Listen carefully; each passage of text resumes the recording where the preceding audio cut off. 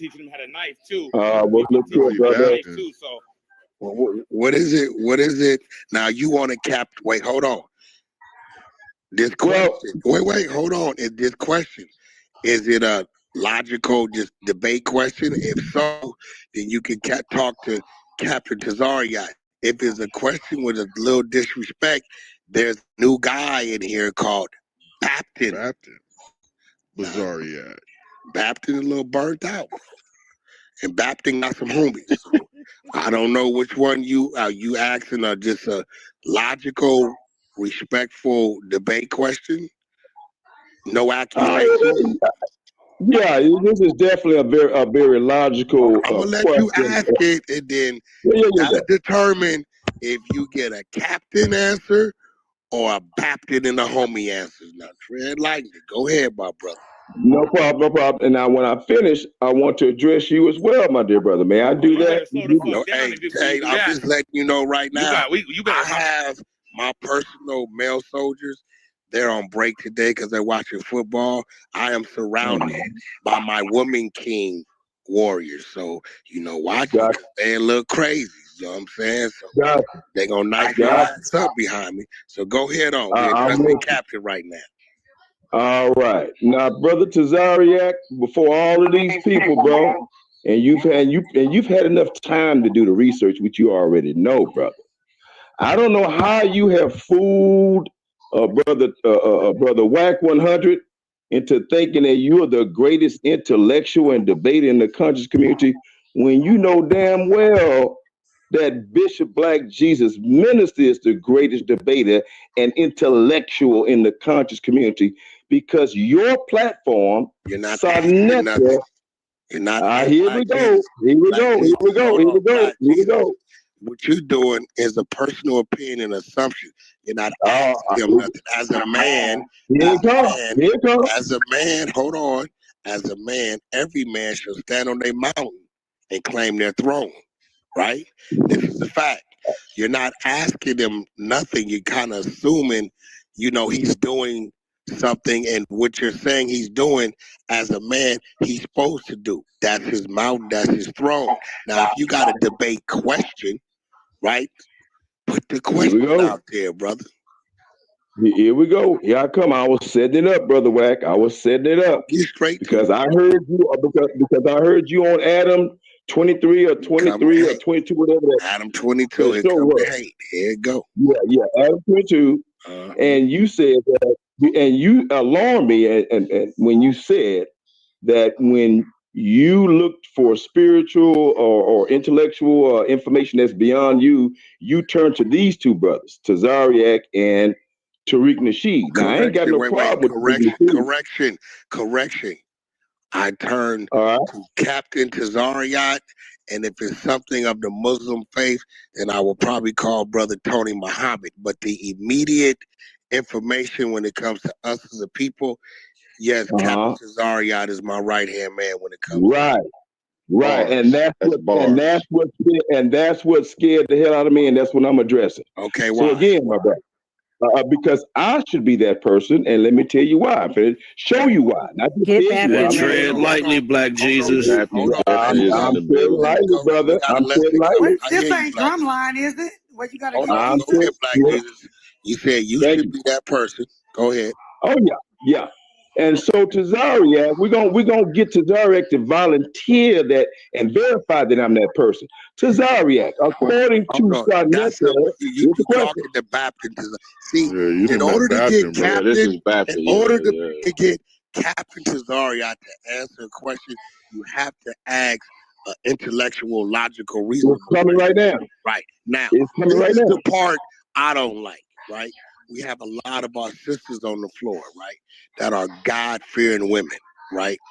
And your name is Black Jesus, right? Okay. Minister. Listen, the problem I have is the Black Jesus minister, brother. Tell you why the problem I have is the Black when it comes to you representing that. Because when we see Jesus, right, we see Jesus as a teaching, caring, giving, unselfish man.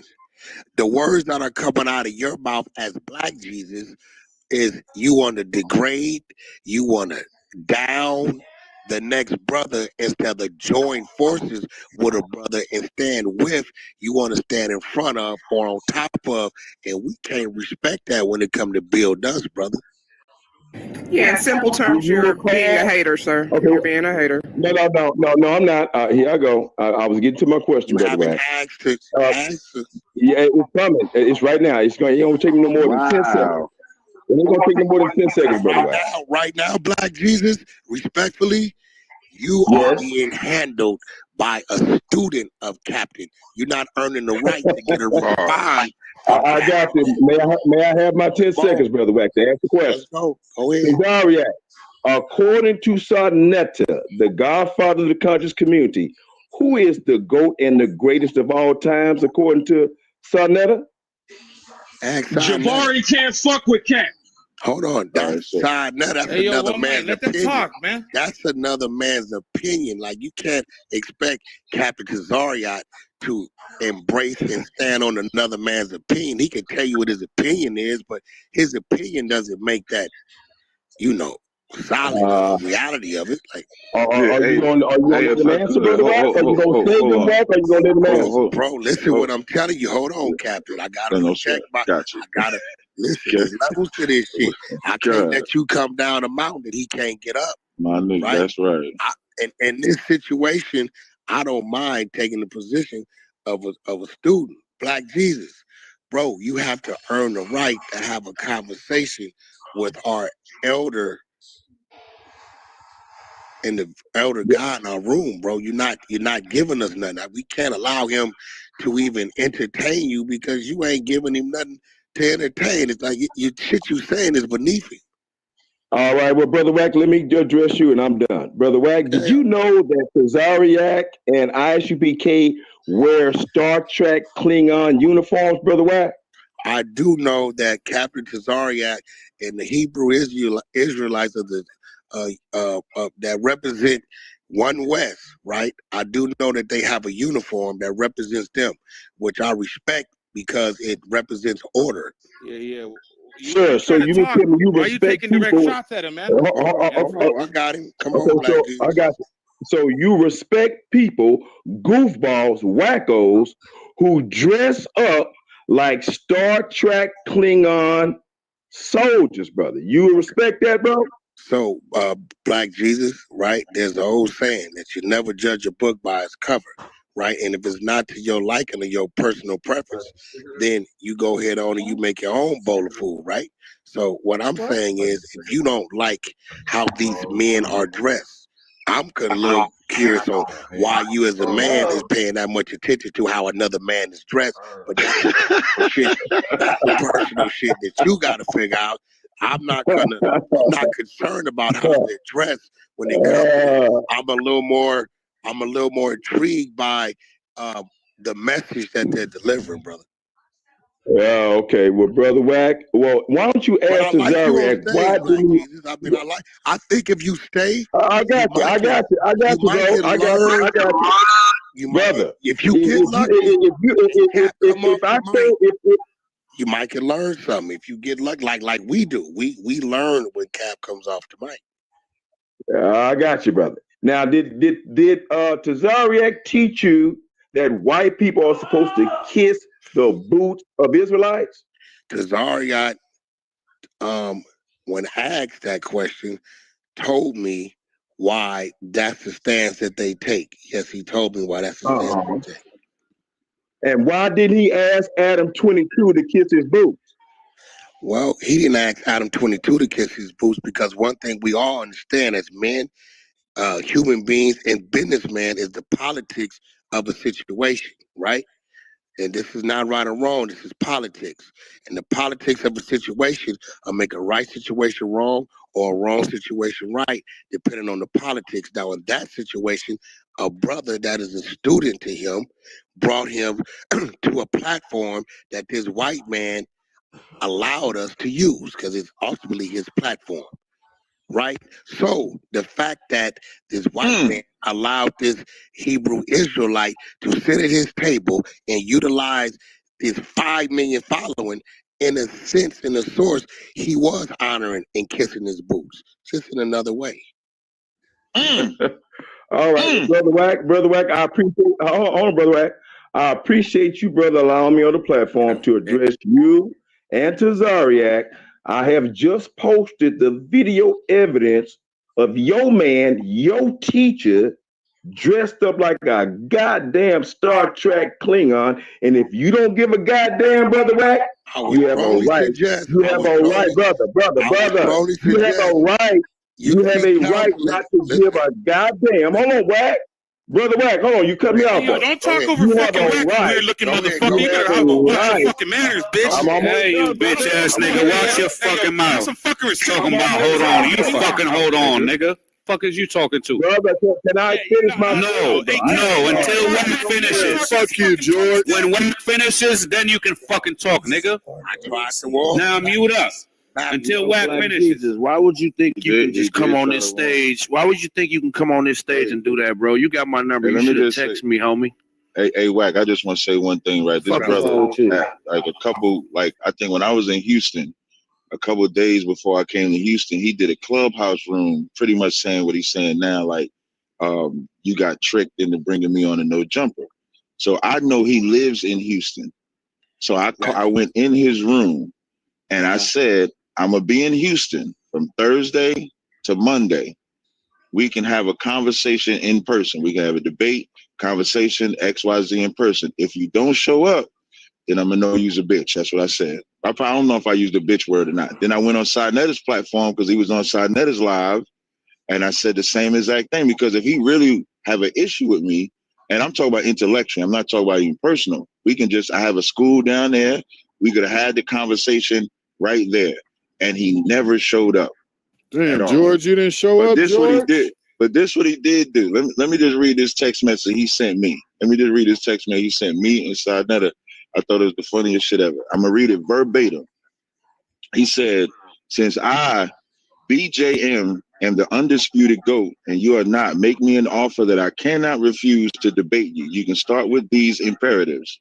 Number one, you will publicly video record on all your social media that Black Jesus Minister is the GOAT, the greatest debater of all times. 2, you and ISUBK will pay me $10,000 running man tax to debate you. Number 3, WAC 100 will be our moderator and platform and promoter and perhaps judge if we agree. Number 4, General Yohana, who's in charge of my school, must publicly video record his agreement to debate me no later than 3 months after our debate. This agreement must be assured by ISUBK for a sum of $10,000 to be held in a trust by WAC 100. If the agreement is violated, forfeiture belongs to Black Jesus Minister. I never brought it to you because I thought it was stupid as hell. Captain Now, how do you feel to be in WAC 100 shoes? That is modern day clout chasing. Media team, I want y'all to get that clip probably from 8:15 on. Get that clip from when he came in to when he left to Captain Tazaryach. That'll be an excellent piece for him to put up. Appreciate it. Appreciate it, Wack. He got this nigga got, because what that's going to establish, Cap, is a few things, right? One, it'll let your people know at your school, right, that you respected and protected on this floor, for one. Damn right. Two, it'll let your people know that your influence and your presence on this floor, right, has been a teaching to us, right, because they're hearing what I'm saying, right? 3, Cap, it's just a personal thing and a personal honor and salute from the Hunter side to you. We appreciate you hitting our floor with your knowledge. And I've seen the growth, you and Zine, you and Pitbull, me and you and Beast, all the ladies, correct me if I'm wrong. I think they love you on the floor. You know, you always honor them and protect them. So, you know, we doing our thing, right? And it's good to see that you got some haters too. Damn right. May I respond, Brother Wack? May I respond, Brother Wack? Yeah, a hater named George Blanche. May I respond, Brother Wack? George, you's a hater, George. You ain't gonna come up here fucking with Bapton, bro. That's I right. don't know why you keep coming here respond, and fight with Captain, bro. You ain't fucking with Captain on debating, man. Straight up. May I respond to Brother Wack? You might just be too old, bro. You ain't fucking with Cap. Black Jesus, you still didn't lay anything on the table for him to debate. You just all came with sarcasm, speculation, assumptions. You didn't put nothing on the table to debate. Okay, here's what's on the table, Brother Wack. I will debate Tazaryach if you run the show, bro. You set it up. I will debate Tazaryach. Oh, come on, Wack. Oh, Wack, Brother Wack. I'm almost there, Brother Wack. Can I finish that? Black Jesus, can I finish my statement? Black Jesus, man, this is Wack's room, man. You guys shut the fuck up when he talks. Understand this, Black Jesus. I am a student when it comes to this. To Captain Tazaryach. I don't dictate any of those things. He's going to make those decisions. What I was attempting to do, right, is open the door for you to at least put some type of subject matter on the table where he might have said, you know what, we might could do that. I don't dictate anything to Captain Tazaryach when it comes to debating because I am a student in this lane. You understand what I'm telling you? Yes, sir. And again, Brother Wack, I'm saying to you, I will debate Tazaryach and embarrass the living hell out of him in front of all of you. No, you won't. No, you won't. And I'm Muslim, and I'm saying that to you. Something on the table. Tell him to put a subject on the table. He tried this back in February. Give a subject. Look, you got a lane right now. Give us a subject. Okay, let me give you guys a subject. I can give more than one subject, but let's do this here. How about Tazaryach proving that he's an Israelite with his pink ass? George, is that the best you fucking got? First you talking about some suits, now you talking about pink. What the fuck? I just laid the debate title right there. Hey, George, you tripping, George? I don't know what George. Now, so let's get a response. Hey, George.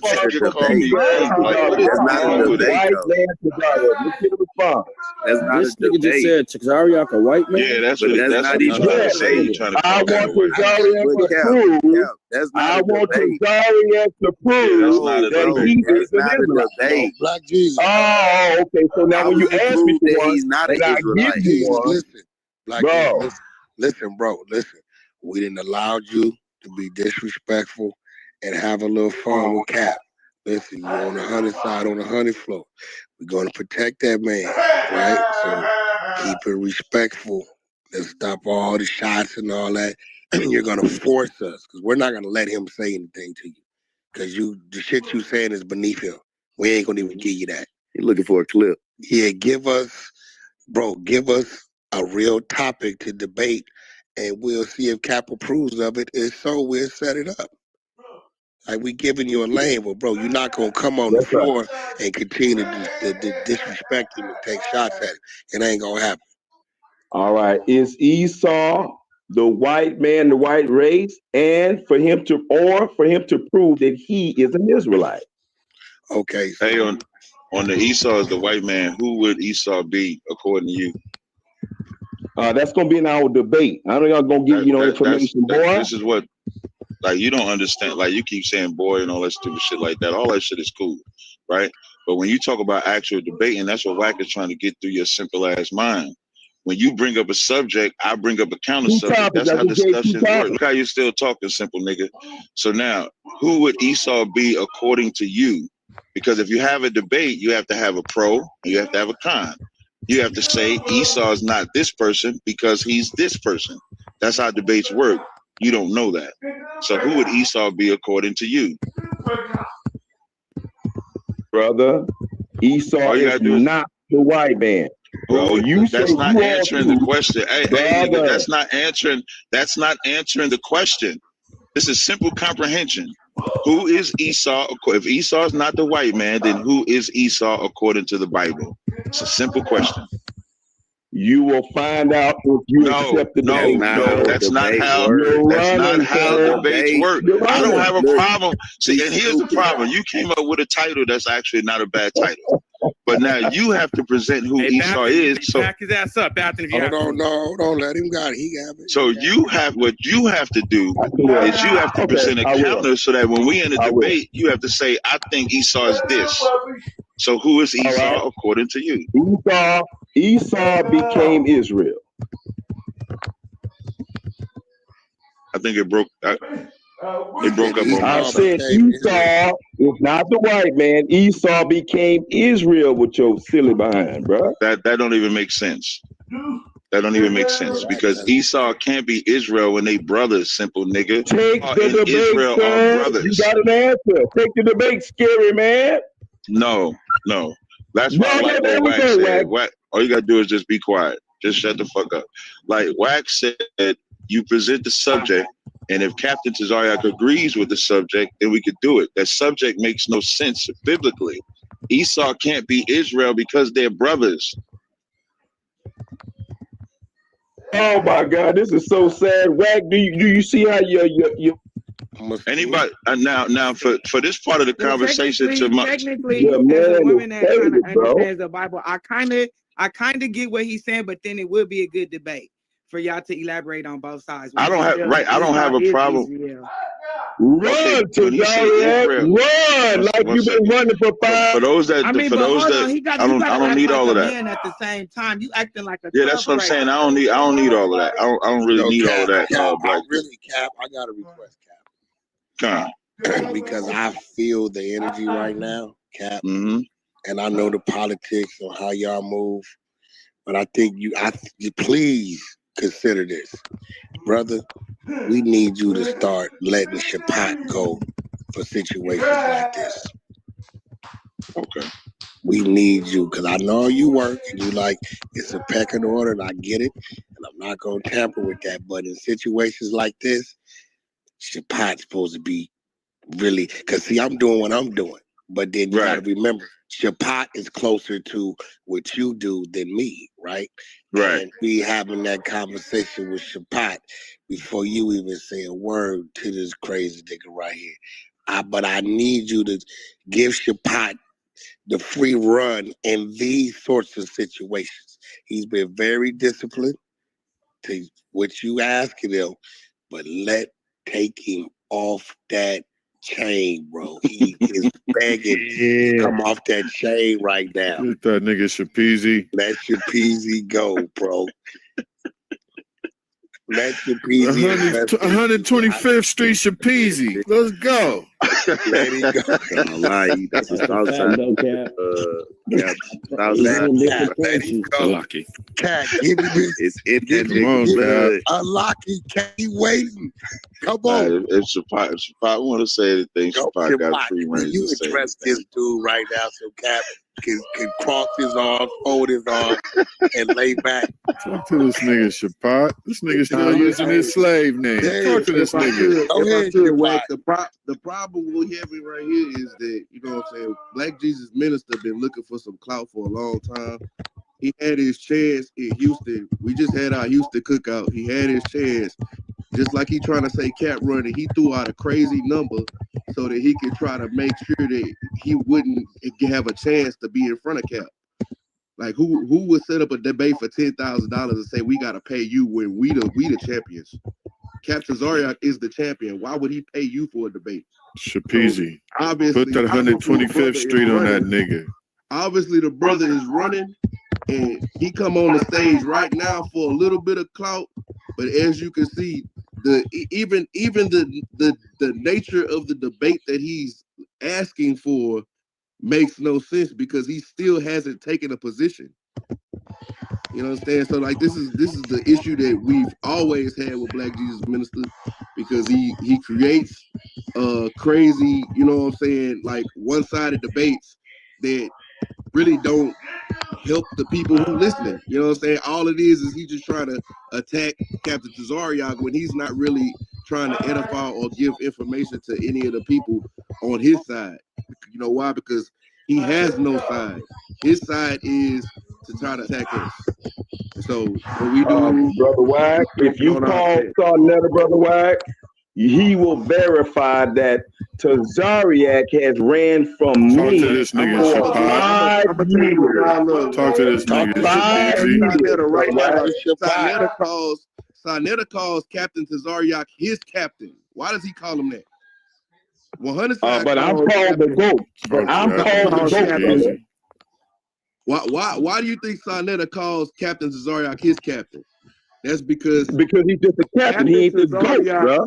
Has washed every person that Sinetta puts in front of him. You know what happens when we put a little curry sauce with the goat? I'm about to call Sinetta right now. He's gonna verify that your captain Tazaryach. Sinetta's gonna verify that Tazaryach has ran from me for 5 years, Whack. But you need to stop believing. You need to stop believing the lies of Tazaryach. Black Jesus, here go the problem. When I asked you to put a simple subject matter on the and table, I just did. You answered with 20 minutes of ignorance. No, brother, Whack. I said if you saw the white man, and that's the title. I said, let me just add, hold on 1 second, Black G. Let me just add one more thing. So he did this same stupid shit back in February of this year. And anybody can go inside of this channel. And so we actually set up the debate. I think the debate was something like, I can't, was at something about Adam and Eve or some shit like that. And so what we do in the conscious community is that we have what's called a weigh-in or pre-debate. And after that motherfucking pre-debate, the nigga ran like a bitch. We had a pre-debate. It's live on Sinetta's channel, and I'm talking my shit. He's talking his shit, and he talk about matter of fact, he told Sinetta he wanted to get paid. Now here's how if Sinetta thinks he's the GOAT, here's how you know what Sinetta thinks about him. He told Sinetta he wants to get paid to debate me. And Sinetta said, I ain't paying you for this debate. You're going to have to do it for free. Now, after that debate got canceled because he ran, I got paid to debate 2 people after that by Sinetta. So if this nigga is who he says he is, according to Sinetta, why is Sinetta not paying him, but he absolutely paid? That's all you need to know. Sounds like he not the GOAT. That's all you need to know. Black Jesus don't make no money. Black Jesus paid for a trophy for Sinetta. Sinetta sent him a mercy trophy, and then he bought a trophy to be this so-called greatest of all time. He's the clown show. He's the minstrel show on Sinetta's platform. He's the cat you call. Y'all see how he talking on here? The shit be funny. To me, the shit be funny. He get on there, and that's all he does. But just anybody that I tried to call Sinetta because I was gonna see if I could get him in there, but he didn't answer. But he'll tell you, Black Jesus said to pay me to debate Tazaryach, and Sinetta said, I'm not paying you. But if I told Sinetta to pay me to debate anybody, Sinetta will pay. Tazaryach, I'm sorry, Wag, would you pin the video link that's in the chat at the top of the room so everybody can see it, brother? You on the 100 side, bro. That you can't. I'm asking. That's what I'm asking. No, you can't. You gotta clear that. You gotta clear that with Cap. Yeah, nah.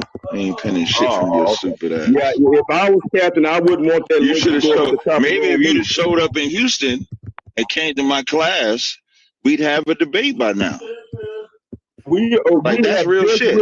Like real shit is like if you a man and you say you are who you are, then you come outside. You don't be a bitch and just stay online and be on the internet doing this shit back and forth. You could have came to my school, sat down. I could have came to you. I just gave you a title according to Brother Wack. The Wack demanded that I give you a debate title. I just gave you a debate title. I didn't have a problem with the debate title. I just asked you who were they. Slow down. I just asked you who they are according to you, and you said Israel. So here's what would have to happen. Okay, so I gave you an answer. One second. Here's what would have to happen in that debate. In that debate, I would have to prove that Esau is the white man, and I would have to counter that Esau is not Israel or Israelites. That doesn't make sense because in the Bible, Jacob and Esau, who Israel is, are brothers. So there is no counter argument.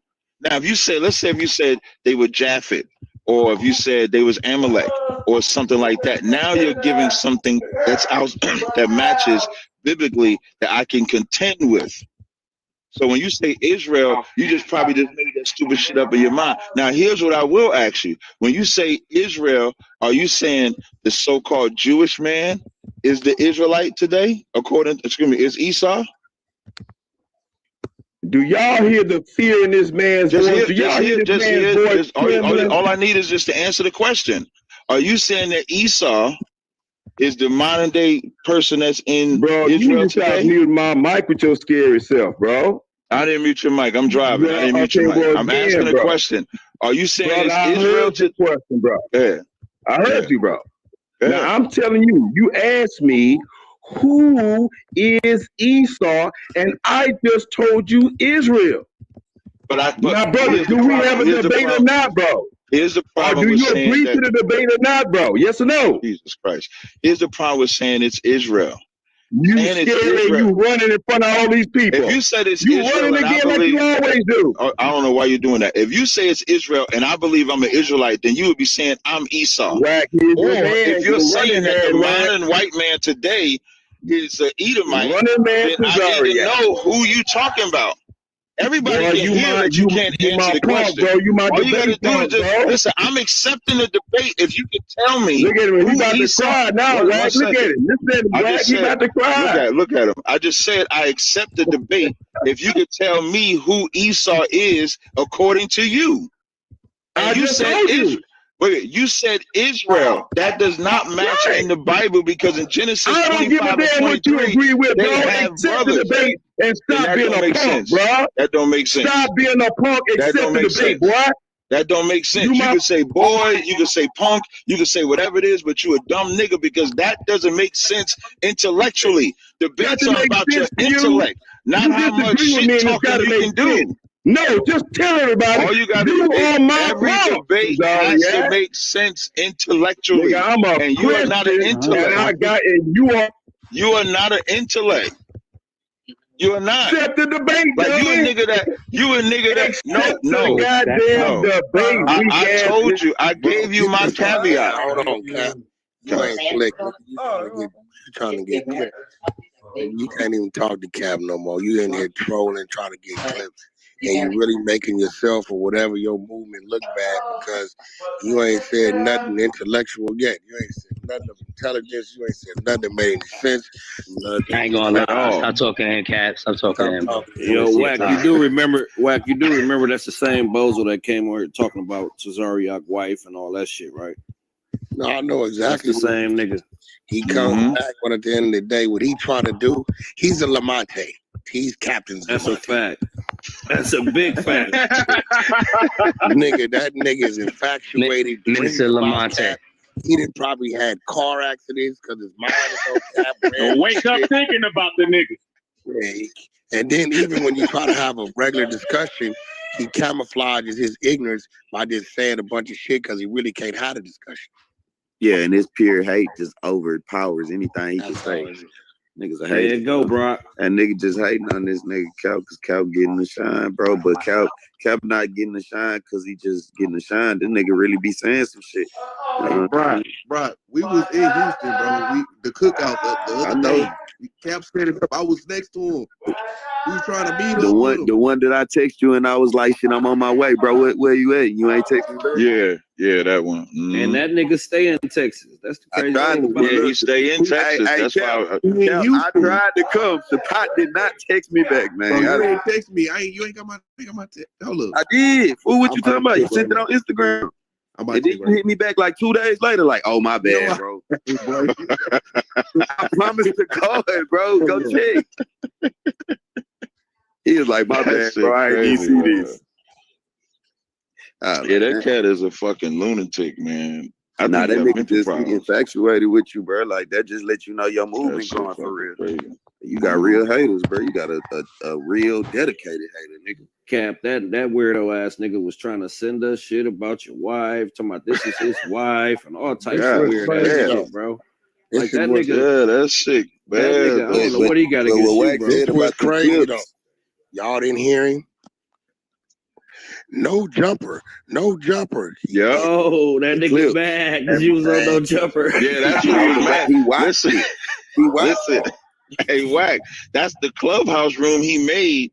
Had you, I think it had you and Adam and No Jumper in the title. Like I tricked y'all or did something to y'all and all kind of shit. That was his room title. Cap? We never even seen him. That nigga is way up the mountain. That nigga has a cricket voice down that mountain. He got the voice of a butterfly. We don't even hear that nigga, man. I literally don't know who he is. Where he stay at in Houston? Like where he from? I don't know where he stay at in Houston. I just know he say from Houston. He say from Texas. So that's why I had hit him up in total. Yeah, I never heard of that. Shit. So yeah. Hey Cap, when you supposed to be on 85 South? I was just about to say that. So, hey, Wack, I spoke to the director of 85 South. I spoke to him Thursday. So tomorrow I'm gonna call him. We're gonna call DC today on the three-way, bro. Yeah. And how I got it. So there's a comedian on there that be making parody skit, like Israelite parody skits. I was talking to him. So the guy told me that they film every Tuesday. So I'm supposed to call him Monday. So the next available Tuesday, I'm supposed to go to Atlanta and do the 85 South show. We're gonna call that's DC show, right? You're right. Yeah, that's DC. We're gonna call that nigga today on the three-way just to make sure it's super locked in. Okay, perfect. Perfect. That's what's up. Boy, Black Jesus down there punching air. That nigga Black Jesus. That nigga Black Jesus down there like he doing it again. What? Stop believing him. And that nigga hot down there, boy. He is about to cut his bitch out. He done ripped all his gray dreads out. Word is boy. Yeah, but let me tell y'all the problem, bro, with us, right? Let's just say, hypothetically speaking, Black Jesus is a better speaker than Cap, right? Let's just say this, right? I wouldn't care. That doesn't take away that Cap is a great speaker and has a following. So if he has people that listen to him and his guidance is sending people in the right direction, why do we as a people want to come eliminate, destroy, and silence because we want to just be the only one? You said it. The nigga want to stand in front of the nigga, not stand next to the nigga. That's right. Like even you can humble yourself as you know what I'm saying, and be like, yo, I'm a student. Yeah. Yeah, and that shit, that was fire. Like it cut him to his core because he wasn't even expecting you to say nothing like that, which was amazing. It is, bro. Listen. One thing about me, Cap, I am not in my own way. Right? I call a spade a spade. Sometimes I'm in the driver's seat. Sometimes in the passenger seat. Sometimes I'm in the back seat. Hell, sometimes I'm pushing it from the bumper. Mm-hmm. Right? I'm gonna play my position until I earn that position. That's just me. Before the fall come the pride. So you know, I don't perpetrate the fraud or fake like I'm this or fake like I'm that, because that's when you really be seen as a fool. Right. You can only fake it so long before the reality of it comes out that you ain't that. Real talk. You know what I mean? So you know, I don't mind sounding the alarm, you know, for my strength to come. The chain is only strong as the weakest link. The objective not to have a weak link. And when you come to that link of debate, when we're speaking about our people and things of that nature, for me to step in there to represent the people, right? I'm giving the chain a weak link because I know it's a strong individual here that can do that. Right. You know what I'm saying? That's just what it is. So I don't know, bro. Maybe I just see shit different. But our people, we got. No, that was the best way to see it. Like the way you did this shit, that was the best way to do it. We gotta do better, bro. Because instead of just honoring, saluting, and acknowledging, we get jealous and want to tear down. Like if he would have came with just a debate without all of the bullshit talking or whatever, I would have respected it more. Right. Yeah. You know, like why not stand on the side of Cap and let the world, the people, the opposition, whoever they may be, see two knowledgeable intelligent, strong men, black men, then you saying I'm going to tear him down and I'm the one. Look at me. I can't even. Hey, Wack, you know it's a good example of that, Wack. When you brought me and Tariq believe saw on two different sides of the spectrum. That. That's why I did that. You know what I'm saying? And then when we got on there, you ain't see us doing that shit Black Jesus just did.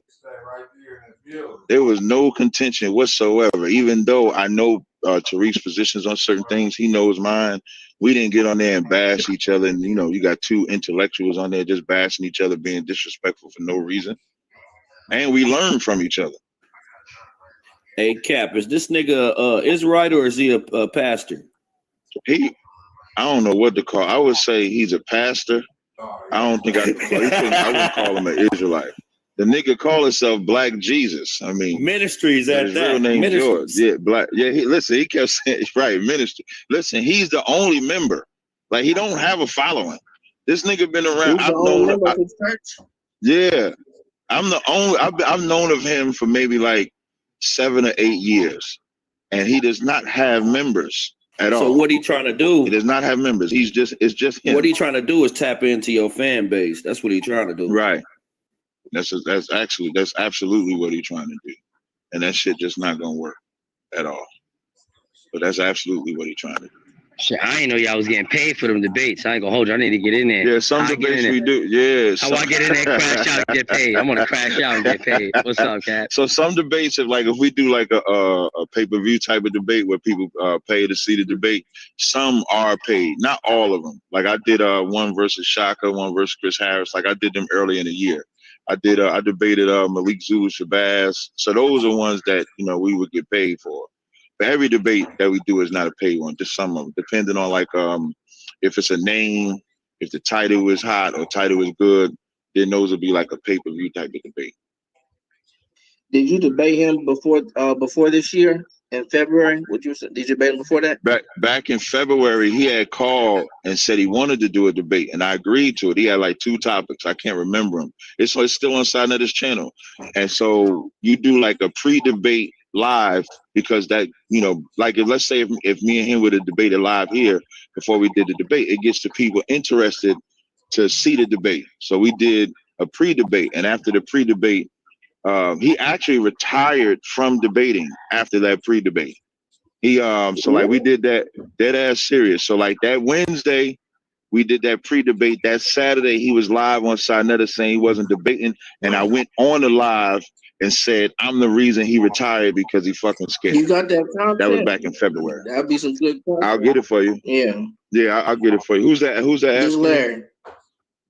This Larry. All right. Hey Larry, you got my number? Yeah, I got your I think you got my number, right? Yeah, I got All right, text me, and I'm gonna send you the link with the timestamp. Yeah, I got you. All right, no sweat. Okay. I don't doubt it. In fact, and the recitation on the ancient Egyptian pyramid text Pepi, antechamber east wall, recitation 396. Horus groaned because of his eye of his body when he had eaten and swallowed it, and the Enid saw it. Seth rasped because of his testicles. Horus transported semen into Seth's anus. Seth transported his semen into Horus' anus. That's what we doing, Si? That's spelled recitation 396 on the pyramid walls of Pepi. Right. Who gave you this stuff? Was it Dr. Reggie? No, I'm just asking the question, brother. I didn't make this.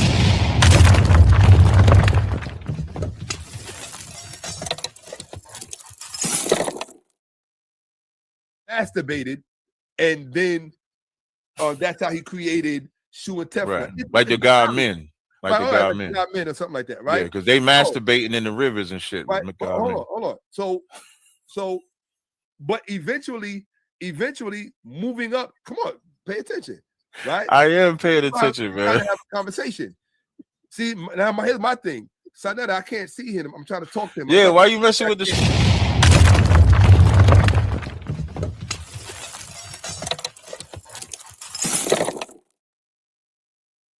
Secondly, as I'm listening to Shakka do this breakdown, the first thing that he's acknowledging is that these are their records.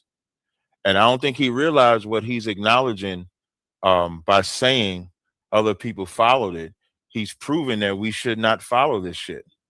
That's what he's proving, which is what this debate is about. Hold on. What? I don't understand that. Wait, say that again. That don't make this sense. is not a Hyksos. You said that the Hyksos chose to follow this, correct? No, I'm saying you said. I'm not saying. I didn't say anything about the Hyksos at all. Whoa. Hold on. Let's not do the Hebrew confusion dance. Okay? You said that was a homosexual, correct? No, I said that act that they did is homosexual, right? Oh, okay, right. So, but what I'm saying is, you said that the Hyksos followed it, right?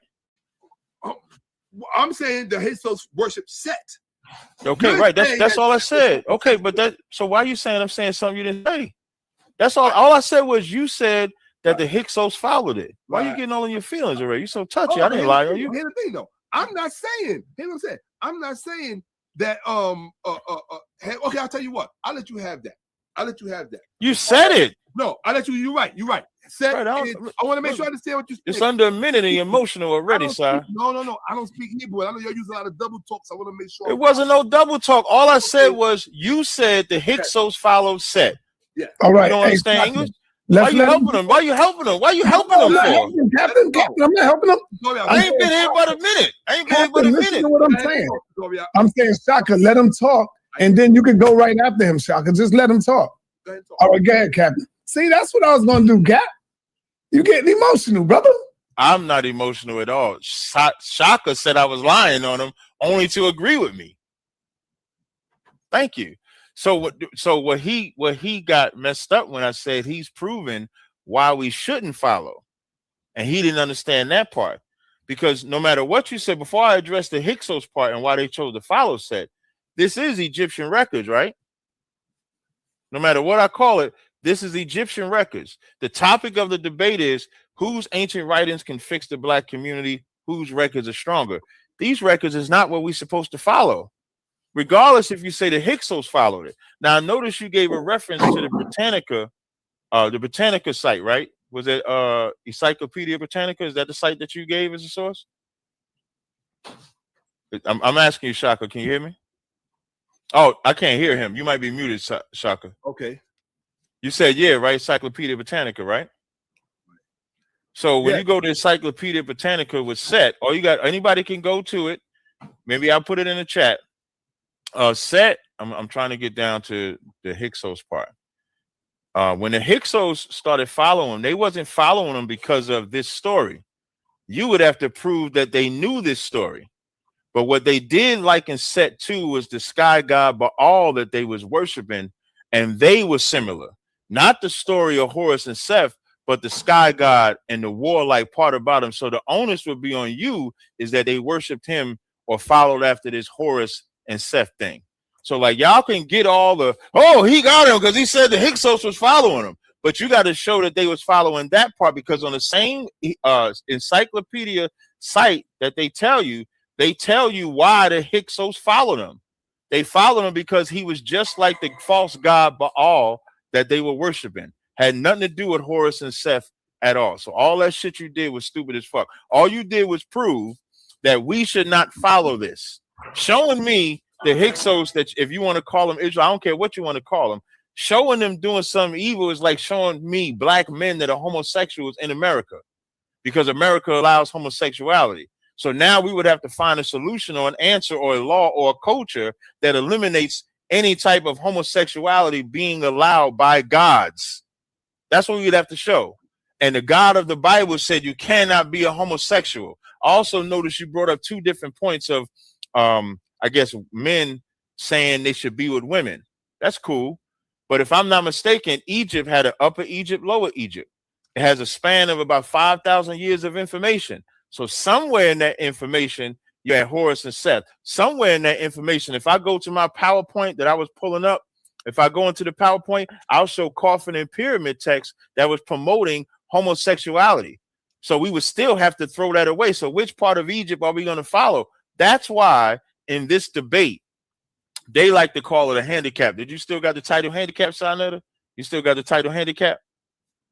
No.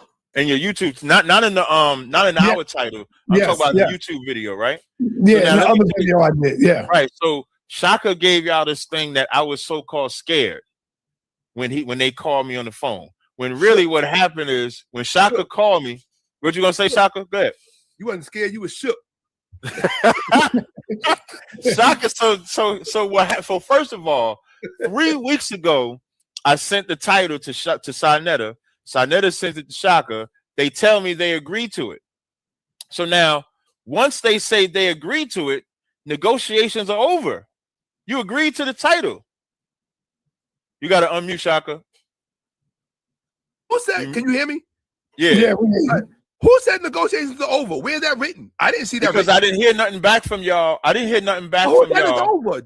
Who said Shakka, it's over? listen to what I'm saying. Yeah. Once I see the flyer and y'all agree to it, the negotiations are over. And then when you call me to tell me y'all promoting, here's what you said. I said, oh, y'all remember what the rules is? Shakka said, yeah, we getting rid of that shit. We ain't doing none of that shit right there. We just gonna let that go. So all I said was, that's exactly how you. Hey, yo, Tazaryach, hold on. First of all, hey, yo, cousin, this out. If you're going to imitate me, do a better job. Man, I ain't do that shit, bro. That's the best I could do, but that's how you did it. You was like, oh, we get rid of that shit right there. So all I said was, I think I did. Yeah, that's how you said it. So I wasn't brolic. I wasn't none of that. All I said was, how y'all gonna do that? We ain't doing that. I said that later. I said that later after y'all was talking shit. Right. So now, as I'm saying to y'all, how y'all gonna change the title? You can't do it. The only part that you write was I did put a line in the sand. I did put a line in the sand, not to not do the debate, but to call y'all out on the bullshit, because you can't tell me you're gonna change it after we agreed and you got the flyer, but at least asking me. You was telling me that you was changing. Tazaryach, I respect that. My whole thing, and the reason why I said, I thought about it as I was preparing it. I said, wait a minute, why are we just only using primaries without any supporting documentation to reinforce what it is that was showing? Because you want, but I'm not saying you can't. But I'm not saying you can't use primary. Here's the only thing. So I tried this same debate that you and I are doing. So you can use primary, Shakka. No, yeah, no, not non-primary is what he seemed to have. No. All I'm saying is I can't talk about Kemet.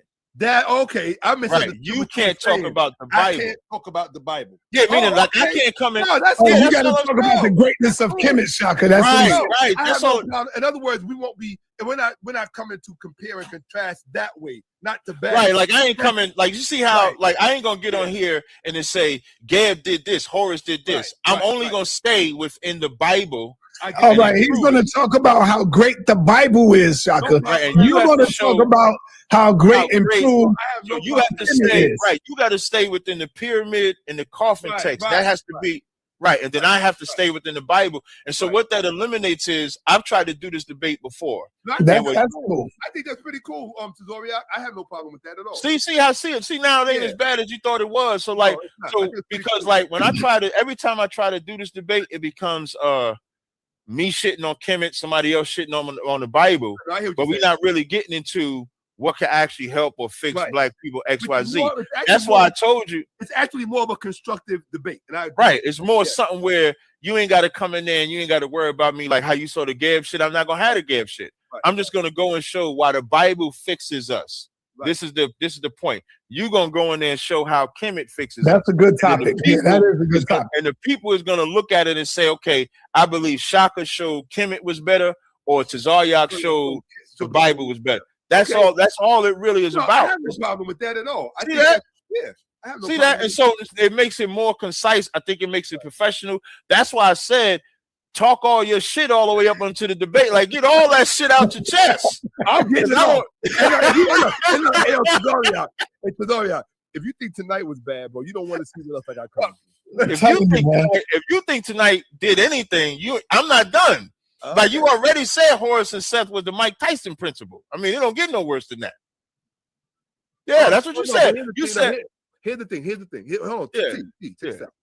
T, check this out. My only legitimate question to you would be about that situation, because you keep lumping Horace and Seth in the situation together. My question to you is, what homosexual act did Horace commit? I never said Horace committed a homosexual. Yeah, because you keep saying they, them. Okay, right. So now the reason, okay, to Seth. Okay, no problem.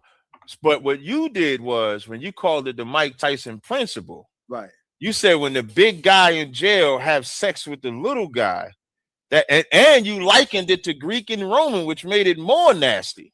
Well, to me, it's all nasty. It don't matter who's doing it. To me, it's nasty. That's in your records, though. But the records are putting it in. And then you know when you first, hold on, hey, I keep wondering if you can really. I start to get an IQ alarm going off. The point that I'm making to you that should be evident to you is that the reason it's in the record is to illustrate the nastiness and the disgustingness of the act itself. That's why it's there. That's what you're saying. Point. But No, when that's you read the the whole whole, point of it. That's true, Captain. That's true. That's the whole point. We don't need you to talk. We don't need Well, you hold to. on. This is me and this grown man right here. He Tazaryach. always do that, son. You always do that. Wait, but listen, when you keep going in there, Shakka, though, when you like Miriam Litcham, they don't call sperm out of Seth's ear. They go put sperm on lettuce. He eat the sperm with the lettuce. It's a whole bunch of shit. But Tazaryach, the same shit is in the Bible. That's We like ain't no sperm in the Bible. We ain't no sperm in the Bible, brother. Can I talk? Yeah, get that. Okay, get The point that. I'm making is this, right? The dishonest thing that you're doing when you address that motif is that you're trying to equate telling a story with advocating for the story. They're not doing that. We're advocating for a certain type of behavior. It's just like in the Bible where they're telling certain stories where really fucked up things happen to people. That doesn't mean that the Bible is saying, yeah, do this. Yeah, behave this way. They're just illustrating really fucked up behavior. Now, But see, like, yeah, there are some things that happen in the Bible that are really fucked up, like committing genocide against people and then attributing it to the God of the Bible. Like he's down with it. He's for this. like the Passover. Right? Or the other killing the Canaanites or the Jebusites. Or Right, killing, right. The Hebrews is killing everybody. Right. So But, I mean, but then when you go further, go outside into other things, you got Geb with his penis aimed at his mouth. Right. Talk about he's put semen in his mouth to bring forth earth. You teaching your kids that? Okay, so let me ask you a question, right? Let me ask you Right. a question. Right. You said that Geb is putting his penis in his mouth, right? No, semen, not his penis. It's semen in his mouth. Right. Right. Okay. That's the illustration. Right. That is the illustration. Right. So now my only question about the illustration is what is the source of it? That's my only question. If you give me the source, like where it's from, because anybody can produce an image. You can share your screen, right? Cap, if you want. Anybody can produce an image, but if you can't source it for me and say it's from this period, this put it in context. I get what you're saying. Where is it from? What I did was when I did the debate with Jabbar, because this is you sharing your screen, Captain? No, not yet. See, like this is an old. But hold up, I didn't like what you did the last time, Captain. You had me on the bottom. No, you ain't on that. No, you ain't on. And then you had Jabari on top. Why you bring that up? I wasn't even gonna say that, son. I was hoping you don't do that crazy I'm shit. not, again, son. That was crazy, cool, bro. man. We cool, son. No. I would even bring that up, man. That is hilarious. So That now, hilarious. when I did the debate with Jabari, right, I actually pulled the metal net on the screen when it says I embrace myself with my shadow. Your mic messing up, Captain. Your mic. Can you hear me now? It's underwater. It's underwater. Hold on. All right, hold on. You got to get a real mic, though, man. Can't hear you on mute. Get a new one. Can you hear me now? I hear you now. All right, yeah, I'll get a new one. So in the metal net, man, if you want one, man, I'll come and get my it brother. Thursday. It looks like this. Look, let me show you. Look in the mirror. Oh, okay. Yeah, I do Sure. need to get It's one sure. like that. It's a Sure mic. I got Y'all see one my for you, lab bro. over there? Yeah, see that's my lab over there. I was making them oils and butters over there. That's shocking. You gotta check out my oils and butters, man. I'm telling you, them shits is fire. I use oils. If you got good stuff, I'll fuck with you. I got the best, man. I got the best, Shakka. If you send me your number, I send you a link to my site. You know where I'm at. Look, I'm on 113th. You know the dude in Vermont right around the corner on Malcolm. My shit better than his. Okay.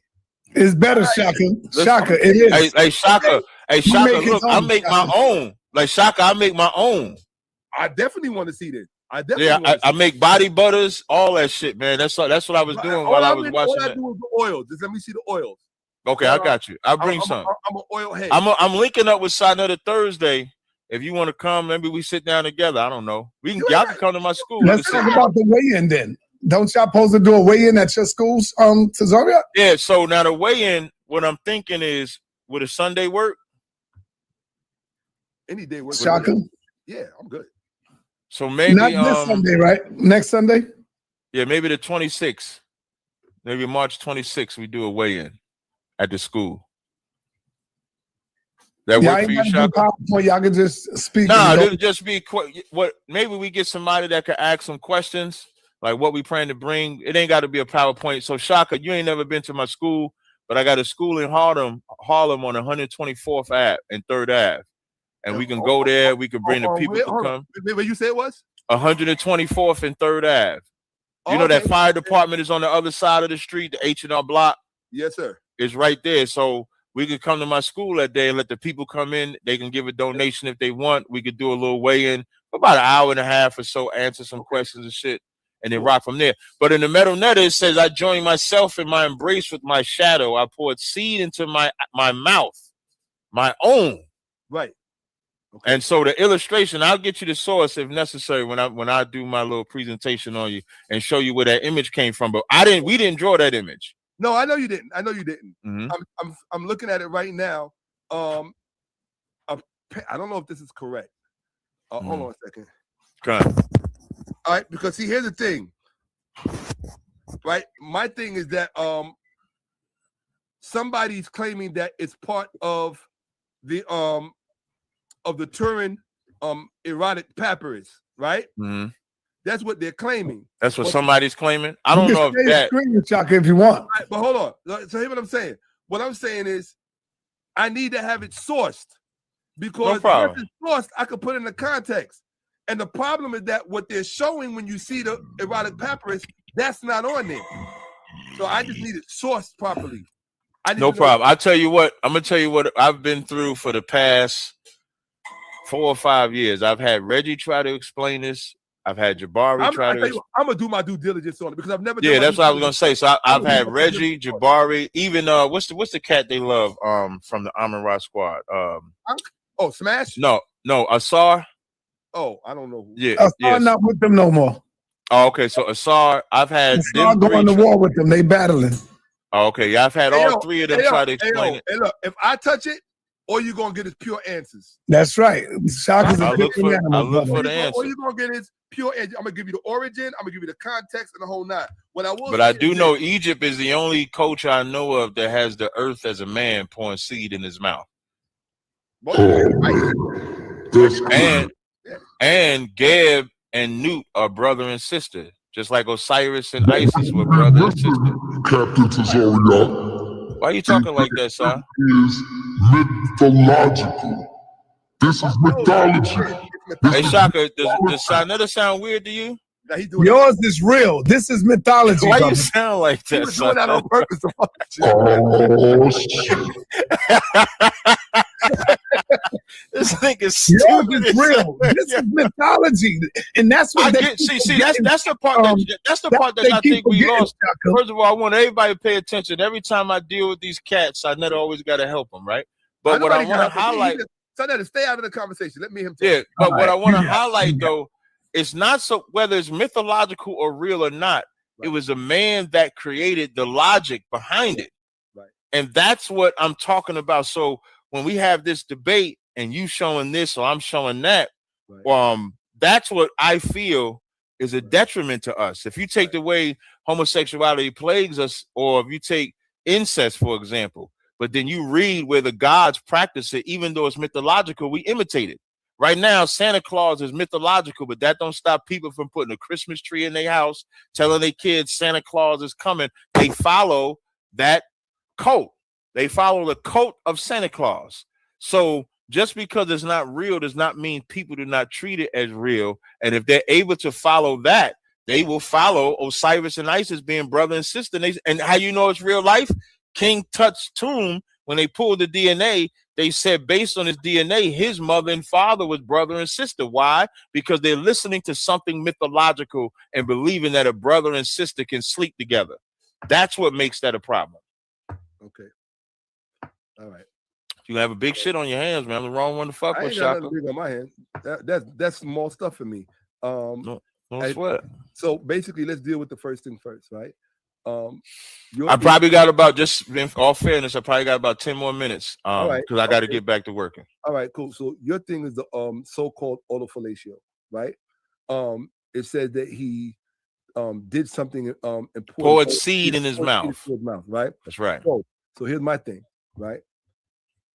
I don't have any provenance on that text. It would be irresponsible for me to address a text that I know nothing about, right? I agree with that. Now I agree with that. In other words, and not only that, I would be setting myself up. It's like I'm walking into something that I don't know anything about. That's irresponsible. First, let me do my due diligence on it, and then say, okay, hey, yeah, yada yada yada yada. That's fair enough, right? Yeah. So the only thing that I would say, preliminarily speaking, right, is that all languages don't necessarily work the same way, right? So can we agree on that? That all languages don't necessarily work. But sometimes you can't even have a word translated from one language to another, right? So you got to get like the closest word to it, right? Mm-hmm. So my point is, if you know how the ancient Egyptians spoke, and I'm going to tell you something. I don't know if I don't know if any other House of Conscious scholars have ever brought this up, but there were times when the ancient Egyptians wrote things, right?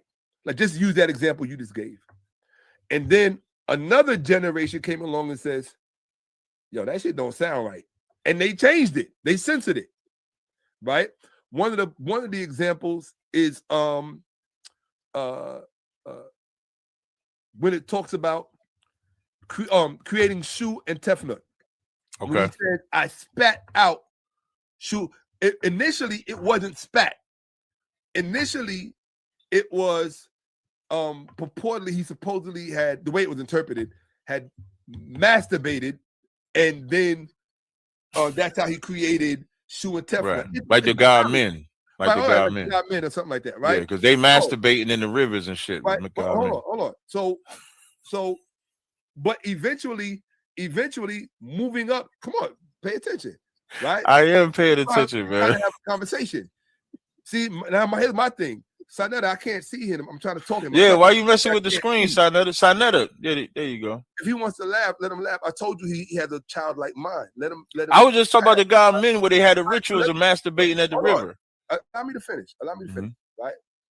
The point I'm making is this. With respect to Egypt, right? With respect to Egypt, the one thing, if there's going to be adults in the room, right? You have to, when talking about Egypt, one of the things that responsible people do is they put things in chronological context. And one of the things that you have to consider about these people when they first started their literature, right? When they first started writing down their ideas, you're talking about mankind at a certain period in their thinking, right? Attempting to, you got to remember, writing is brand new, right? Writing is basically being invented. So they don't have everything, everything is not fully together. How to say something, how to explain something, right?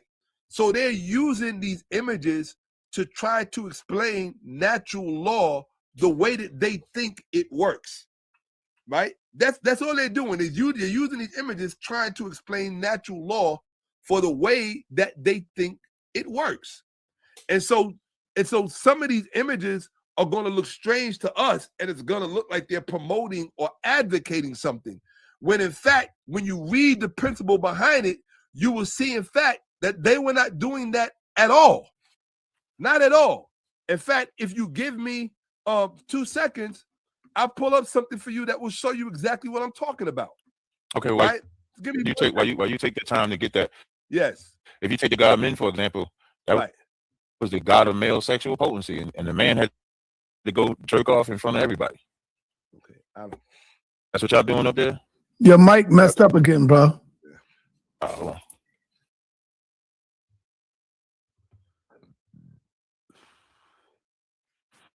I'm definitely gonna get a new one. What I was saying was that the God men, you know, the way the Egyptians worship, and they had to go jerk off in front of everybody. That's what y'all doing out there, Kemet?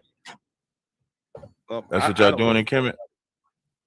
I can't speak to what I don't know about. But you can always feel free to teach me. I'm looking for something right now. There you go. In the ancient Egyptian coffin text spells 635. Ray has no power over me, and it is I who take away his breath. A tomb has no power over me, and I violate his hinder parts. Yeah, that's in your coffin text. That's in your coffin text. Okay, I don't doubt it. In fact, and the recitation on the ancient Egyptian pyramid text Pepi, antechamber east wall, recitation 396. Horus groaned because of his eye of his body when he had eaten and swallowed it, and the Enid saw it. Seth rasped because of his testicles. Horus transported semen into Seth's anus. Seth transported his semen into Horus' anus. That's what we doing, Si? That spell recitation 396 on the pyramid walls of Pepi. Right. Who gave you this stuff? Was it Dr. Reggie? No, I'm just asking the question, brother. I didn't make this up. This is ancient pyramid text, Pepi, antechamber east wall. Who gave you this? Reggie? Reggie did this? No, Reggie didn't give it to me. No, not Reggie. But guess what though, Captain? Come on, guess what? The crazy shit is your shit is real in the Bible. This is mythology, bro. This is a man wrote this on a pyramid text. This a man wrote this in a pyramid, nigga. What was in his brain? Hey, what's the gay country dude? What's the nigga wrote Old Town Road? What's the nigga wrote Old Town Road? What's not Little Nas X? Little Nas X comes from the pyramid text. Okay. Little Nas X. Well, brother, have fun now, because I see you got your hand. Yeah, I see you got to put your hand on your head. Y'all, listen, y'all fuck with the bull, you get the horns, man. Bro. Don't say bring me these nuts. Don't say bring me these nuts. Don't say that shit. Bring me these nuts.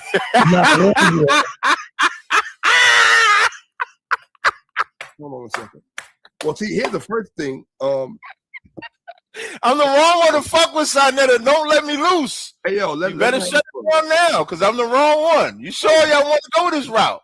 No, we going this route. I'm looking for something. Yeah, keep looking, nigga. Keep looking. Want me to read some more shit? I got you. Oh, keep going, please. Oh, okay, no sweat. All right. Yeah, don't stop. Fine. This is from my PowerPoint when I debated Jabari. All right. So, it's not nothing new. Let me see. This is ancient Egyptian coffin text spelled. Your mic. Damn, man. PowerPoints.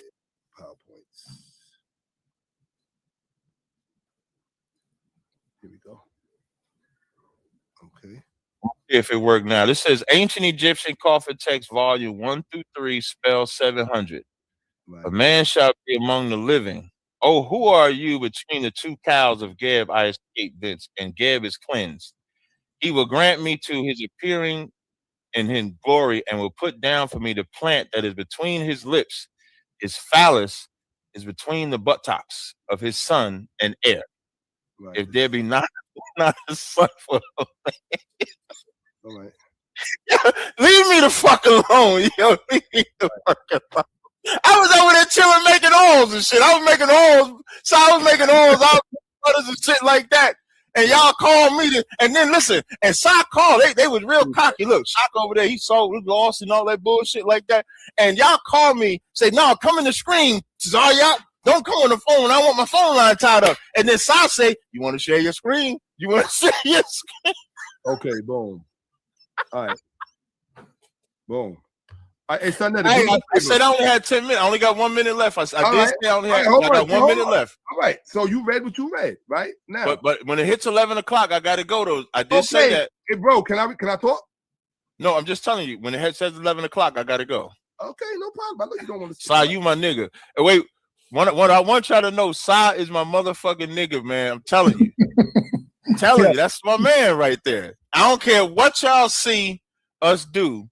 Like how much he bang or I bang. That's my man right there. Right. Now, y'all see how he go in on Kemet? See how he do? You don't see me going crazy? You don't see me Shout out to the damn anonymous Hebrew. Cat got y'all dumb quiet. Now it's 11 o'clock. Shakka, whatever you want to do, man, have at it. Just know it's always different. I gotta go. I told you I had to go. I see he don't want me to respond. Let me do it. He gonna see the video. Shakka, I told you 10 minutes ago I had to go 10 minutes. You don't want to say, hey, give me a minute. And then he's sitting over there struggling, looking for the shit. Why you using up my time? Why you still talking? Just let me I'm going. I'm about. Okay. So the point I'm making is simply this. The point I'm making is simply this. Hey, I fucked your boy up, Si. I fucked your boy up. I'm making is the only thing you proved, the only thing he proved, because I read what the human beings of Egypt were into. I read it. I quoted it and I documented it. Right. So the only thing he's showing you with his childlike mind is he cannot distinguish between gods, mythology, and real life. Apparently, the ancient Egyptians were mature enough to be able to do that. They were able to distinguish between real life. You kill me with this. I'll kill you with it. You still here though? You still here? No, I'm still here, definitely. This is why I love you. Thank you, backstage, Michael. I see you. And I put the link in the back to my audience. I put the link. I pinned it to the top. So if anybody want to come on here, and you don't have to agree with me, I actually prefer if you don't agree with me. But you can click that link and join. Yeah, don't join in if you do just like want to just come up and be like, Captain's right. Screw you. I want to hear like I want like the solid. I absolutely disagree. Right. You're crazy, Captain. Like blah blah blah that's blah what blah I want. blah. I want to fight. Like I want to fight. That's what I came here for, to fight. You like fights. Yes, I do. You like fights. I like fights. I like being the referee in fights. I don't like fighting, but I like fights. All right. I am old French says, tell this man he looks Javanese, Chinese, because he is light skinned, just like the Dutch said about Chinese of Africa. Eyes. Hey, you know a funny story, right? When I in like 95, right, I had went and joined the military. You have to take the ASVAB test so they can determine what your skill set would be in the military. And so when I go to take the test, so I'm gonna act like this is a pen. So when I go to take, so I got these low eyes, right? So when I go to take the test, my eyes is like this. And so I'm reading the paper. And the instructor is saying like, hey, no sleeping while you're taking the test. And I said, I'm not sleeping. It's just the way my eyes are. And he said, no sleeping. So then I do it again. And I'm reading. He's like, no, and kicked me out. And so I'm standing outside like, I don't know what the hell to do. And another instructor walked by. He said, why are you standing out here? I said, he telling me I'm asleep, but I ain't sleep. That's just the way my eyes are. Look, when I do like this. And I got to show them that my eyes are not really sleepy like that. They just low. Well, okay.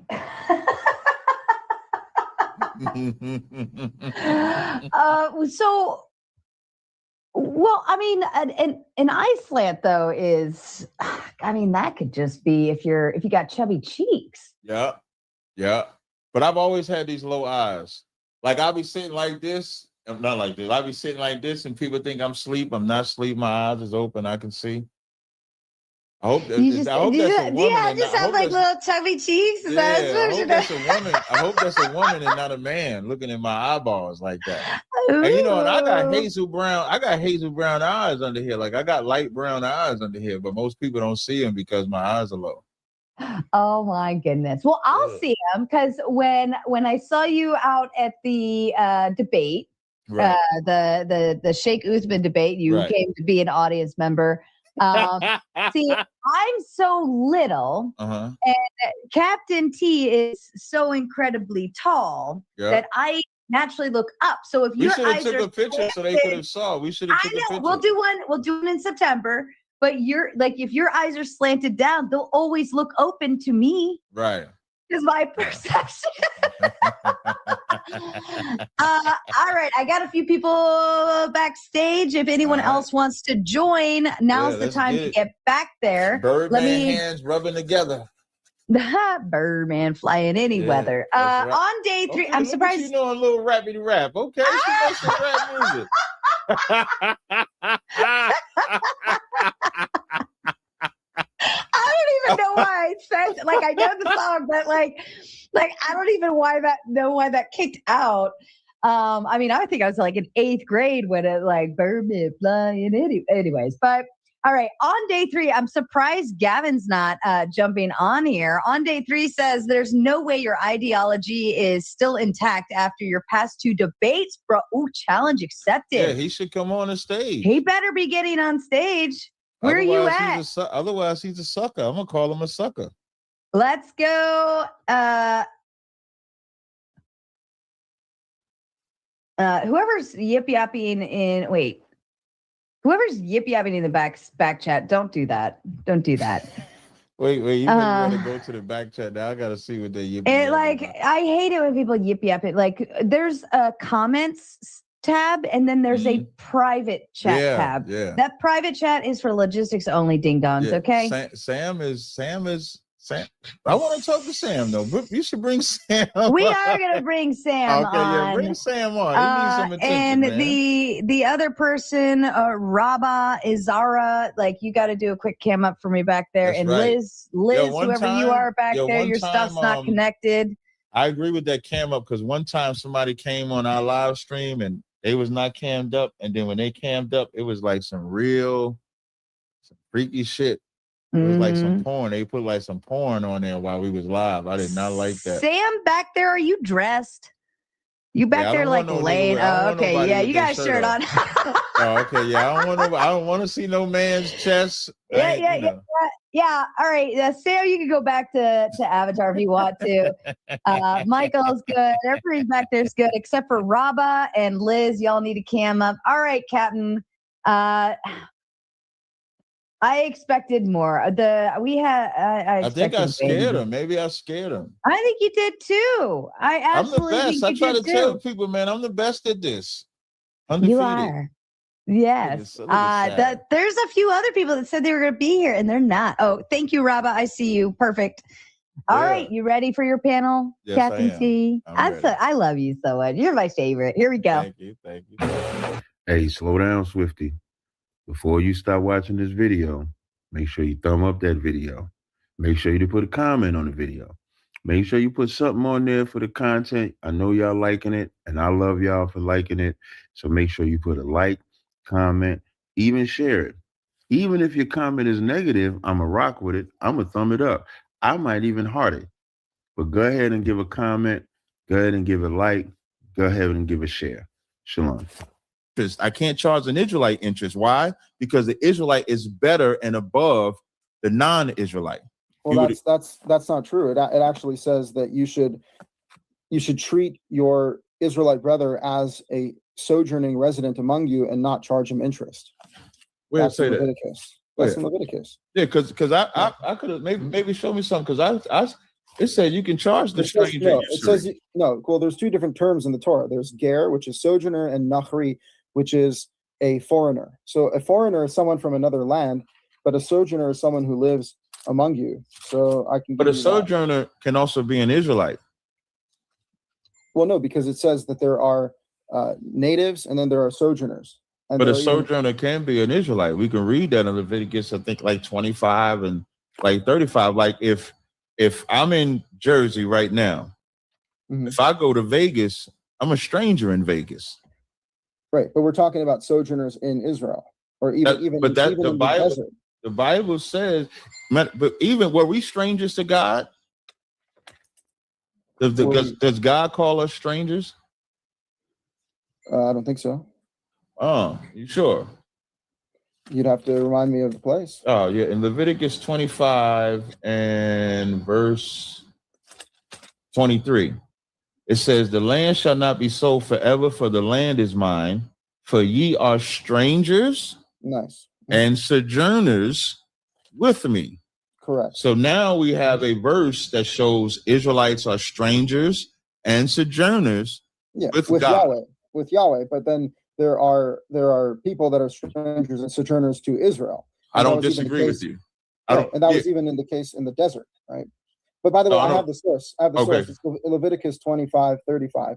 It says, when your brother is impoverished, then you should strengthen him as a sojourner and a resident, and he will live with you. Do not take any usury and interest from him. I can't believe you read this verse. Mm-hmm. I can't believe you read it. This says, if thy brother be waxing poor, not non-Israelite. Right, but it's saying you shall strengthen him as a sojourner, right? Which is clearly showing if you're strengthening him as a sojourner. No. This verse says, if thy brother be waxing poor. So your brother is poor, falling in decay. Your brother falls into decay. Then thou shalt relieve him. As a sojourner. Why does it says as a sojourner? Because he's poor. That's what lets you know when you see stranger sojourner in there, it's not talking about like if hypothetically, right? If the three of us on this panel were all related, hypothetically, right? And then who gonna fall off on here? I'll be the one to fall off. So I fall off, I get downtrodden and I'm poor. The stranger is talking about classes like, damn, I don't even know him no more. He's my brother, but look at him. He used to be on top. Now he's on the bottom. And then Sarah comes and relieve me. She lived that scripture. That's the point of that scripture. It's telling us to help out the sojourner. If it's saying help out your brother as a sojourner, then that means you should also help out the sojourners. I don't disagree that we can help out sojourners, but what I said is that we can charge that non-Israelite usury. If you say we can't, then we would have a contradiction in the scripture, because the scripture says you can charge a stranger usury. Right, but if it's telling you that you're supposed to strengthen your own brother as a sojourner, then that's implying that a sojourner is someone that should be strengthened and helped in the way that you don't charge them usury. This is Deuteronomy 23:20. It says, unto a stranger thou mayest lend upon usury, but unto thy brother thou shalt not lend upon usury. And Leviticus, that's a different word. That's the word there is foreigner. What do you mean? In the Hebrew. So can you give me the source again? Deuteronomy 23, and I think I read verse, let me click it, 20. Right. So right there is what it says. You may charge usury of the foreigner. So the foreigner particularly is someone who is from another place. There's a distinction between the sojourner and the foreigner. You can read the Hebrew. It's two different words. They could be two different words, but I can still charge usury to one. I cannot charge usury to another. Yes, but one is the people of your land, and the other no. One is your brother. An Israelite is my brother. Just like I can marry an Israelite woman, I cannot marry a Moabite woman, an Edomite woman. I can't marry those women, whether they're living in the land or not. Right. Yet at the same time, those are just specific nations that God tells you not to intermarry with. No, we're not supposed to intermarry with no nation. So when I name Moab and Edomite is not mentioned in Deuteronomy. Yeah, sorry, you're right. It doesn't say Edomite. It says Moabite. When Solomon married those strange women, were one of them Edomites? Yeah, but how do you know that was the one he was punished for? Also, Solomon was mainly punished for worshiping other gods. No. The verse says it named the women that Solomon married, women of Pharaoh's daughter, Moabites, Ammonites, Edomites, Sidonians, and Hittites, of the nations concerning which the Lord said, ye shall not go in unto them. And that gives you, this is why I love the Bible. This is why I love Christ. You don't believe in Christ, right? Well, I believe in him. I don't know. What do you mean believe in him? Like, do you believe him as your Messiah, or you're still waiting for a Messiah? I'm not really messianic in my So you're not messianic, period. So you're not waiting for anybody. Just waiting for God. Okay, no problem. So it names all of these nations because what they knew, and even Nehemiah says Solomon sinned by these things, is that the spirit of the law, even in the book of Tobit 4 and 12, is that we're not supposed to intermarry with any other nation. We're supposed to be extremely tribalistic and stay within our tribe because they would turn you away from serving other gods. Right. But you're referencing a source external to the Torah. The Torah is ultimately the law. When we refer What source to the was law, that? What the law? Torah is the law. No. What source did you say I was referencing? The Book of Kings with Solomon, and also you can also read that to say that you said that it says in the Book of Kings. So you only do the first 5 books? Well, I don't. It says in the first 5 books you may not add or subtract to these. Just asking if you only go by the first 5 books. Yes, only the first 5 books is law. Well, that's what it's. That's what it's. So you don't read nothing about. So nothing about Solomon is valid. David valid.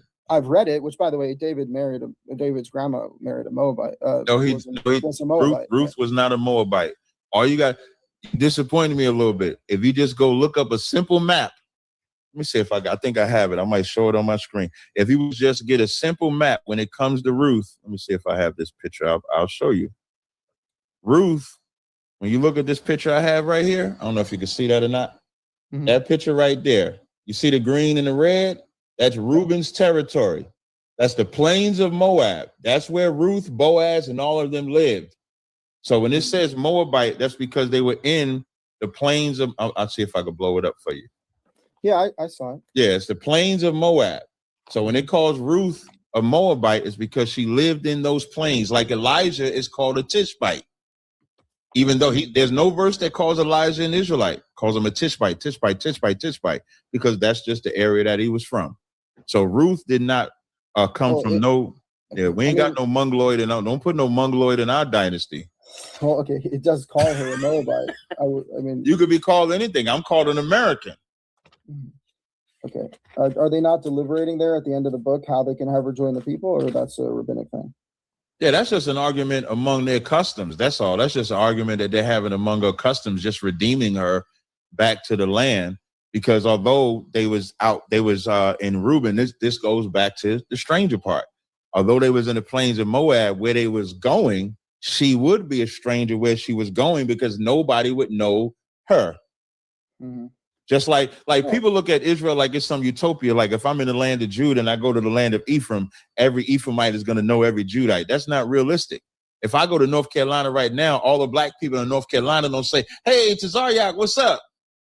I'm a stranger when I go to North Carolina. I'm a stranger if I go to Nashville. I'm a stranger if I go to any city that I'm not from. And then once I meet the people, then I know them.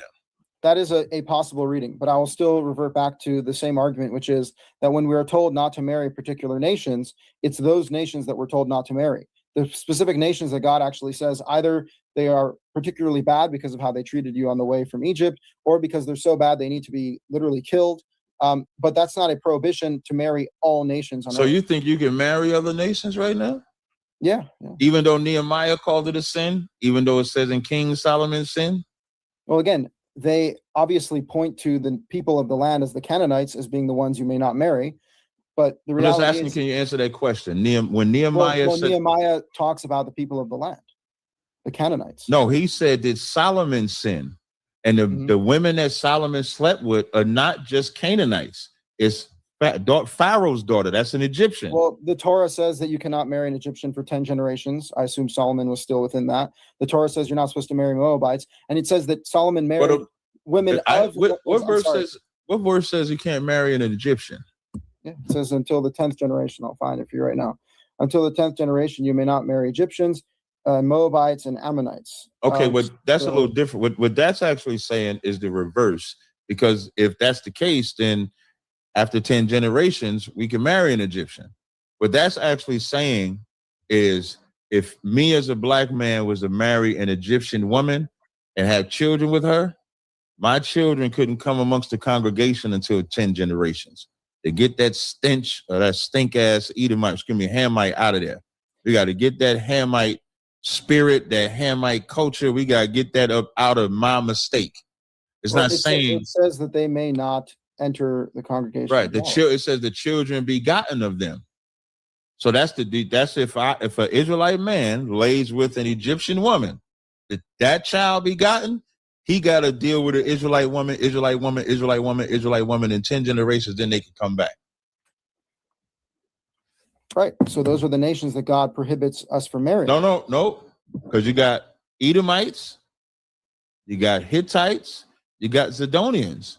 Edomites is the so-called white man, so you can't marry them either. So that lets you know in Nehemiah, when the Bible says Solomon sinned, that law in Deuteronomy 7 wasn't just about those nations.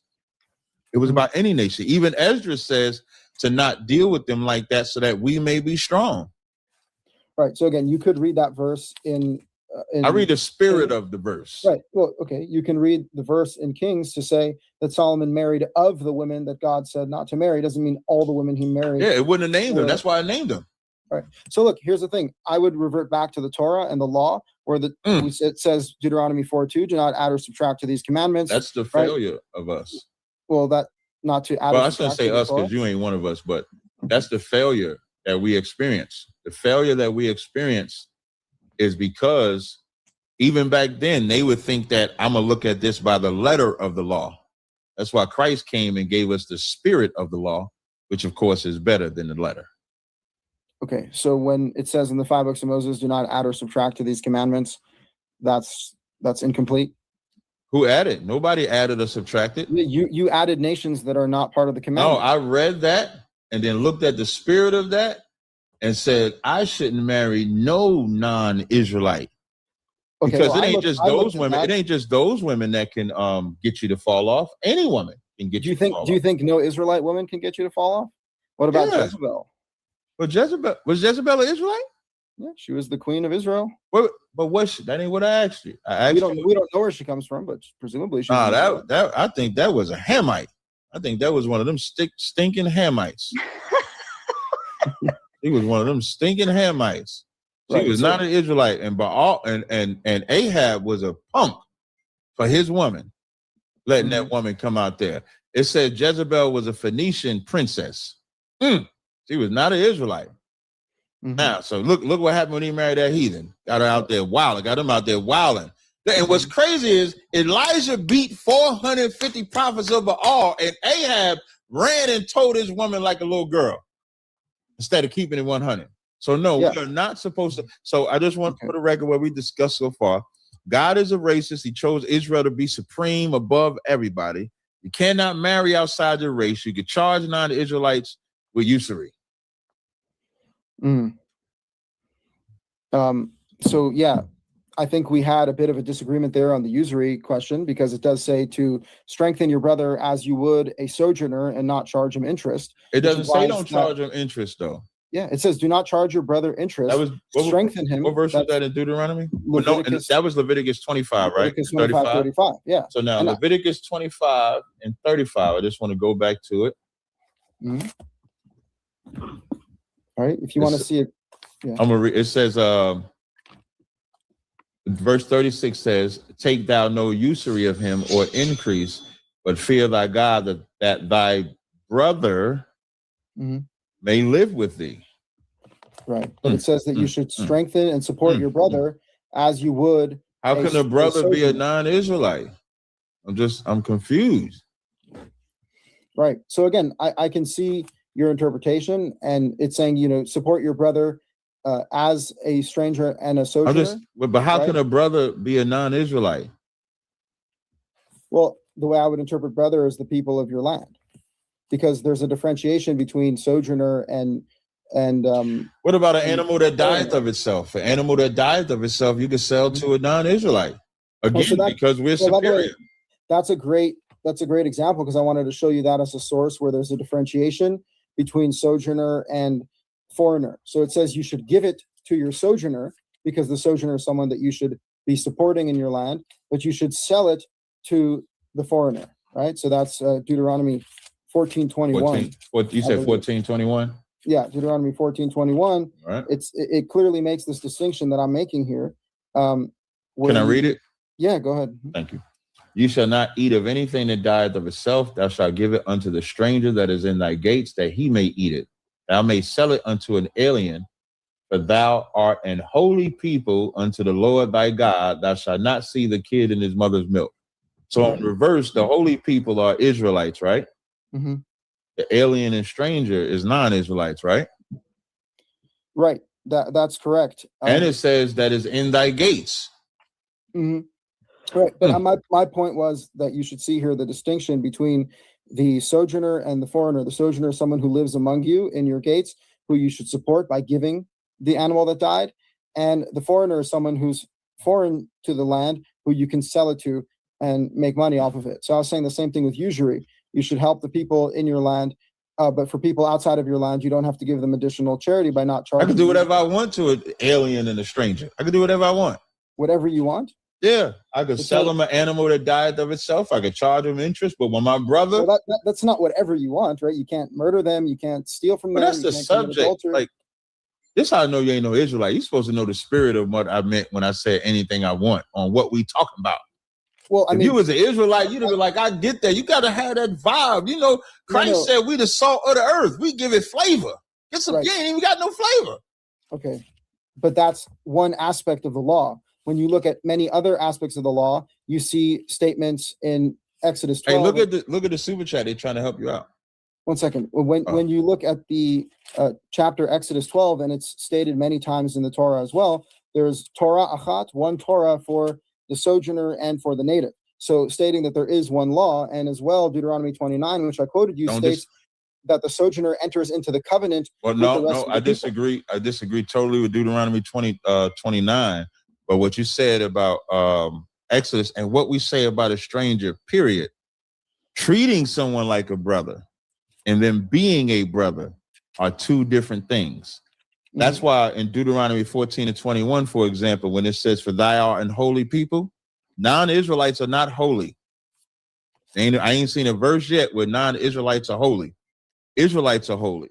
Well, So if they're part of the covenant, and they're still not holy because they're not bound generationally. Like if they take a hold of that covenant and then break that covenant, their children aren't getting punished to the third and fourth generation. That falls on us.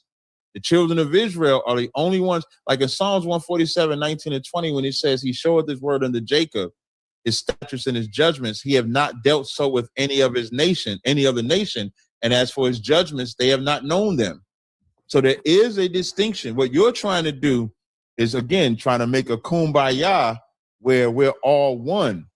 The Bible, the non-Israelites can be one with us if they're living amongst us, but they're not held to the same standard that we are when it comes to the Most High, because we are his chosen. They are not his chosen.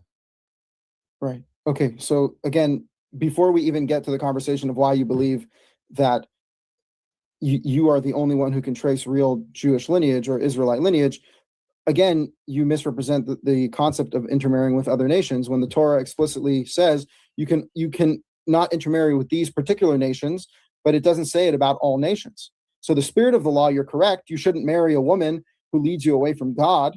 That's the spirit of the law, but that doesn't mean that just because they're from another nation, they'll lead you away from God. It's particularly stated about the Canaanites, the Moabites, the Egyptians for the third generation. I just looked it up, by the way. It says you cannot marry an Egyptian till the third generation. Yeah, if the Bible didn't say Solomon sinned with them Edomite women, then I'm gonna have to say that law in Deuteronomy 7, the spirit of that law carries forth throughout all nations. No non-Israelite are we supposed to marry. When Samson married, who did he marry? Philistines? Yeah. Is that in the Deuteronomy 7 chapter? Oh, no. Yeah, and how did his parents feel about that? They was angry that he married somebody outside of his nation because that was a sin. Yeah, it says so. It says it was part of God's plan that he would do that. It says that. I think you kind of missing. I think you kind of missing. His parents knew that was a sin because you're only supposed to marry someone from your tribe. Yeah, but so they had a better spirit than you. Okay, so first of all, parents' desire for who you marry is not the definition of the law. It's based on the law. Whether you're Greek or Armenian or whatever, you got to marry someone. No, we ain't white. We ain't Greek. You know what I mean? I'm just making a point that exists in all cultures, that they don't want you to marry out of the nation or the nationality. Yeah, but I don't. That doesn't mean it's God's law. Also, how do you God's law is only what what he told the children of Israel. So I don't care what the Greeks and Armenians have. I understand. My point is that the fact that we see that his parents didn't approve of that doesn't mean that that's the law of God. They didn't approve of it based on, let me see if I can find it. They didn't approve of it based on the laws of God, though. I mean, it literally says there that it was from God that he married that Philistine woman because it led to a vengeance against the Philistines. No, a God knowing a man's sin and using it for his purpose doesn't take away that they wasn't, that the parents knew according to the law he was not supposed to do that. Right. Again, so the law is defined as what's written in the 5 books of Moses. So you want to keep referencing sources outside of the 5 books of Moses. When we talk about what is the law of God, it's particularly what is written in the 5 books of Moses that you may not add or subtract to those commandments. So I'm sorry. Yeah, I'm saying even if people interpreted later on to apply to other nations, which clearly regular Jews they accept converts, but they only accept. Who's the regular Jew? Well, like the Jews that are known as Jews. Not today. Yeah. And man, they first of all, they don't keep no laws. They sucking baby penises. They marrying who they want to marry. They go by the mother. You don't go by the mother, right?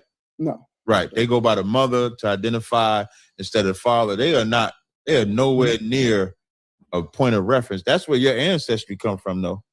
Mm-hmm. Yeah, I understand. Again, you come from them. Well, here's the thing. Again, I'd like to bring us back around to Deuteronomy 29. Oh, yeah. It states that the sojourner is part of the congregation who's entered into the covenant, right? So what we're looking at. Where does it say that?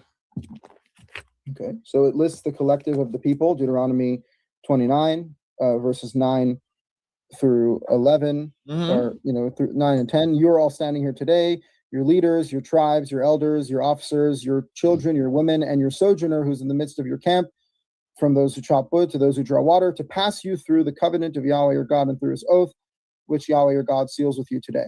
All right. So in verse 11, before you continue, if I could, in verse 11, does that say wives or women? Women. Because when I look at it in strong, so I go by the King James version, so it has it as your little ones, your wives, and it's the same. Yeah, it's the same word in Hebrew. There's no what woman means wife. This has the same. I understand. The reason why I say that is because what about the women that ain't married? They don't name them there. What about the men that aren't married? Right. So I mean, again, it's every man of Israel. It actually concludes with that in verse 9, right? And then it says your woman, your children, your women, and your sojourner. A question. I'm sorry, go ahead. I didn't mean to cut you off. Yes, you're right. You can see how every man of Israel is before it says sojourner. So if you want to get caught on a technicality, are they considered, Israelites? That's one thing. But my main focus here is on verse 11 that says that this entire collective nation is being passed through the covenant of Yahweh.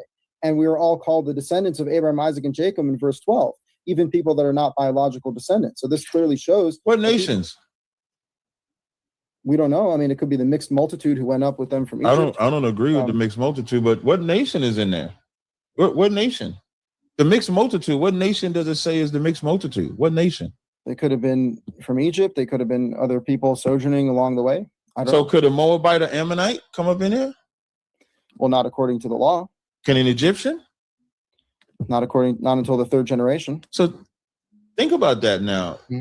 So you're saying, if I was to go by your logic, you would say that some of that mixed multitude could be Egyptian, right? Well, if they were observing the law, which presumably they were, then probably they weren't Egyptian. So how could an Egyptian, now I disagree with this premise, but how can an Egyptian be a part of the covenant when they can't even come into the congregation? Right. So again, it must have not been Egyptians. So we don't know who the nation is, but you're going to tell me that other nations can be a part of it. So it's specific enough to say captains. You would agree captains are men, right? Yeah. Elders are men, right? Mm-hmm. Officers are men, right? Mm-hmm. And then it says all men of Israel, right? Yep. So why would it have to say captains, elders, officers if it's going to say all men anyway? Why do you think that is? Well, it's drawing a contrast between the leaders and the laborers. Would you say class? Would you say like a class? Well, that clearly is an existent thing in society. No, I'm not disagreeing. No, I don't disagree. That's what I'm asking. When you say it's representing like a class system, to some extent, but it's saying that everyone is included in the congregation. Well, I didn't get to that. I didn't get to that. I'm just in verse 10. I'm just asking you. When you say that that's a class system, right? Different positions in society. Verse 11, your little ones, your wives. The stranger is also a class. It's not a race. If it was a race, you would be able to tell me what race of people is the stranger. But the stranger is a class. And so what it's saying is from the highest rank to the lowest rank, I charge you this day. Because when you read verse 1 of the chapter, it says, these are the words of the covenant which the Lord commanded Moses to make with the children of Israel. He didn't command them to make this covenant with all nations. Obviously. Right. So you can't tell me that other nations can be a part of this covenant when this verse is only telling you the children of Israel is a part of this covenant. And Israel had a major problem with respect to persons. That's why it breaks it down from the highest rank to the lowest rank. And then verse 12 says that thou shouldest enter into this covenant with the Lord thy God and to his oath, which the Lord thy God maketh with thee this day, that he may establish thee today for a people unto himself, that they may be unto thee a God, and as he has said unto thee, and has sworn unto thy fathers, to Abraham, Isaac, and Jacob. Is Abraham the father of these other nations that you're talking about? Well, that's my exact point, which is that the fact that we can see people from other nations, non-native Israelites, included in the collective of the nation, and are that ain't what I asked you. Well, yeah, they're spiritual descendants of Abraham, Isaac, and Jacob. How? They're not spiritual descendants. By virtue of the fact that they're part of the covenant that God made with Abraham, Isaac, and Jacob, they are welcome as part of the people, and they are considered spiritual descendants of Abraham, Isaac, and Jacob. That's what's being said here. The only spiritual representation of Abraham is Isaac. When God kicked that Ishmaelite out, them Arabs, and kicked their mother out and that son, he said, in Isaac shall thy seed be called. That's spiritual, but you still have to come from Isaac. So when it says sworn unto thy fathers, no other nation has Abraham, Isaac, and Jacob to their father except Israelites. Then it says, neither with you only do I make this covenant and this oath, but with him that standeth here with us this day before the Lord our God, and also him that's not here with us. So where are the other nations that's still under this oath, like that are scattered abroad, that are still under this oath, that are not Israelites? Can you tell me who they are? Absolutely. People that have maintained their identity as Israelites are the ones who call themselves obligated from birth. However, what the Torah is telling us is that there are people from other nations, non-native Israelites, who have the ability to join the people and to join the covenant. That ain't what I asked you. I said this verse says, I don't make this covenant with the Israelites, and you're saying non-Israelites that are here with me this day. I'll make this covenant with those that are not here, meaning those in the future. That means those nations that you say other nations are there, that means that God made that covenant with Israelites and the other nations according to you, present and future. So what other nations are still under that covenant besides Israelites? Right. So the Israelites are the ones who are born obligated, but the fact that it's opening up the door to people in the future, it's saying people who are not even native Israelites can join in the future. Let me ask you a question. Let's say someone wanted to take the covenant upon themselves. Impossible? Let's say I say, I love the God of Israel. I love the Torah. I want to take this upon myself. Am I not allowed to follow that? Because no, you're not, because the Bible, Zephaniah 2:1 says, gather yourselves together, O nation not desired. It does not say gather other nations with you. That's what Zephaniah 2:1 says. Are you telling me that other nations are not allowed to follow the Torah? No, not in this current condition, because the children of Israel are not ruling. You yourself believe that your ancestry are not the real Jews. That's what you believe, correct? No, I didn't say that. I said I'm sure there is some real Israelite lineage for you. So that state of Israel, you think that's? I'm sorry. I'm saying we have a preserved identity. Both me and you, we call ourselves Israelites based off of things our fathers told us. I believe that it's entirely possible that your ancestors intermarried with some African nations, my ancestors intermarried with some European or Middle Eastern nations. I don't know. I wasn't there. But the point is that we've both maintained this identity as Israelites, and we both hold ourselves under the covenant and hold ourselves accountable to Yahweh. Yes, we're all sojourners on the earth right now. We're all scattered, and Yahweh's holding us accountable. And if you want to be under this covenant, God is saying that the sojourners are part of the collective, and that even people that were not there that day can enter themselves into this covenant. That there's nowhere in the Bible that says that non-Israelites can join this covenant while we don't have charge of the covenant. The state of Israel, are those Israelites to you that are in charge and have reestablished the covenant of God? Have they reestablished the covenant of God? I'm asking you, do you? I don't think they've reestablished the covenant of God, no. Yeah, I don't even think they're the children of God, because if they was, Tel Aviv wouldn't be like the #1 gay city on the planet, right? For sure. Yeah. So, right. So now we have not reestablished the covenant with God. So we're still gathering ourselves in this captivity. So God's covenant is only with Israel. So we're the ones, unless God's covenant is fulfilled with Israel in the land, other people can't read the Torah and follow it and want to be part of that covenant. That's correct. Because where did you get that from? Well, like in Isaiah 60, when we get brought back into the land, then we will bring the forces of the other kings here. That's what Isaiah the 60th chapter tells you. So the first one I had referenced was Zephaniah 2:1. Gather yourselves together, O nation not desired. The Israelites are not desired. So we're the ones that's supposed to gather ourselves together with each other. How can we, as the other nations are trying to destroy us, how can we gather with the people that are trying to destroy us? Again, I would not gather with people that are immoral. I would gather with people that are God-fearing and want to follow the Torah. That's what I don't know nobody that's God-fearing that doesn't respect that the God is a God. I won't say God is black or Negro in the sense of an earthly term, but God does have woolly hair though, right? Woolly hair? Yeah. Never seen God's hair. It's in the Bible. It's in the book of. Oh, I forgot. You only go by 5 books, so you can learn something. Well, you can't learn from me, but you can learn something somewhere else. Tell your rabbis or something. You got a rabbi? No. You might want to get one. It's Daniel 7:9. I beheld till the thrones were cast down, and the Ancient of Days did sit, whose garment was white as snow, and hair of his head like the pure wool. Mm-hmm. Right? But when y'all think of God, y'all probably think of some white stringy haired dude, probably a rock star. Right? I don't conceptualize God's image because God says not to limit him to images. That's not it. I'm not saying what he looks like. I'm just saying it says his head like the pure wool. Yeah, I can describe what his hair looked like because I can read it right here. Okay. He had a white garment on. I could describe that he had clothes on. Yeah, again, I don't think we know exactly what that means, considering God tells Moses, you can't see my face and live. Like it didn't describe his face. It said his hair. You can see his backside and see his hair.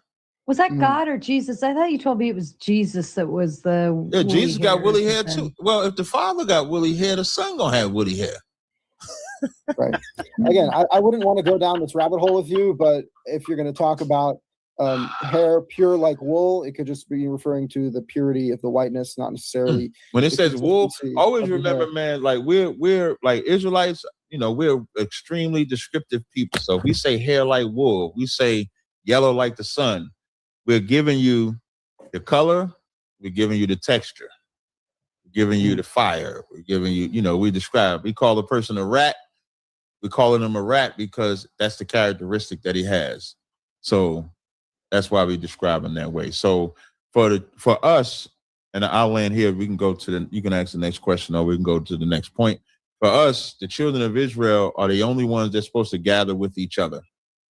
The Lord has hated us joining with other nations since we came out of Egypt. Right. So that's, again, where we would disagree. I don't think the Lord hated us joining with other nations, although he pinpointed certain nations that we shouldn't join with. He hated us leaving him and his commandments behind. So long. That's what I mean. Well, that's not the same thing. That is the same thing. No, it's not, because you can be part of another nation and follow the laws of the Torah, and then you'll be part of the covenant. We can't be of another nation, period. We're supposed to be of our nation. Like, context is important when you're talking to me because I speak as a free man. So if I say God don't want us joining the other nations.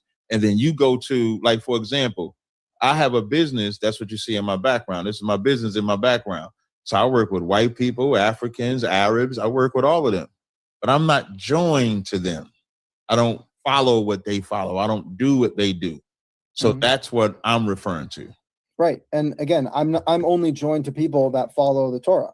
Although I can coexist with other people, I only am joined with people that follow the laws of the Torah. But that's the standard that the Torah gives. Follow the law. Be part of the standard the Torah gives is that they're supposed to follow you. They are under you. There's no equality. And if you're not above the people that you're giving the Torah to, you're just a slave. Right. So the fact that they're above them is due to the fact that they have ancestral ties to the land and they have inherited land. Nowadays, no one even has ancestral land or inherited land. We're basically all sojourners on the earth. So the reality is we should be joined together in God and in the Torah. And if people want to accept the covenant upon themselves and enter into the covenant of Yahweh, the door is open clearly here in Deuteronomy 29. Even in the land when they was building back Israel, so I'm assuming rebuilding the temple, I think it's in Nehemiah or Ezra, did they want the help of non-Israelites?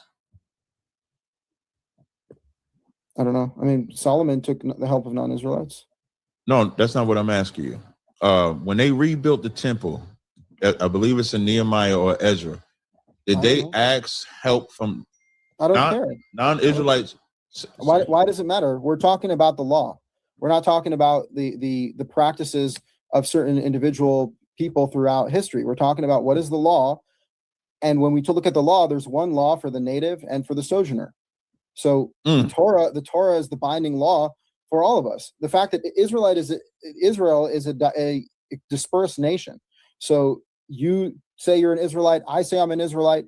Ultimately, what determines a person standing before God, especially as an Israelite, is to follow the Torah and to follow all the commandments without adding or subtracting. I'm not. See, the difference is, just so you can understand, I'm not taking away from nothing in the Torah, Tanakh, Old Testament, or New Testament. I'm teaching it for what it is. We are above all nations. They are beneath us. They are not equal to us. There's nowhere in the Bible that says that they're equal to us. I didn't say that. I'm saying that the Israelites No, I said the Israelites are a holy nation, and people are allowed to join the covenant and the nation and the congregation of Israel. But you said they are one with us. When I asked you, are we above them? You didn't want to agree to that at first. So even when I first asked you the question, you didn't want to agree to that. Well, ultimately, if you believe, which you don't, but if you believe based off of what the Torah actually says, that you're allowed to intermarry with sojourners, no, you're not. Well, yeah, again, you haven't demonstrated that from the text. I did demonstrate it. You demonstrated it from Deuteronomy 7 that says you cannot intermarry these specific nations. So I don't agree with the white man's breakdown of Torah as the first 5 books of Moses. I disagree with that totally. For me, you disagree with when it says that Moses completed writing the Torah, Deuteronomy 31:21. But I disagree that that's the only law. Like in the New Testament, and Christ said, does it not say in your law, ye are gods? He's referencing Psalms, the 82nd chapter. Because during their time, they knew that the law wasn't just Genesis to Deuteronomy. So when Nehemiah says that Solomon sinned, when it says that Solomon sinned, even though he slept with nations outside of that, that holds true. So I don't agree with that notion that we can't go to Scripture. There are no commandments. That's not a commandment. It's a historical claim. When you look at it's understanding, I'm not saying it from a commandment position. I'm saying it from here's what you're saying. You're saying because I show outside of Deuteronomy that it was a sin to marry an Edomite, you don't want to accept it because it's not mentioned in Deuteronomy, the 7th chapter. What I'm showing you is that Nehemiah had a better spirit than you. That's the writer of Solomon of Kings had a better spirit than you. That when they read that verse in Deuteronomy 7th chapter, they knew that what God was actually saying is not to marry outside of your race. That's what I'm saying. Yeah, you're trying to discredit it because the only comeback you can give is it's not in Genesis to Deuteronomy. That's horrible scholarship. That's not horrible scholarship. That is what the Torah says. Do not add or subtract to these commandments. And Moses completes it in writing. Again, Deuteronomy 31:24. So were they wrong when they So when Solomon and Nehemiah, so when it writes in Kings about Solomon and Nehemiah says it was a sin, was he lying? So again, first of all, what I pointed out to you in the book of Kings, it says that he married of the nations that God told him not to marry, but it doesn't mean that entire list were people that God told him not to marry. The whole reason for that is to show you that he married women he was not supposed to, including them. So when Nehemiah said he sinned, was he lying? I mean, he was not lying about marrying Moabites and Ammonites and all that. Kings mentions more than that. Right. Can we get the source of Kings? Do you have it here? 1 Kings 11:1 and verse 2. 1 Kings. And then the thing about verse 4, it doesn't say which wife turned his heart away. Mm-hmm. Let's see. So he loved foreign women, Moabites, Ammonites, Edomites. Mm-hmm. And then verse 8. So it says, of the nations that Yahweh said to the children of Israel, do not intermarry with them. That doesn't mean that all of those women were. Can you read verse 8? Yes. All of his foreign women were. Yeah. And likewise, he did for all his strange wives. So do you think that's necessarily true, that all foreign women are going to worship other gods? Yeah, I think it's natural. Like, I think it's as natural as if a black man marries anybody from another. I'll use East Indian, for example. If a black man marries an East Indian woman, it could be any gender. It's not a gender specific argument.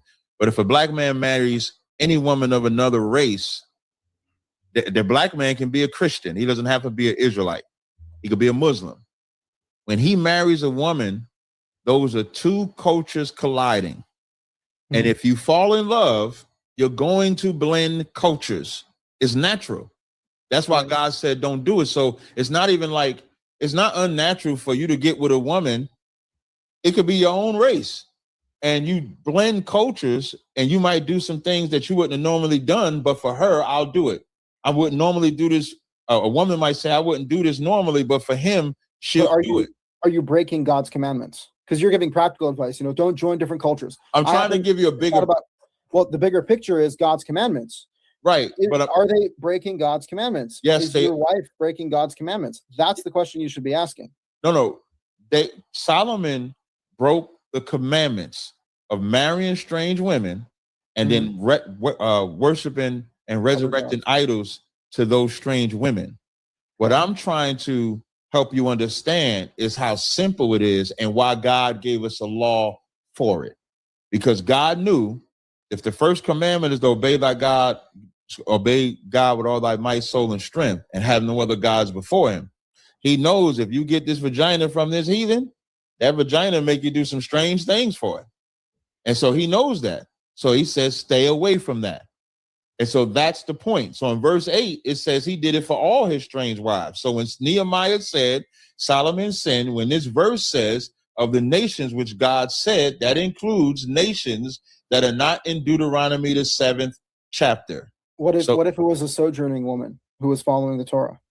Well, that's a what if you got to deal with. Because even if it's a sojourning woman, it still doesn't say we can marry a woman from another nation that joined themselves and lived in our land. It doesn't say that you can't. Yes, it does. That's what Deuteronomy, the 7th chapter says. No, Deuteronomy, the 7th chapter says you cannot marry these women from these particular nations. Let me ask you a question. Marry any women from other nations. Yeah, so what you're bringing about is a hypothetical that we can't prove. What I can prove is Deuteronomy, the 7th chapter say don't give your daughters nor take their sons, blah, blah, blah, likewise like that. 1 Kings 11 and verses 1 through 8, Nehemiah, the first chapter, Nehemiah, I think it's like chapter 11, and the book of Tobit 4 and 12 says, beware of all whoredom, and chiefly take a wife of the seed of thy fathers. So if you want to be a whore, you marry outside of your race.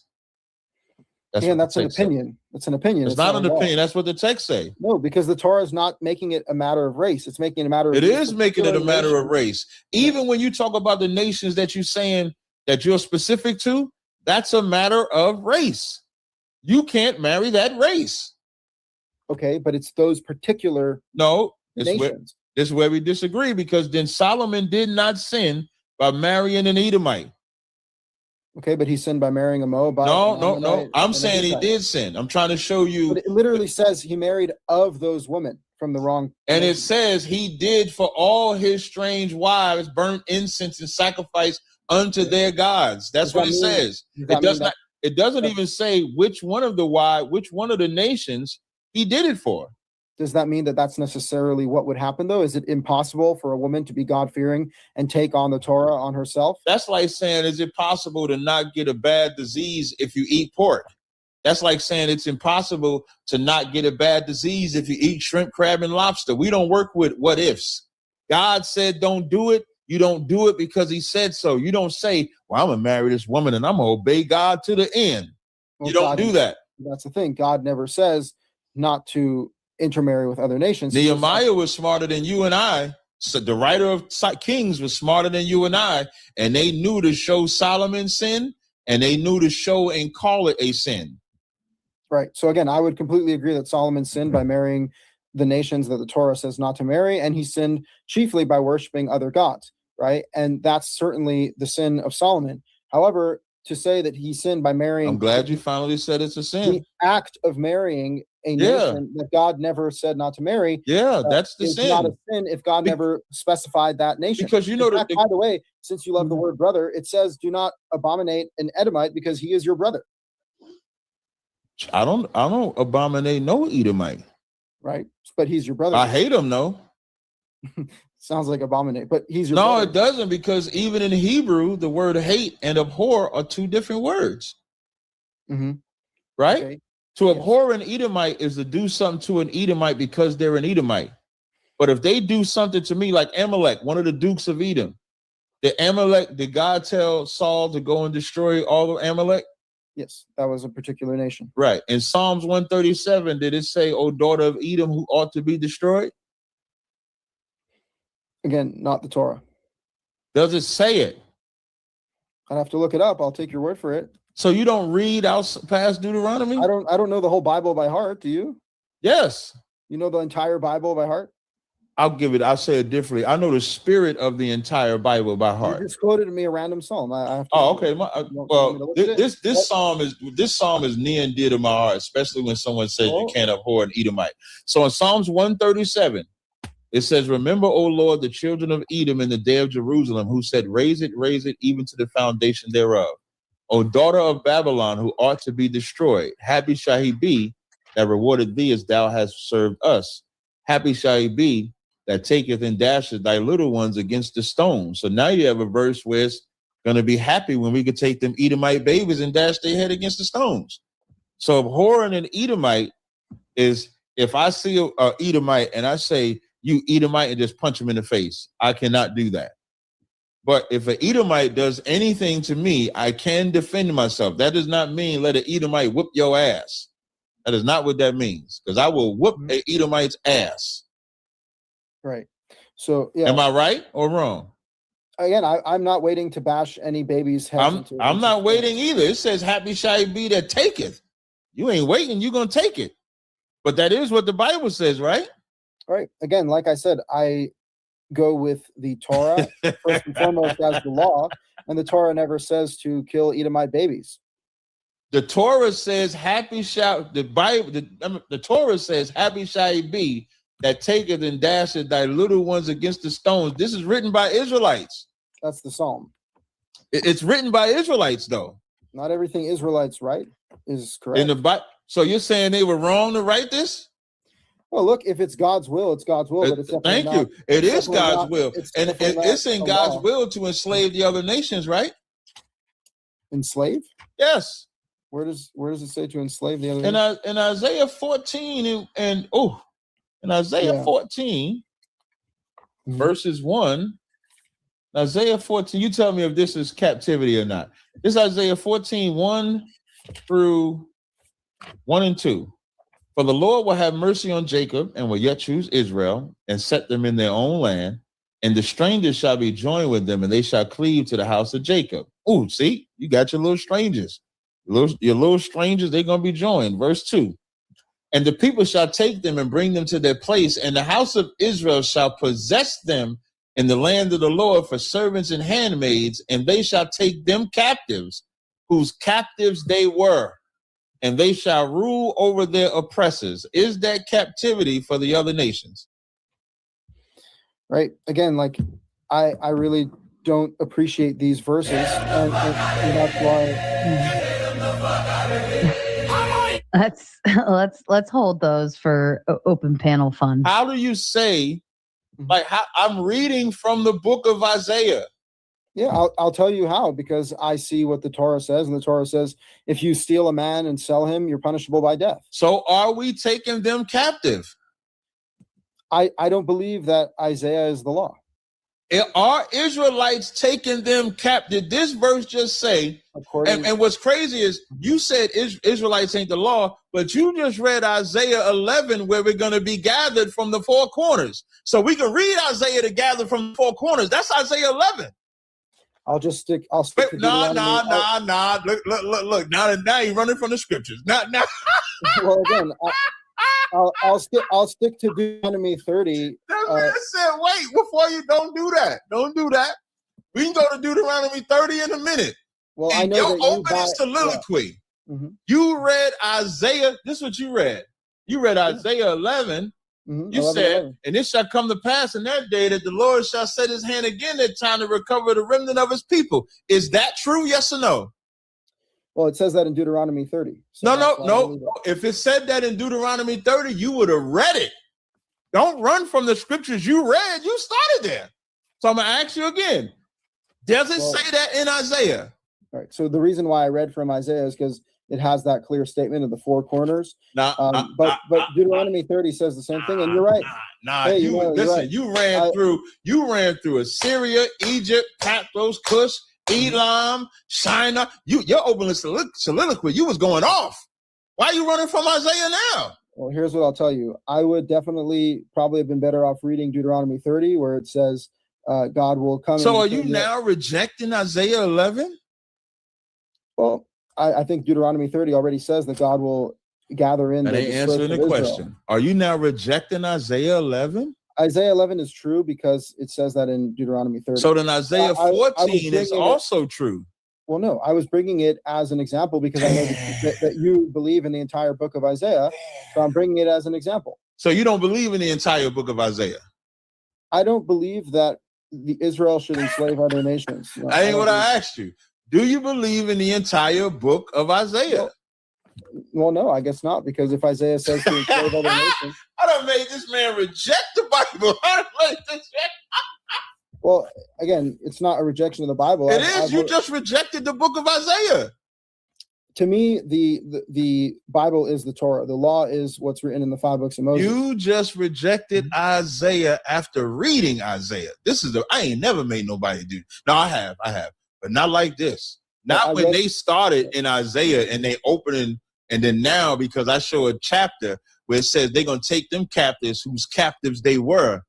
Now you rejecting Isaiah. Yeah, it's nothing new. I've already had this opinion. The reason why I brought Isaiah is because you believe in Isaiah, so I'm bringing it as proof for you. And you didn't know what I believe, man. You didn't know what I believe. You was pulling that verse to show me, hey, guy, we could be Israelites in Europe. We could be Israelites here. We could be Israelites there. Look what it says here.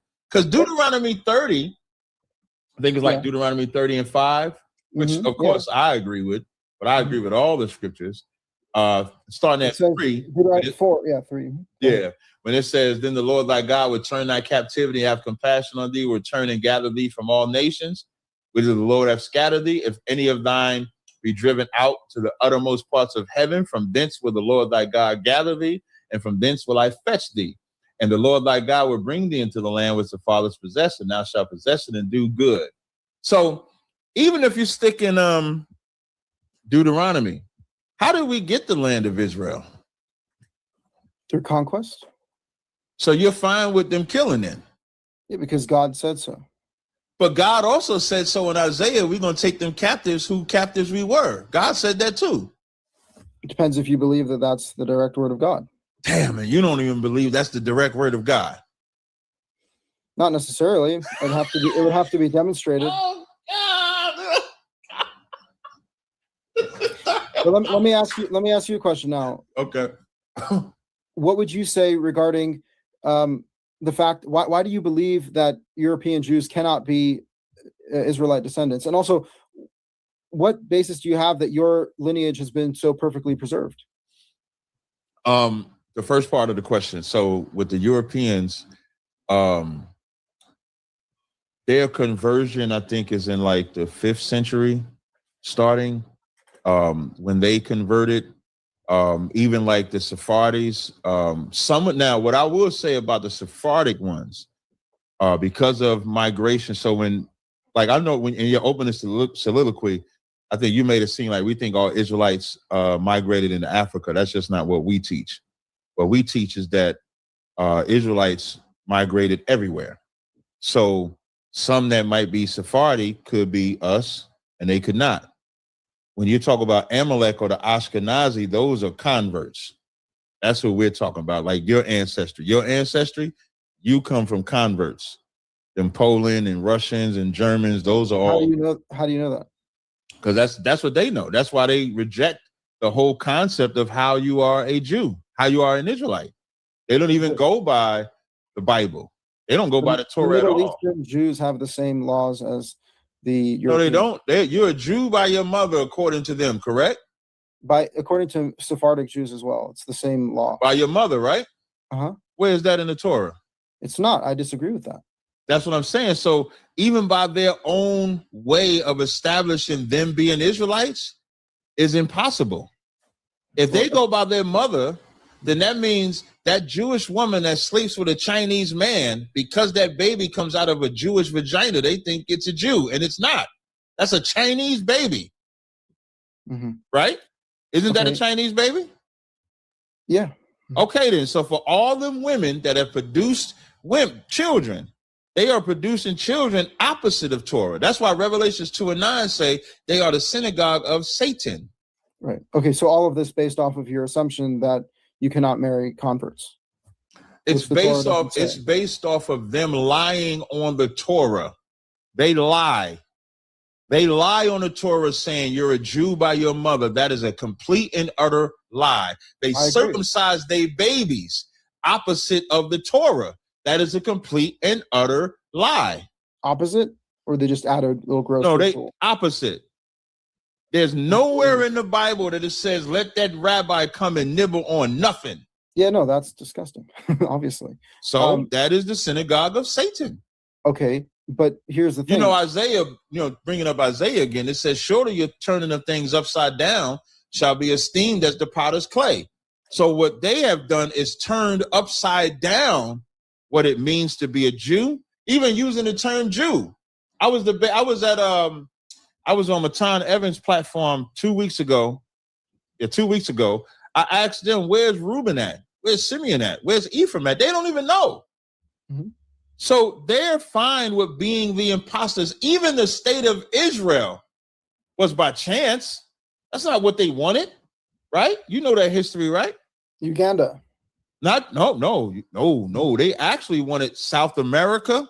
They looked at South America, they looked at Haiti, and then they looked in Africa. And then they settled on Palestine and divided Palestine in half. Because they wasn't concerned so much with being the chosen people, we're just finding a place where we could kind of take over. So for them, no, they don't follow that. For us, we go by biblical prophecy. Deuteronomy 28:68 as an example. You mentioned Deuteronomy 28 and 64. Other attributes like the description of the Israelites do not match the so-called Jewish man today. So those are things that we look at for somebody like myself. So ours is prophecy. We go by the spirit. Some oral tradition we go by as well. But in the same sense that the Sephardic Jews intermingled with the Middle Eastern cultures based off of conversion, the same way that the Ashkenaz Jews intermingled with European culture. Mm-hmm. What makes you think that your ancestors didn't intermingle with Africans? Oh, I never said we didn't. That's why I said we go by.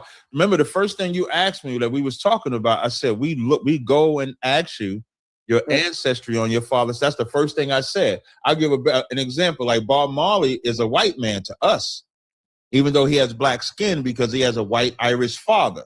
So you know for Mariah Carey, but then Mariah Carey would be a black woman to us because she has a black father. Okay, you know for a fact that from you, father to father to father to father goes back to one of the tribes of Israel. Yeah. How do you know that? Well, our Bible says strive not after endless genealogy. So we go by oral tradition, us coming off them slave ships. Even when you go look at a map, it'll say land of Judah. When we first came over here, we actually knew we was Israel. One of the reasons they took away our identity was for that reason. So only black people that were sold as slaves are Israelites? No. See, this listening is an art, because you have Israelites that was in Europe, even though some of them was a part of the slave trade too. They're the ones that ended up on the Caribbean islands. But you have Israelites that are in Europe, Israelites that are in Australia. You got Israelites all over. So we don't say that Israelites only come from Africa. You was asking about, I was assuming you was asking about those of us in America. Even the transatlantic slave trade itself started from America to Spain, because so Israelites are people who have heard from their father to their father to their father that they came from the 12 tribes of Israel. Yeah, and one other thing I wanted to add, like the natives of America, they knew they were Israelites before they were conquered. You can get a good book called Lost Tribes in Promised Land, where they spoke Hebrew. They knew what tribes they was from. They knew that they was from the tribe of Reuben, and Ephraim and Manasseh was on an island nearby. You can find this information in history. The Native Americans were Israelites? Yes. How did they get there? In 2nd Ezra, the 13th chapter, you mentioned 1 Kings when they was taken into Assyrian captivity. In 2nd Ezra, the 13th chapter, they said that they would go to a land where man did not dwell. And that land was called Arsareth. So they were here thousands of years before Columbus got here. How do you know how they got here? Yeah, the Lord, let me read it for you. The Lord helped them travel over here. Hold on. By ship or through the land bridge? By ship. Yeah, by ship. I don't have the book in my presence. The Bering Strait myth, we got rid of that a long time ago, because I know they like to say that they came over that way, but we got rid of that a long time ago. So when you were a little boy, your dad sat you down on his lap and said, little captain, you're an Israelite, and I'm an Israelite, and my father's an Israelite, and we've all been Israelites since 12 tribes. Is that what happened? In Isaiah, the 56th chapter, I know you don't like Isaiah, but Isaiah is such a good scripture. In Isaiah, the 56th chapter and verse 3, it says, neither let the son of the stranger that have joined himself to the Lord speak, saying, the Lord hath utterly separated me from his people. So there was a time, and then another verse I quote before I answer. This is Romans, the 9th chapter. Woo! Oh, I love this Bible. I love knowing and reading the whole Bible. That way I ain't held to the first 5 books. This is Romans 9. This is Romans 9 and 24. Even us whom we have called, not of the Jews only, but also of the Gentiles. As he also saith in Hosea, I will call them my people, which were not my people, and they'll be loved, which was not beloved. And it shall come to pass that in the place where it was said unto them, ye are not my people, there you shall be called the children of the living God. So my father did not sit me on his lap, as you said. That's a little pause worthy. I know that's your Jewish background. That's why you say that. We don't sit on, I don't know sons that sit on daddy's laps like that.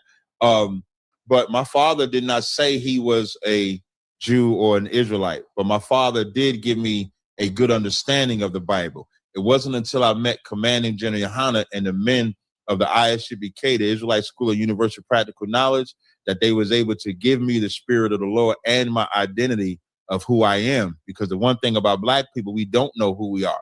That's why we'll identify ourselves by our religion or our belief instead of actually having an ethnicity. So you were told by your general that you're an Israelite? Yeah, not just told, shown. So I always knew that I came, I was a descendant of slaves. I knew I came off the slave ships, knew I came from west coast of Africa, but I didn't know who I was before I got here. Like, what was I before when I was on the west coast of Africa? What was I?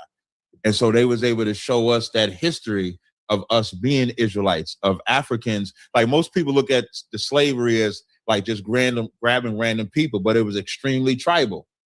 They knew who we He worked with the Africans. They caught us and sold us. That's why when you look at the names of slaves, you'll see that they have their Israelite names coming off of the slave ships. So but how do you know that at no point your Israelite father married a non-Israelite woman, or that your Israelite mother married a non-Israelite man? Like, I wasn't arguing. Like, I agreed with you that we marry outside of Israel, like when we migrated. So that's not my argument. But a seed doesn't die. If an Israelite woman marries a non-Israelite man, that child is not an Israelite. I don't come from that stock. How do you know? Well, I was able to trace my lineage back as far as I could, but our book says don't strive after endless genealogy. So there came a certain generation I couldn't go past that. So I just know by tracing that and the Spirit of the Lord. That's why I don't reject Isaiah like you do. Okay, well, first of all, I didn't reject. You Isaiah, did. You said you did. You on record. You on record saying I reject it. I guess I reject it because I don't believe it, because you don't want the other nations to go in captivity. That's what you said. Yeah, I said I reject that Isaiah is the law, and to quote. No, you ain't say law. Nope, you don't do that. The tape is out already. You already said it's already recorded. No worries. I'll make so many clips out of you, man. Thank you. And I've said that many times, that I don't believe that the rest of the Old Testament is authoritative law. However, authoritative law and authoritative are two different things. Excuse me. According to Deuteronomy 18:22, it says, if you want to know if a prophecy is true, see if it comes true. So I guess we'll see if it's true that at the end of days, God wants the Israelites to bash Edomites' babies' heads into the rocks, even though we don't even know who Edomites are. So that's an entirely different point. But I'd like to kind of get caught on this right now, because what about me? I come to your organization and I say, I'm an Israelite. My father is an Israelite. His father's an Israelite. All of us. Where you live at? What city? I don't want your address, just the city. Right now, I live in California. Man, go to one of our schools in California and find out. So how do you find out? You trace genealogy? I just told you how to do it. Go to one of our schools and find out. Go in there and say, hey, man, I think I'm an Israelite. See what happens. So listen, I'll tell you a funny story, man. I'll tell you a funny story. This African came to our school. I said, I don't think he one of us. Somebody said, man, let him in. We'll find out. I threw him down the stairs like an hour later. Okay. I'm not saying we're gonna do that to you. It's just a funny story. I just like telling the story. Yeah, again, but you're not actually providing a method in which you determine. I'm telling you the method. Come to class and find out. That sounds more like, oh, come to the secret class and find out. Tell me. It's not a secret class. It's public. It's open to the public. We got classes Monday through Friday, 7 to 9 p.m. It's how convenient is it when you just gave an entire soliloquy, to quote you, about how terrible and disgusting all other nations who aren't Israelites are, yet you yourself admitted that you don't have certainty of your genealogy. I didn't admit that. That's how you interpreted what I said. Our tradition says not to pursue too much. Not to strive after endless genealogy. Not to strive after. But I know that I'm an Israelite, though. How do you know? If you don't because have I just told you from biblical prophecy, when it says you shall go into Egypt again with ships, none of your people who went in captivity on ships and have not been redeemed yet. I mean, you have Jeremiah 42:44. Who have not been redeemed yet. I'm talking about now. What do you mean by redeemed? That's what when it says no man shall buy you, that's redeemed. Right. Who's been redeemed? What is it like? Who went into cargo slave ships and been redeemed? What do you mean by redeemed? Jesus Christ, bro! It said we ain't gonna see our homeland again. Your ancestors, they living in Israel right now, right? Mm-hmm. So why ain't they got all of Israel? Because that's not even all of Israel. That's just half of Palestine. Why y'all don't have all of Israel? Because you're not the people. Because they're not the people. Okay. Or they're not following God's commandments. That's another. They're not the people. Or they're not following the Torah. They're not the people. How do you know that? Because they're not. Listen, I remember when Helen Thomas said they should go back home, and they was like, what do you mean? He said, because, they're from Poland, Russia. They fired her from the White House. She had worked there since like 50s. They fired her that day. Mm-hmm. She got fired because everybody know. Arthur Koestler wrote a book called The 13th Tribe. Are you aware of that? No. So Arthur Koestler wrote a book called The 13th Tribe in the 70s, and he's a so-called Jew. And he said, if they are the Jews, then there's 13 tribes, not 12, because they have no connection to the ethnic children of Israel. Was that based off of DNA or what? It's based off of them knowing their history.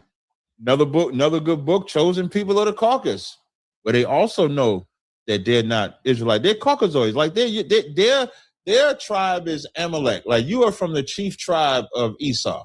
That's why Elon Musk call y'all peak white. You're a peak white. Okay.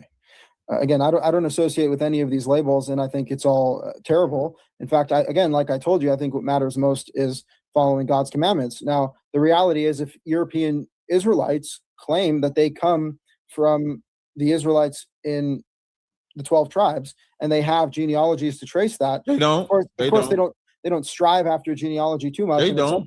At some point, the genealogy breaks off, as it did with you, right? But the reality is, we're dealing with questionable lineages all around. So when we're dealing with a bunch of people who have questionable lineages, don't you think we should focus less on lineage and more on God's commandments, which is actually accessible to us right now? Well, that's why, if you notice, I'm talking about your ancestors and how they don't keep Torah.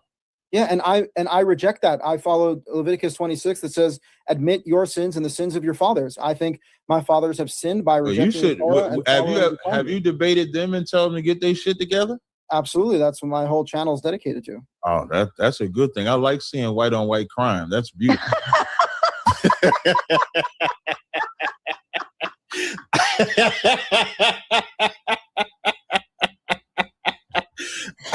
Well, it's gotta be done. I think we. I like when I get Sarah like. I like when I get Sarah like that.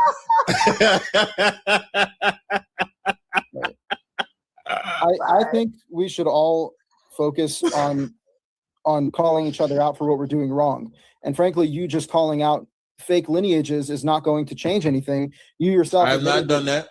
I've not just done that. You yourself, first of all, you created a false paradigm in which the Torah places blood above all, and then you claim to have that holy, perfect blood, but then you proceeded to not. How did I create a false paradigm?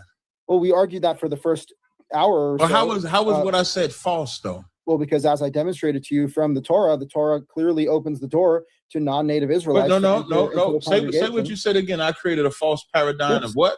A false paradigm that the only people that can be part of the covenant of Israel are people that are ethnic Israelites, blood descendants of Abraham, Isaac, and Jacob. That's a fact. And what you could not demonstrate is give me the nation that was a part of that covenant in Deuteronomy, the 29th chapter. You could not name that nation. It's irrelevant. It's not irrelevant because if the Bible says you have to keep the commandments, but you don't even know what nation it is to hold them accountable to keep the commandments. And nowhere through the Torah, nowhere through the Tanakh, nowhere through the New Testament do we see nations outside of Israel getting punished for not keeping God's commandments. But we can see the children of Israel losing wars because they stole something. We can see Moses couldn't even make it into the kingdom because he struck a rock the wrong way. But we cannot see nations that was a part of this covenant that you can't even name being held accountable. Because Psalms 147 says he dealt not with any other nation as for his judgments. They have not known them. In context of the law, you're incorrect.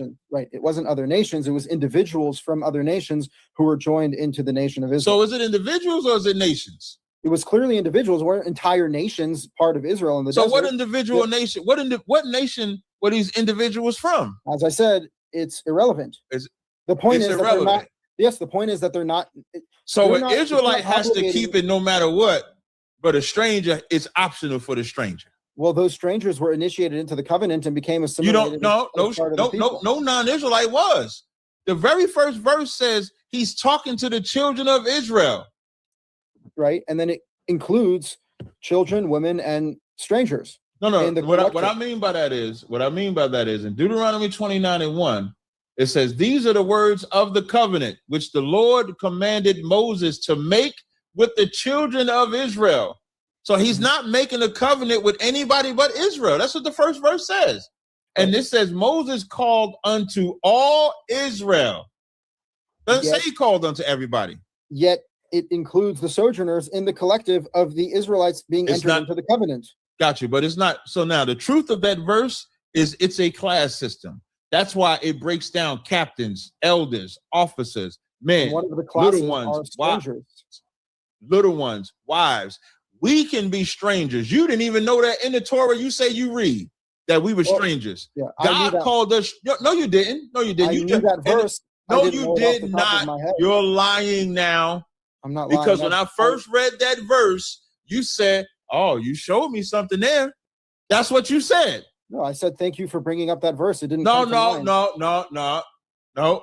You did not know. Dude, I asked I don't know what you. you're talking. Here's I've what I read said. I said, did God call the children of Israel strangers? I don't know. You gotta show me. I said, oh, let me go to it. Okay, so I will repeat. I've read the entire Torah cover to cover in its original Hebrew. You ain't memorize it though. No, I don't remember every word in the Torah. Thank you. And so you didn't know that. So if God calls us strangers in Leviticus, that's a class. Because we're not strangers. When it's calling us strangers, anytime when you see the word stranger, it could be an Israelite or non-Israelite based on the context. So when it's saying stranger, when you're outside of Israel or when you're broken apart from the covenant with God, that's how you're a stranger. So it's a class system. It's not talking about a non-Israelite because it says he don't make this covenant with them here. It also makes it with them in the future. Right. So non-Israelites in the future. Where does he govern non-Israelites? Because we can read where he governs us. Where does he govern non-Israelites in the future to keep his law, statutes, and commandments? They are not obligated in the same way Israelites are, but they didn't make a covenant. Thank you. But they have the option to join the covenant. Thank you. Do we have an option? Do we have an option? No, we're born. Why don't we have an option? Because that's God's will. No, because God made the covenant with us. If I sign a contract with Sarah and it's optional to you, if Sarah says you got to show up every live stream Wednesday, Thursday, and Friday, but you, Israel, if you want to show up, it's cool. You ain't got to show up on time. You didn't make that contract with Sarah. I did. So whether you choose to show up or not is irrelevant. If I don't show up, Sarah can say, you're in breach of contract. This is what I can do to you because you're in breach of contract. If you choose not to show up, you're not held to anything because you didn't sign nothing. So you cannot say that they made a covenant that is the same that they can when they did not go into any verbal or written contract with God. Period. Well, they did. The strangers. Okay, first of all, the verse you brought from Leviticus is referring to we are all strangers. We are all strangers and sojourners in relationship to God. God is saying the land is mine and you are all strangers with me. So that's an entirely different point. Every other time that a stranger is referred to in the context of the nation, it's referring to a non-native Israelite. It's referring Leviticus 25 and 35 was calling an Israelite a stranger and sojourner. Yes, in relationship to God, because he no. Not Read it again. In relationship. In Leviticus 25, not the one you just quoted with God. I'm talking about when it called Israel a stranger sojourner. If your brother fall in decay with thee, if thy brother be waxing poor and falling in decay with thee, then thou shalt relieve him, though he be a stranger or sojourner, that he may live with thee. That's a brother, an Israelite, being called a stranger. Even in Exodus, the 12th chapter, there's a stranger that's an Israelite. There's a stranger that's not an Israelite. In the book of Psalms, David said he was a stranger to his Israelite brothers. So being called a stranger has nothing to do with a solid position. It's subjective based on the context. So if David is a stranger to his Israelite brothers, he still calls himself a stranger. This verse in the law says if your brother is a stranger or sojourner, relieve him. So you cannot make the stranger.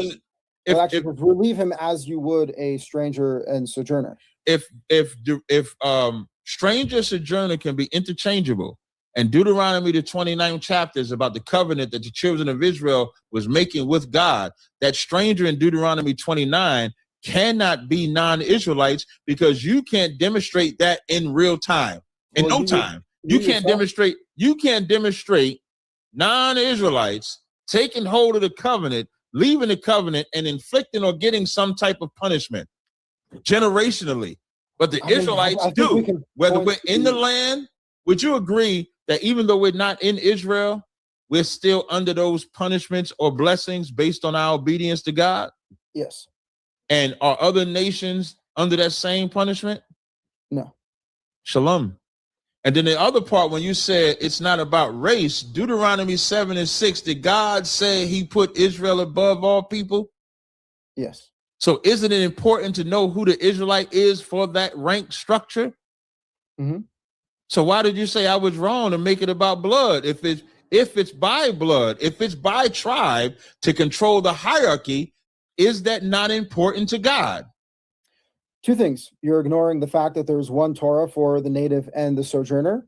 You yourself pointed out in Deuteronomy 29 how it says in verse 10, in verse 9 it concludes as saying these are all the men of Israel, and then it goes on saying women, children, and sojourners. So clearly the sojourners are not included in that collective of every man of Israel. They're separate from every man of Israel.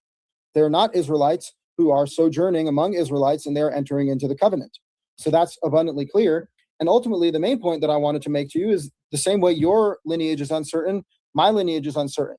And you yourself admitted that your lineage is uncertain. So now that we're a bunch of sojourners and strangers across the earth, all peoples having been persecuted and gone through many series of curses, who are you to say that only you and the people that your institution approves as being bloodline Israelites are the ones who get to call themselves Israelites and follow the Torah, when the reality is anyone who wants to join themselves to become part of the covenant of Yahweh and follow the laws of the Torah, there is one law for the native and the sojourner. And frankly, I think we're all sojourners. You didn't answer the other question. Which one? When you said it's not about bloodline, it's not about race, and I asked you why are you saying that it's not, when the only way to set the hierarchy structure is to identify the Israelites? So how is it not about race or ethnicity or tribe? How is it not? Well, again, that is a factor, but it is not the totality, and it doesn't ultimately determine who gets to be. No, you can't. It doesn't determine. You told me I was wrong for making. Hold on, you wanted him to respond. Yeah, I said you were wrong for saying that bloodline determines who gets to be part of the people. That's what I was saying, and I'm saying that bloodline is not the only determining factor. Even people who are not bloodline get to be part of the people and part of the covenant. And B, no one knows what their bloodline is, including you, as you yourself admitted. I didn't ask you that. Again, I didn't ask you that. Listening is an art, completely an art. You said that I was wrong for making it about bloodline. Yes. But then you agreed that Israel is above all nations. So yes, how can you tell me that I'm wrong for making it about being an Israelite? I didn't even say who was an Israelite. Let me ask you a question. Why is Israel above other nations beyond the blood question? I'm not denying that blood matters. I'm just saying you said I was wrong for making it about that. I said you're wrong for saying that is what defines. That is what defines it, because that's what the Bible says. God said that thou art an holy people unto the Lord thy God. The Lord thy God have chosen thee to be a special people unto himself above all people that are upon the face of the earth. Is that not race? You might not. Is that not tribalism? Yes, but someone who's part of Israel, I wrong for saying that? You gotta let him respond. Leviticus 19. He interrupted me a second ago. You didn't say nothing. But go ahead. Sorry, just last point. Leviticus 19 says, be a holy nation for me as I am holy, and then proceeds to list acts of holiness that you can do in order to be a holy nation to Yahweh. I'm saying that sojourners who are part of the covenant of Israel are under that holiness that you're describing. The holiness that you're describing that's exclusive to Israelites is not only bloodline Israelites, but also people that practice the law and the commandment that God instructed the Israelites. No, that again, I just wanted to be on record. You're wrong for saying I was wrong about tribalism when you just agreed with it, which was my point. Here's what you're so fixated on. You're so fixated on trying to join other nations that you can't let God live by saying Israelites are above them all, even the ones that convert. In the land, if we're in the land and non-Israelites come into the land, they're still not better than the Israelites. The Israelites are still above them, because that's what God said right here. Correct or incorrect? To some very small degrees, because the God says there's one Torah, one law for the native and the sojourner. It's more of a practical matter. Sojourners who are new to the people, new to the land, have less ancestral heritage. They don't have land. They don't have a support system. And in fact, the Torah instructs us to be additionally kind to them and support them. So that's actually the status that a sojourner occupies, is someone who is not fully initiated into the people. Yet, one important thing here is you're ruling out marrying sojourners. If you are dealing with sojourners and you're marrying them, eventually your pure, precious bloodline is going to die out.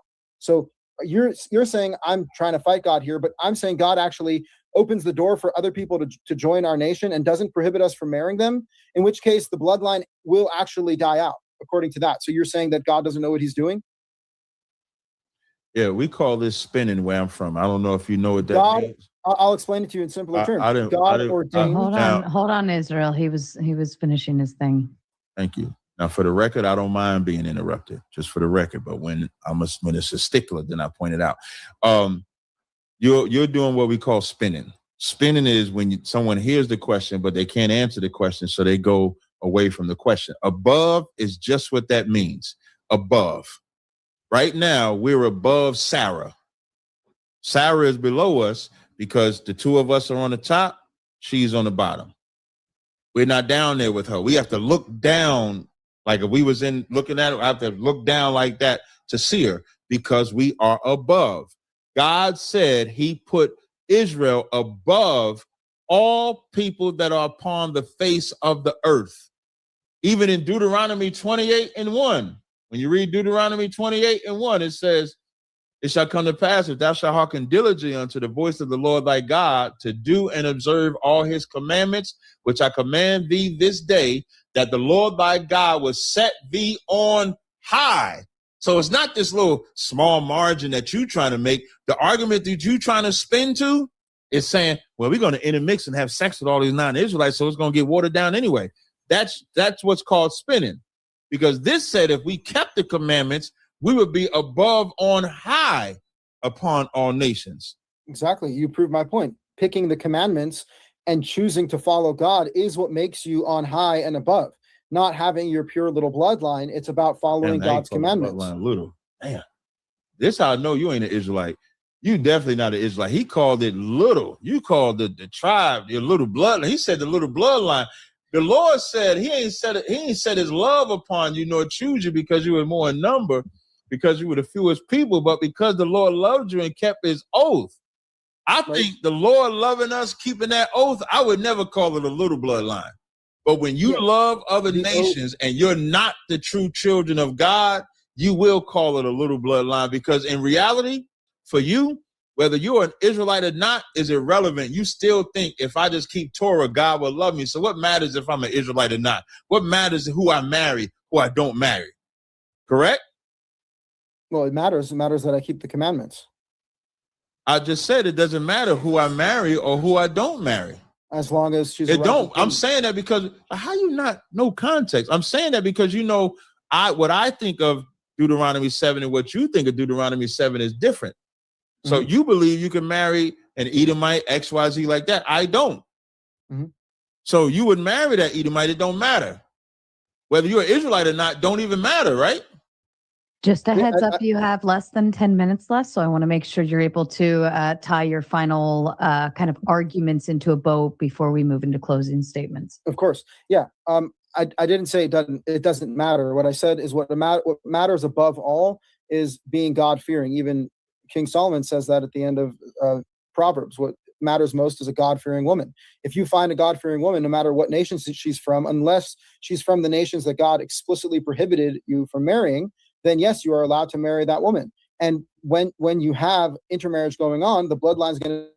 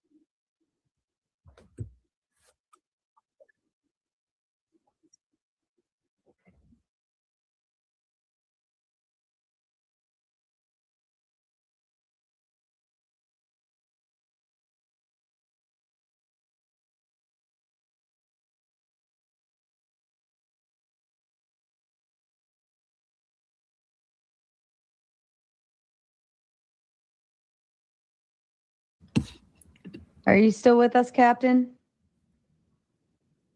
Okay. Yeah, we got you now. You're back in. Oh.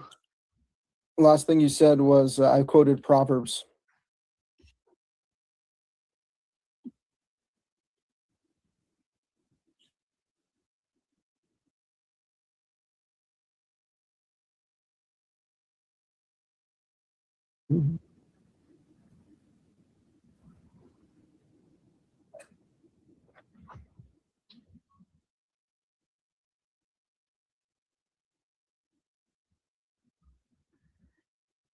That's fine, Captain. That's fine. All right. Israel.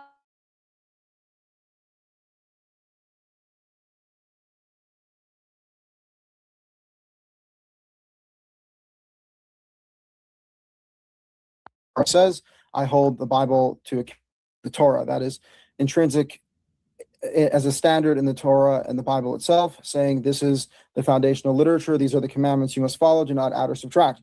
Nowhere in the Torah does it say to smash Edomite babies' heads on rocks. Therefore, I'm not going to await the day where I get to do that. Again, to quote Deuteronomy 18:22, if a prophecy is true, it will come true.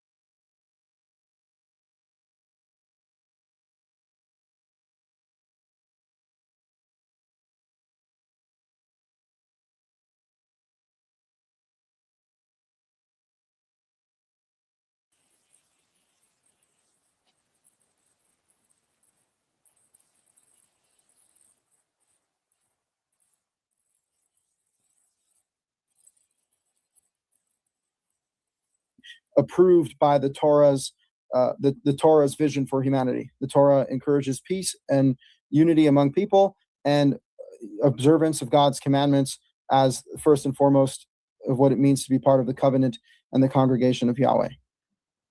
Beautiful. Thank you. And kind reminder to the audience. Number one, if you haven't gone to go check out both of these gentlemen, like, subscribe, and all of that fun stuff, at the very least, go send them a few bucks. They've worked very hard for your entertainment this evening. Number two, if you'd like to join the open panel Q&A, they are starting to pile in backstage.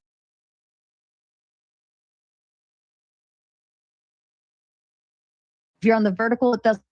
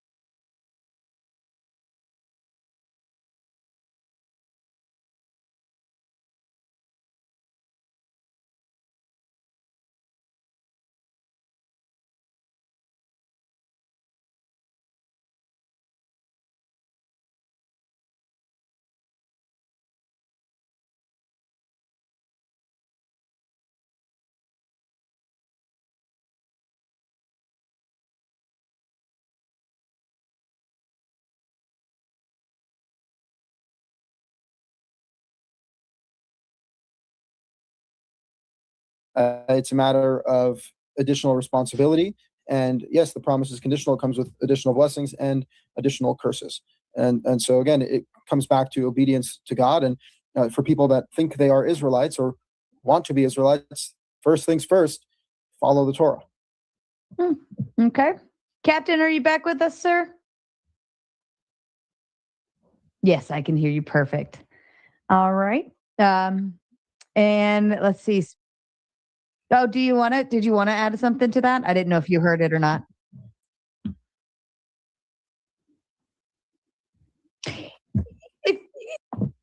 Okay. Yeah. I mean, it's either way. If you have something to add, that's great. If not, no worries. We'll move on to the next one. But yeah. Sure. Go ahead.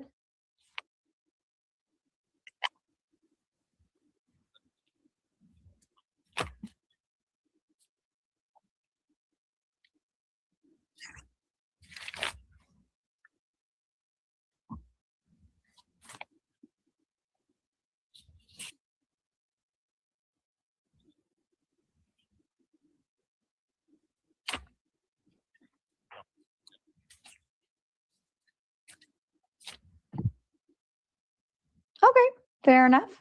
And Ben says, being chosen to be priest does not place us above others. It is to reflect God's greatness to the nations. A lot of curses for failing. So it is conditional at best. If either one of you have something to add, go ahead. Yeah, I think it's a similar point, which is that, God does not just put us above others without any conditions. There are conditions to us being blessed, and if we don't fulfill God's will, we are cursed. And that is certainly a heavy responsibility. And again, what are our responsibilities to God? Follow the commandments. Yeah. All right. And to you, Captain? Thank you. I think being chosen to be a priest does place you above others, but that's not what it says. It doesn't say if you're a priest, you're above. It says if you keep the commandments, you're above. And this is what I hate about when people try to play with the Bible. God chose a people to be above because God had a favorite. And he says, Israel is my son, even my firstborn. Israel is the youngest nation born in the Bible, Genesis 25 and 23. And they still is called the firstborn, meaning we get the best. So you don't get the best because you're a priest. Deuteronomy 7 doesn't say you're above all people because I'm making you priests. It says you're above all people because of Abraham. Abraham, Isaac, and Jacob makes us above all nations. Get over it. Alan. Okay. Cadmus says it wasn't about race. Abraham was Iraqi. And he also follows up to say it's wild work to use K. James as He's saying King James. The K is for King James. Oh, thank you. My brain stopped. It's wild work to use King James as an Israelite. I have a book here. Actually, wasn't planning on using this book, but if I don't want to turn my camera on. Wait, wait. Let me see. All right. So on here, right here, you'll see this book I have called The Negro Question, Volume 1. You'll see the real image of King James. A lot of people think King James is a so-called white man. He is not. This goes back to when I was telling you earlier that Israelites went into Europe as well because Israelites ruled Europe. Even King James' seat was patterned after King David's seat. So King James didn't write the Bible. That's another misnomer. King James just authorized the top Hebrew and Greek scholars to translate the records into English. That's all he did. All right.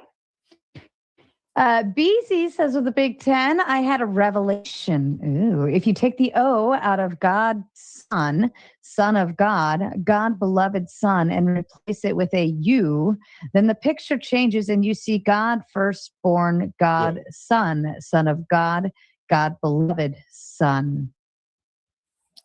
My boy must be pretty high. Is he implying that? Is he implying that the Son, like S-U-N, is God? I'm confused. I guess we can just rearrange letters as we deem we want to, as much as we want to. Yes, we can substitute the O with the U, and then it would be. Yeah, I don't get high. Yeah, I don't get high, so I don't know what to say to that one. I don't get high. So I don't either. William says, excuse me, with the Big Ted, Captain is smoking this Zionist. I thought you weren't a Zionist, though. Yeah, I should. I am not a Zionist. You come from him, though. You descend from him. That's probably why they say it. I guess I'm bound by my dirty Jewish blood, but the reality is I do not buy You said into, it's dirty. I do not buy into the Zionist worldview. I don't buy into any form of supremacy that it deteriorates other people, or like I mentioned, how the Zionists made the Ethiopians convert to rabbinic Judaism because they didn't trust their claim that they were Jews, but they trusted, say, the Ashkenazi claim. Again, I don't follow that. And again, the Zionists are not religious. They don't follow the Torah. And the key point to being an Israelite is to follow the Torah. If you're not following the Torah, you have no ability to proclaim any benefit from being an Israelite. You just have curses. I would disagree with that because being an Israelite is how you repent. Like the Bible in Chronicles says, you repent in the captivity. Who has to repent? The Israelites. So even though the Israelite is sinning, which is why we got cast off, the repentance is how you come back. So I'm saying if they don't repent, then they're just dealing with curses. But I agree. Repentance is a great. But what I mean though is the repent belongs to an ethnic Israelite. The Israelite is the one that has to repent. If he repents, then he gets access to the covenants and stuff like that. So being an Israelite does matter ethnically. Yeah. Okay. I'll take you at your word on that one. Shabbat. Shabbat. Shabbat. I was like, wait, where am I putting the T at? I really would 100% need to wear glasses when I do this, but I don't because it'll just reflect lights everywhere. But yeah, I am like so stupid sometimes without glasses. A Jewish man doing the Christian shuffle was not on my debate bingo card. Isaiah was good when it fit his narrative, but not when it didn't. Shots fired at you. Right. So I guess that's a Christian thing to do.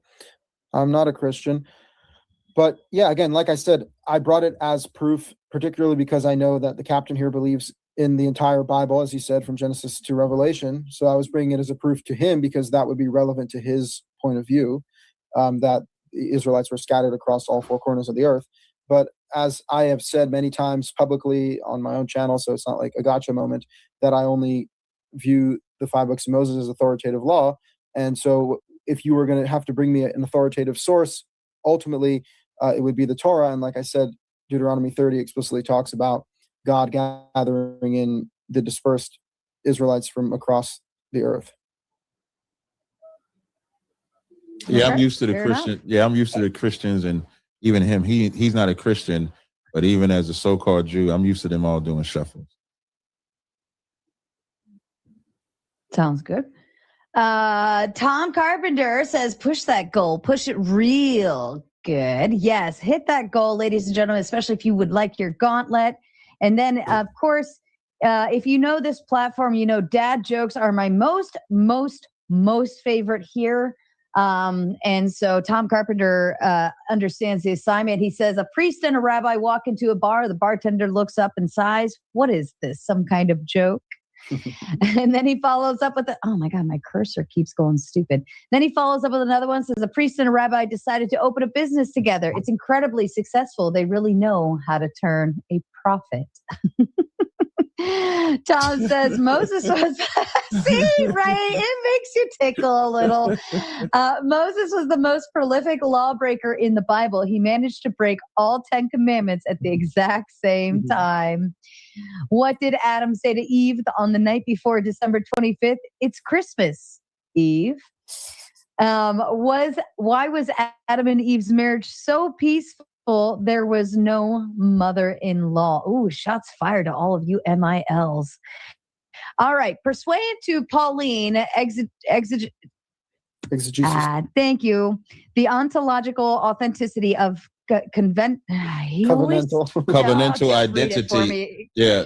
Pursuant to Pauline exegesis, the ontological authenticity of covenantal identity is localized within the endogenous parameters of spiritual interiority, decoupled from exogenous semantological manifestations of superficials. God damn. That's called spinning, if I've ever seen spinning. I don't think he said anything, to be honest, but maybe something's in there. I just think he threw a whole bunch of words in there. Something about Pauline exegesis, covenantal identity. Okay, well, I think he's referencing the fact that Paul viewed the covenant outside of superficial bloodlines. Maybe that's what he's trying to argue for. If I understand what he's saying. I don't see. Tom likes to do this to me, and he likes to put all of these big words in one big paragraph, and then I get completely lost in it, and then I'm reliant upon you to layman's terms it to me. So when it says pursuant to Pauline exegesis, the ontological authenticity of covenantal identity is localized within the, I'm gonna say, parameters of spiritual interiority. What I believe he might be saying is that Paul is making it spiritual Israelite. I think that's what he might be saying. Endogenous means it originates or grows from. So it's saying it's produced from spiritual interiority, like what's going on inside of you, not superficial. But that's a lie, because Paul said, who are Israelites who pertain the adoption, the glory, the services of God and the promises. So Paul is all about ethnicity. He said, if God cast away his people, God forbid, for I also am an Israelite of the tribe of Benjamin. So I would disagree with Carpenter Tom. Right. Yet he did make an effort to reach out to the Gentiles. No, he did not. Spread the word. He said, if you're not the children of the promise, you're not the children of God. That's what he said. Did he not say he was sent to the Gentiles and spent Gentile just mean Gentile in the Greek is Gentile in the Greek is just ethnos, which means nation, and that's what Israel is an ethnos or a nation. That's why I'll repeat, Paul said, they which are the children of the flesh, these are not the children of God, but the children of the promise are counted for the seed. And the only children of the promise, in Paul's own words, are Israelites. So you're saying Paul was out there looking for the dispersed Israelites? Is that how you say it? Yeah. Paul is the one, when I read earlier, when he said, where it was said, you're not the children of God, then you shall be called the children of God, quoting Hosea. So Paul did not go to non-Israelites. He said, Romans 11:26, he says, and so all Israel shall be saved, as it is written, and proceeds to quote your favorite book, Isaiah. Oh, it's no longer your favorite book. I forgot. You're gonna throw that one every time.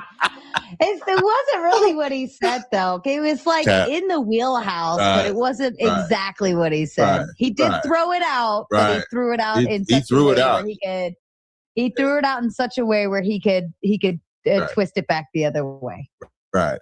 All right. Last one says, tell Israel to read Deuteronomy 30:7 and Deuteronomy 28:48. All right, and I'll leave that to you. Gentlemen, are you ready to meet your panel? I've got a bunch of amazing people hanging out backstage. I'm just going to restart this route. Apparently, my files went out. I'm going to see if restarting my router fixes it. But I'm still here, though. All right, here comes your panel then. All right, bring him up.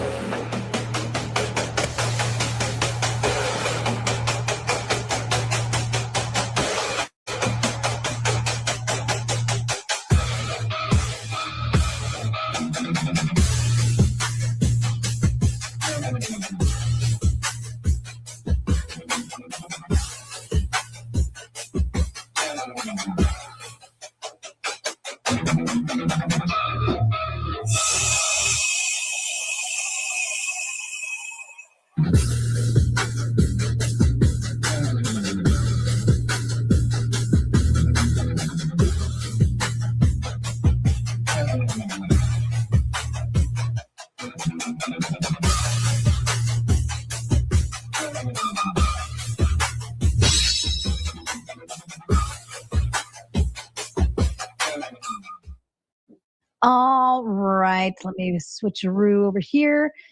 Okay, welcome back, Evan. I've missed your darling little face, and I do have one more backstage that maybe they'll make their way up here, if maybe not.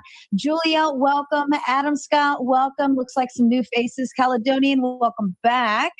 And of course, Mr. Shaman Omar, who connected me to both Israel and Captain, and it's great to see them both here. Now, what I will do is I will ask everyone else on the screen to mute themselves, and number one, whoever's typing, stop. But everyone else mute themselves. We do go one at a time, round robin style, for this this portion of the Q&A. It will be respectful. It will be cordial. You will be nice because I told you to. If you're an asshole, I'll just boot you and let somebody else up. All right. Clay, what better person to start us off than Clay and show everyone how it's done. Go ahead, sir. Awesome. Thank you. Thank you so much, everybody. Thank you, Tomato, for having this wonderful debate. Thank you, Israel. Thank you, Captain. I look forward to your answers. I wanted to start off more specifically, and I'm not trying to take a stab here, but I wanted to talk to Captain for a second, specifically about the debate itself. I think you guys did a really good job, but I found it very distracting, kind of in the meta when you play the background sounds, and just kind of wanted to mention that. But more specifically, I'm going to get right to the question. John 10:16. I know you tend to quote the Greek scriptures a lot and the letters and things like that. I feel like if you're claiming to be Israel, of the nation of Israel, a Jew, it doesn't do you justice. But I was kind of curious if you understood specifically what Jesus was saying when he said that he had sheep that were not of that fold. Yeah, I understand perfectly. So in John 10:16, which I'll read, and I think I only read, listening is an art, I only read like one Greek scripture, that was Romans, the 9th chapter. Other than that, I stayed in the Old Testament. But John 10:16 says, "And other sheep I have which are not of this fold, them also must I bring, and they shall hear my voice, and there shall be one fold and one shepherd." So it's if I'm to understand what you believe, that is, the other fold or other sheep will be other people outside of Israel, correct? That would be my understanding, especially on the final chapters in Matthew when he told his disciples to go preaching and teaching to all of the nations. This is Jeremiah 23:1.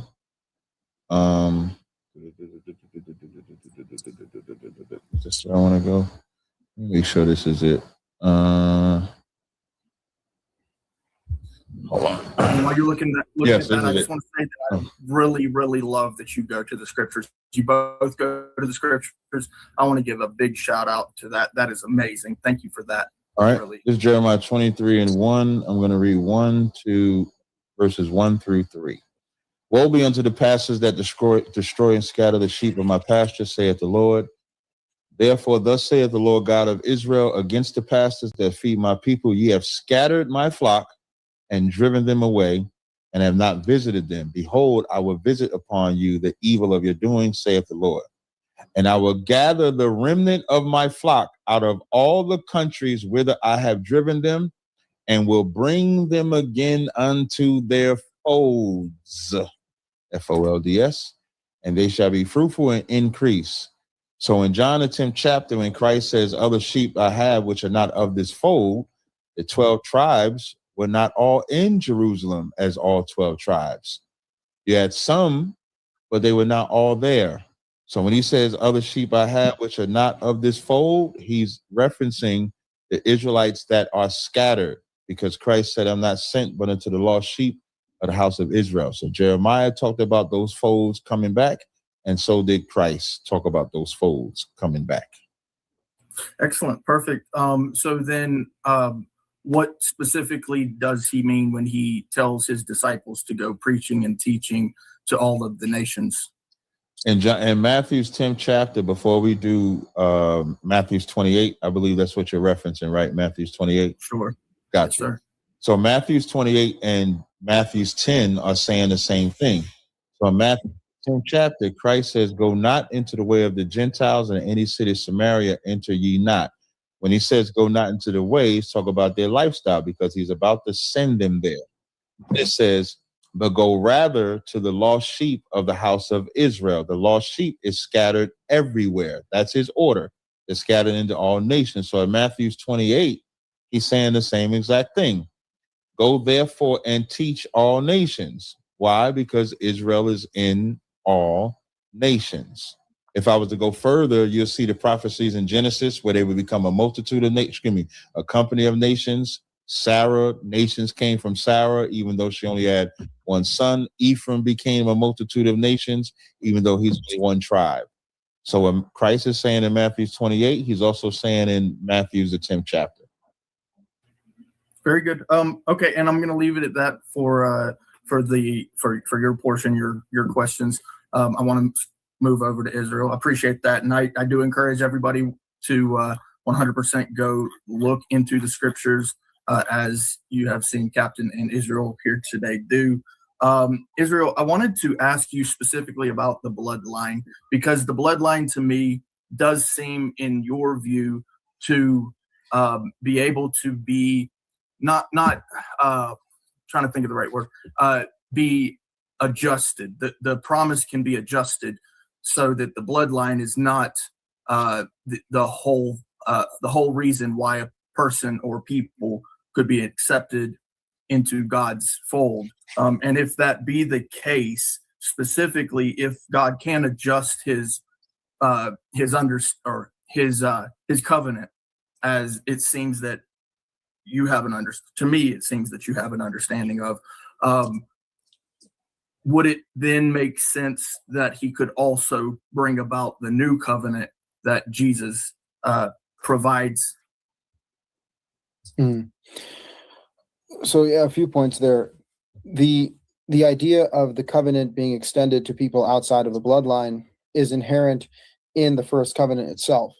And as we read the first covenant, which allows non-native Israelites to be joined as part of the congregation, that is the nature of the new covenant. It's not an adjustment. The way that the nation was formed, it was formed as a bloodline, Abraham, Isaac, Jacob, 12 tribes. But as it's envisioned out into the future, the doors are open for people from other nations to enter into the congregation and follow the Torah, and there's one law for all. So the nature of the first covenant itself does not imply a new covenant being made. When we look at the new covenant itself, as it's stated in Jeremiah, the only qualifications for the new covenant are that all people will have knowledge of God in their heart. And when you look at the Torah, that's actually the conclusion of the Torah, Deuteronomy 30 and Deuteronomy 4:29. God says we should all return to him with our heart and soul. And so, the new covenant's not so new in the sense that it's actually the logical conclusion of the Torah, is that when we actually get invested in God and his commandments, and we do that not just outwardly with our bodies, but also inwardly with our heart and soul, we are realizing the truth of the covenant. So I don't view the new covenant as that new. I think it is the fulfillment of the first covenant. Very good. Yeah. And I don't want to make it a Christian talking point, because I know that this debate has been about Israel, but I know that Christianity, Islam would likely come into this. I'm sure that, there's no reason why Melchizedek or even Noah, and speaking of Noah, I think this is probably going to test both of you guys' faith. I just want a simple yes or no answer. Do you believe that the flood really happened? Yes. Yes. Okay. And yes. Okay. Excellent. Awesome. That is amazing. So I'm not alone in this. I appreciate that. I know where that comes from. Last one and wrap it up. Okay. The last one, I am going to say this. Maybe it's something for you guys to consider. I'm not even going to ask the question. But it does seem to me that Israel had a lot of issues coming from Moses and what happened with them, and then after, when they were in the wilderness, and then when they settled the land, and so on and so forth. But it does seem as if, even though he picked them as a special people, that it almost kind of rings true if that be the case, that he's going to have to watch over them while they're doing all of the crazy stuff that they were doing. We recognize that they did a bunch of crazy stuff, that all of the peoples surrounding them in all of the other nations throughout the earth, it's almost as if they kind of had it together outside of the nation. Just pointing that out, but we'll move on. I'm just going to leave it at that. You guys don't have to respond to that. What do you mean? You mean to say that only the Israelites were failing as a nation, but other nations weren't? I would say that, yeah, because ultimately the humble understanding from what I've read is the original structure is the family arrangement. To me, it seems to be that it was Israel that was failing in that structural arrangement. Right, but would you say that the rest of mankind has like a clean slate? Because, I mean, even look at the generation of the flood, look at the Tower of Babel, look at the Canaanites, which, like, God explicitly says, you are replacing the Canaanites, but if you do what they do, then you'll be destroyed too. So the Canaanites were already in deep shit, and God is saying, you know, you have the chance to be better than them, and, you know, of course, the Israelites are doing the same thing. Yeah, and he 100% destroyed a lot of cities, a lot of nations in the historicity of it. Going forward, he recognized that a lot of people in the nation of Israel probably had good hearts. They just were being misled. But it seems to me that the rest of the world, the rest of the nations, the rest of the city-states did understand the basic structural anatomy of the family arrangements. So when you're looking at especially those stepping off of the ark, when it comes to the descendants of Ham, Shem, and Japheth, specifically those of Ham, tended towards less than familial arrangements. Just pointing it out. All right. Fair enough. And thank you so much, Clay. All right, Evan, let's shoot over to you, sir. Your question or comment to either of them. Well, I just want to say that, Captain, in my personal opinion, I think you dominated this debate. And I would say my first question is towards you. Would you say that, looking at like the modern state of Israel and their own internal civil rights movement, where there was the Israeli Black Panthers Party, and how that was an attempt to go and break the almost sort of rigid governmental order where all the elected officials were of Ashkenazi descent. And now where that has been broken up a little bit, but all the prime ministers still have been traditionally or have been exclusively Ashkenazi. Do you think that that is like a sign of like their lack of fruits of them not being the true tribes of Israel? Yeah, because they weren't prophesied to come back that way. Even having like America fund them. First of all, nobody even wanted them in Europe. There's a Hitler speech where he gave, like, y'all get mad at me because I don't want them in Germany, but don't none of y'all want them in our country. Did your mic kick out, Captain? Are you on a different mic? It's like I can hear you, but it sounds like you're in a tin can. Or did your mic switch? It sounds like it's coming from like a desktop mic.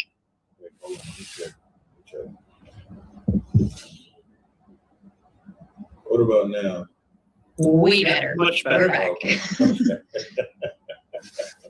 All right, I'm glad. So what I was saying was that when it comes to them, they needed, like the Bible says that God is going to bring them there. Even if you look at the parallel when God delivered them out of Egypt, he sent the prophet Moses to do so. In this instance, they were begging everybody for help, and America has funded them ever since. It also didn't say that he would give them half Israel. You know, Israel is bigger than just Palestine. There's more space than that. But in the divide Palestine, even if for them to make the treaty with the Palestinians and then break every treaty that they made with the Palestinians, as far as how far they could go, how big they could get. So I would agree that all of that just proves that they're not them because they're taking it by force. And then, like, I visited Israel, and then when you see how they conduct themselves there, Tel Aviv as an example, some of their practices way that they disrespect the Most High. So I would agree that that further proves that they're just not the people. Like Revelations 2:9 calls them the synagogue of Satan. All right. Mr. Horowitz, something that I'm curious about, or that I have a question for, is it seems like a large portion of your argument lies on a sort of historical legitimacy. And so I am curious, like, how can you prove your legitimacy from them being displaced by the Roman Empire and scattered through to the nations, like being exiled by God and by forces of man, and be able to prove that your lineage is of that lineage? Right. So I never claimed to be able to prove my lineage because I don't have a magic wand to show you what my father's lineage looks like traced back many, many generations to the 12 tribes. By the way, neither does Captain Tazaryach. But again, he just doesn't strive in genealogy. I just admit that I don't know the genealogy. The reality is that my family has preserved the identity of being Israelites. Whether it's true that they are direct descendants through the fathers of the tribes or not, I don't know. What I do know is that it says in the Bible, that in the Torah, that God will disperse Israel all across the world, and that if we return to God heart and soul and follow his commandments, then we will be redeemed. Now, the fact that I was born into a family that claimed to be Israelite, I don't think it's coincidental. I was brought up with these scriptures and taught these things, and later on in life, I actually branched away from the Talmudic Judaism that I was raised with in order to be purely scriptural, Torah-based.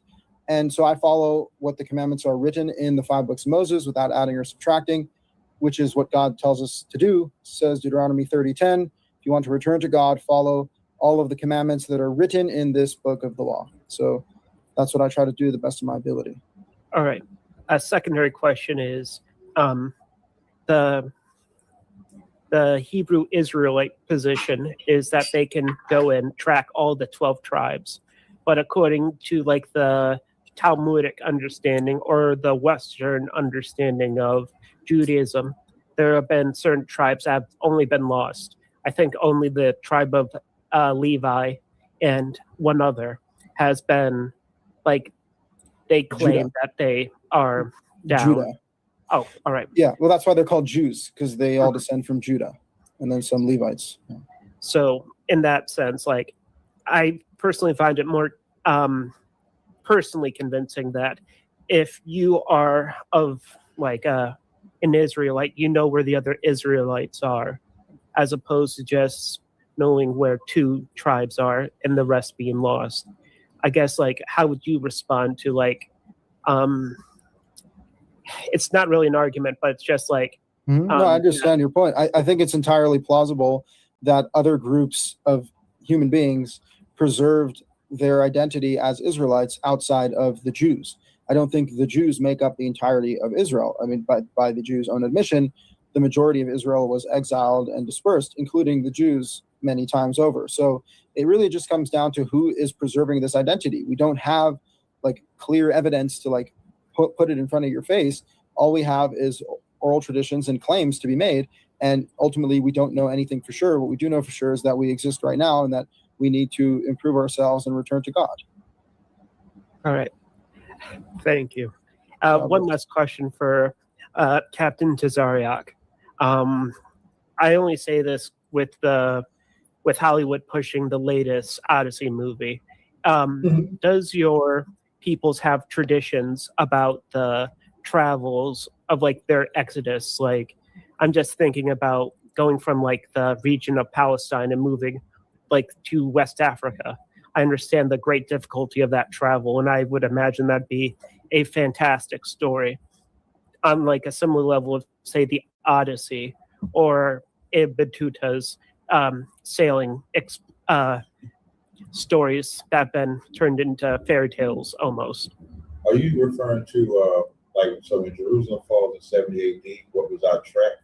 Is that what you're asking? Yeah. So yes. Yeah, so in a book called Babylon and Timbuktu, you can see that over 1 million Jews fled into Africa. That's why you'll see a map called Land of Judah on the west coast of Africa specifically. You can find that. The book that I was referencing here, this is just one book of many, where it's called The Negro Question, Part 4. This goes into the history of what they call the Dark Ages of Black people actually ruling Europe, and they knew that they was Israelites, or they would call themselves Jacobites. So that's how we can trace it historically. On that topic, I know the kings of Scotland claim to both be the descendants of David and also claiming that they are the descendants of Egyptians. Do you believe that those are truthful claims? Because I will personally say it was my understanding that they were like different varieties of Picts and Norsemen that just stole and like a cultural claim as a form of legitimacy. So what I would say to that is you would just have to look at it. So we go by the artwork and the bloodline, them calling one of King James is, I think he was born before King James, but they called him Negro Boy. So when we trace that, that's how we line it up. Like Douglas is and stuff like that, those would all be what today that they would call black men. So that's how we trace it. Thank you, Captain. I'm done with questions. Thank you both for answering them. Thank you, Evan. I appreciate you so much. No, we have amazing panelists, and I'm really excited we got some new people up here. But yeah, I'm so proud of the people that especially my regulars. They're awesome. Shaman, are you with us, sir? You are muted if you want to unmute and then ask your question or comment. How's it going? How are you? Good debate. What's up, Cap? What's going on? Nothing much. Do either of you guys subscribe or look forward to the day where the third temple will be rebuilt and there will be the golden calf, the red heifer is going to come and be sacrificed to spill the blood on the new land, so that way either or both of you can join hands and sacrifice more animals in that future temple, or do you reject that as a prophecy? Can you read the golden calf? The golden calf. Come on, you know. You mean the red heifer? The red heifer. Oh, the golden calf. I'm sorry, that's a different. Two totally. The red heifer. Are any of you? I feel like Julia is looking forward to, but are any of you looking forward to this this red heifer prophecy to come true? There's no. They come from the red heifer. There's no red heifer prophecy. It's not a prophecy. It's a reality. There are red heifers, and it's used for a purification ritual in Numbers 19. Was there a verse that references that? Absolutely not. That's the point. That's what I was looking for. I was looking for the scripture. Yeah. So neither of you are looking forward to something far worse than that. So. What's that? What is that? Death and destruction of this place. Like when no matter what you believe, whether you believe in Christ or you believe in God, the prophecy of his return is to set this place in order because it's out of order. It's totally in disarray with the way we live, our morality. And when God returns, he's going to put everyone in their place. The Bible says, woe unto them that desire the day of the Lord. It is not darkness. It's not light. It's darkness. Because he's not coming to bring peaches and cookies and cream. He's coming to put everything in order and set everyone in their place. And I look forward to that day. Yeah, amen. I wouldn't want to be there, specifically lands like Tel Aviv, when that judgment comes through. Obviously not. What about New York? What about Arkansas? What about in Islam, in one of them Muslim places where they could be like Muhammad and be a pedophile? I think that's all over the Hebrew Bible as well. No, it's not. How come you and I always go Islamic immediately? Like what, I was naming different ones. No, I did New York and Arkansas first. I didn't go. And then you I was trying to make it earthwide. You know, okay. People eating them dogs and cats. Yeah, but I think from an Old Testament standpoint, right? The land will be judged, right? First, before any great calamity. So the judgment decision of the Valley of Jehoshaphat, which is what exactly. Now. That's why Trump and them, they always say leaving Iran, we got peace. And what happened 2 days later? Ain't no peace. There's never gonna be peace there. No, I would say that there's definitely not the people of the Bible that are holding the land, because they're not even No, I'm holding not the talking covenant. about from that, Shaman. I'm talking about when you say he's going to deal in the land first, he's bringing all them there. There's never going to be peace in that region, is what I'm saying. Doesn't matter who's there. There never has been. Right. If you look historically, the only time that even the land of Israel that we call modern day Israel was only 70 years. You have King Saul that was elected. He had a mission. He started waging war to turn the lands, right? And then he resigned by force. And then there was King David, and then King David ruled over of Judea and Samaria for 30 years, and then you had King Solomon who ruled for 40 years, and the only time in actual peace, that's 70 years, and his son dropped the ball in a week. So that land was only in so-called peace for a maximum of up to 70 years, 2,500 years ago. And it's never been peace since. No, what? That's the history, no? I said diabolical, like I'm talking about like all the wars. Yeah, why is it though? So the question would be, is it because that's part of God's plan, or is it because God's plan, as you would see it, is out of order? Because I would say that it's out of order or by design, and the question is by whose design, right? I mean, because the word Satan or Satan is adversary. Like to put it off on God is a cop out for our disobedience. If the children of Israel disobeyed God, we wouldn't have that problem. So we all that's what it says over. Yeah. Yeah, and so we're so terrible, obedient, so-called obedient people of God. We look for a reason to blame Him instead of just blaming ourselves. That's all us. Well, no, I mean Deuteronomy 28 verse 1 and 2, right? It says over and over it's a conditional covenant. I agree completely. Like I'm not saying necessarily that I personally think that if the people of the book would just all of a sudden get everything in order, that the whole world would be. But according to the Bible, that's what it's supposed to be, right? But it says over and over, Deuteronomy chapter 28 twice. It says it's conditional upon their actions or lack of actions, right? So, but I wanted to ask a question. I was just asking about the red heifer to see if you would both. I knew I was going to bring you guys as a team, but either you guys both rejected, which I knew you would. So now you guys are the same type. You guys are on a Jewish alliance we're making. We're making fucking alliances here, man. I don't know what the fuck you're doing, Cap. You're trying to turn everything fucking racial. I'm over here making peace, and we got Vikings here. I would just say that the red heifer by Torah law is a legit, like a red heifer just means a red cow. There's like thousands of red cows on earth. The rabbis are like, it can't have one little white hair, otherwise it's not kosher. That's complete nonsense. It's a purification ritual in Numbers 19 that you take a young female cow and burn it and use its ashes as a purification ritual. That's all it is. Now, the Torah does include animal sacrifices, as a heifer is a female cow, a baby female cow. The Torah has just 1 second. The Torah has animal sacrifices as part of the rituals, and I believe that the animal sacrifices are real, and to the extent that they will be restored, that's up to God to call the place that He chooses and reclaim that practice. But the whole sacrificial system is contingent on having a place that God chooses with a priesthood that God ordained. And if we don't have that, then there is no relevancy to the sacrificial system, or it cannot be fulfilled.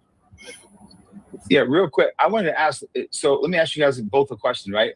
Yeah, when we're talking about covenant and bloodline, we're talking about patriarchal lineage, right? So there was Noah, and then there's Abraham, right? And Abraham was blessed from Abram to Abraham, Genesis 12:3.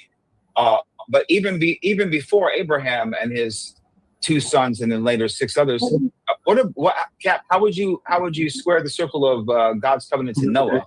Because in Genesis chapter 9, verse 1, specifically talks about that He will bless him and his sons, and they will go upon and be fruitful and multiply and fill the earth. And so if those were the only, biblically speaking, if those were the only people on earth post-flood, and they filled the earth, and that would mean that all people, right? Even though it doesn't logically make sense to me because there's different colors of people and Chinese people and so on. But how would those Lot's children? That's Chinese people. Chinese and Japanese, that's Lot's kids. That's why they look like Mongoloids. But with the blessing that He gave, the blessing that He gave Noah and his family, that was fulfilled. They did replenish the earth. That's why they tell you we all come from Adam. Like if you follow the biblical narrative, we all come from Adam. And it says, and whom the one the Lord chose. So the covenant they made with Noah was for all. I would say that would cover all. The covenant that he made with Abraham was specific to the seed of promise. So that's why I would make the distinction between the two. It's almost if now I know y'all probably can't handle this part, but what God did with Abraham is what he did with Adam. There was other people on the planet. He chose Adam to be the one that he gave his spirit to. So after the flood, all the people are there. He chose Abraham to be the one that made a covenant. Yeah, but in Genesis 12:3, with Abram specifically says he'll bless those who bless. I will bless those who bless you and curse those who curse you. Right. Therefore, your name would be Abraham, father of nations. Yeah, but he had Ishmael and Isaac. Yeah, more than that. So a blessing and a covenant. Yeah, he and they had six others. Agree. Right, but he blessed. Sorry, he gave Ishmael his blessing. Of course, but isn't the blessing? Go ahead. No, you got it. No, I was going to say, like, if I bless my son, and then my oldest son, and then I have a second son, I bless him. And I have another son, I bless him. But I say, who will carry my name and be in essence like the first son, meaning the chosen one to carry it on, will be my second son, right? Right. All of them still have my blessing equally. Each one is a separate covenant. Right. That's why when he talks about Isaac, remember Abraham says, "Oh, that Ishmael might live," and he gave him 12 princes. But in verse 21, it says, "But my covenant will I establish with Isaac." So he didn't establish a blessing with Isaac; he established a covenant with Isaac. Like anybody can get a blessing. A blessing is like I give you a gift or something like that. So God can give anybody a blessing, but the covenant is different. No, but God didn't give anybody. God gave Abraham the covenant and told him through all of his seeds that Isaac is like it will be blessed. Yeah, but Isaac is the covenant. Isaac is. Go ahead. Genesis 12 is different than what he did with Ishmael, because Genesis 12 is the criteria for other nations. The other nations will have to first bless Abraham's seed before they get a blessing. If they curse Abraham's seed, they get a curse. Yeah, and his seed is Ishmael, Isaac. But what he did for Ishmael wasn't predicated on whether he was good or bad. Abraham specifically asked God to give him the blessing. Right. But other nations got their blessing. Ham got their land. Japheth got their land. Other Shemitic people got their land. Everybody got their blessing. Not everybody, only the sons of Abraham. No, Ham got the horn of Africa. They got their land. Where does Ham tie into the son of Abraham? He don't. That's my point of saying. Okay. So it's not the same blessing. No, but nobody gets the same. Again, the covenant is specific to Isaac. No other. That's fine. No other nation can say they got the covenant. When we talk about blessings, I'm never going to argue blessings because anybody can get a blessing. Anybody. But no. But okay, I think we've already before we've agreed on the covenant thing, right? I think all Muslims also, by the way, they agree on the covenant. I don't think that's disputable if you believe in the Hebrew Bible. It's obvious, right? It's completely obvious about the covenant. I get it. But a blessing specifically where God chooses a single man, Abram, and then blesses him and changes his name to Abraham and says, your sons will be the leaders of great nations and all will be blessed through your blood. And I will continue to bless those who bless you through your seeds and curse those who curse you through your seeds until the end of days. That's not just any blessing. So what I'm saying is that clearly Abraham's seeds got that blessing, which is above all. Of course, you can say that the covenant is above that, and I don't think that's really that's not easy to argue against, right? What I'm saying is that all the world didn't get that, right? Over the seeds of Abraham, of which Ishmael is all the Arabs. Well, here's the thing. There is a verse that says, it's Genesis 21:12. He says that when God tells Abraham to send Ishmael away, he says, I will call your seed in Isaac.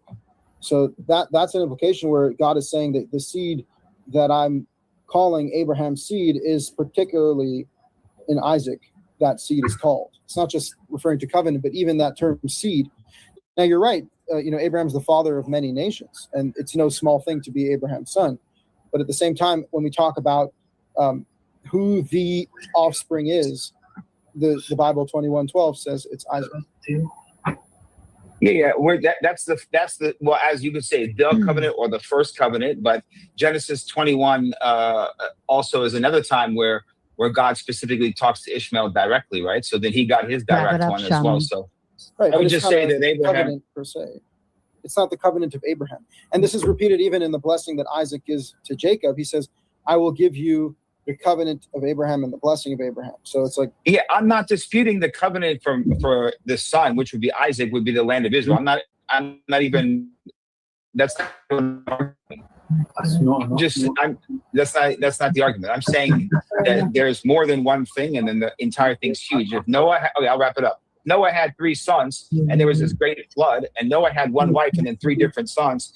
And then from there you go, and you have Abraham, and then he had 1 plus 1 plus another 6, and so on, so on, so on. I mean, there's a lot of people running around this world who are connected to that and have no idea whatsoever. Maybe, atheists in Cincinnati or some shit. You know what I mean? I do think we're all All right, let's go. Thank you, Shaman. Let's go ahead and move on to Julia. Julia, your question or comment to either of the gentlemen. Hi. I have a question regarding Jews that are unidentified as Jews in the diaspora. How would you guys, either one of you, talk about identification for people who don't know they're Jews and have a Jewish lineage, but they don't know that they're Jews, and how that plays into the future? I'll let the captain go. I mean, I assume you'll say go visit a Black Hebrew Israelite center to find out, right? I don't want to answer for you. Oh, you didn't want to answer on your own side? No, I wanted you to rejected your Jewishness for some other Jewishness. Well, I didn't reject it. I just said yes, I don't you did. You Ashkenazi. You rejected your father's side. Yeah, I put God before my father's, and ultimately, right. What God says is true. And so I think lineages. A question that was for both of us. Okay. Yes, I will answer first. Then I think lineages are uncertain, and I think it's possible that you have some aspects of Israelite lineage, but I would say first and foremost, keep the commandments. Yeah, part of the covenant. I'll actually answer your question. That's why we actually go out and teach, because the one people that were told they were not the children of Israel is my people. My people consist of Blacks, Latinos, Native Indians, and also the Israelites in Africa, Europe, etc.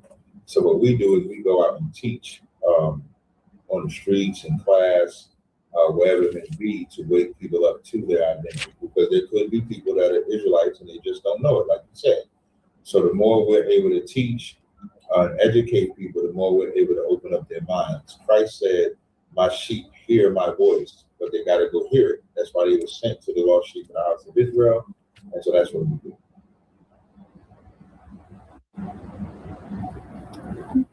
Thank Any you. other?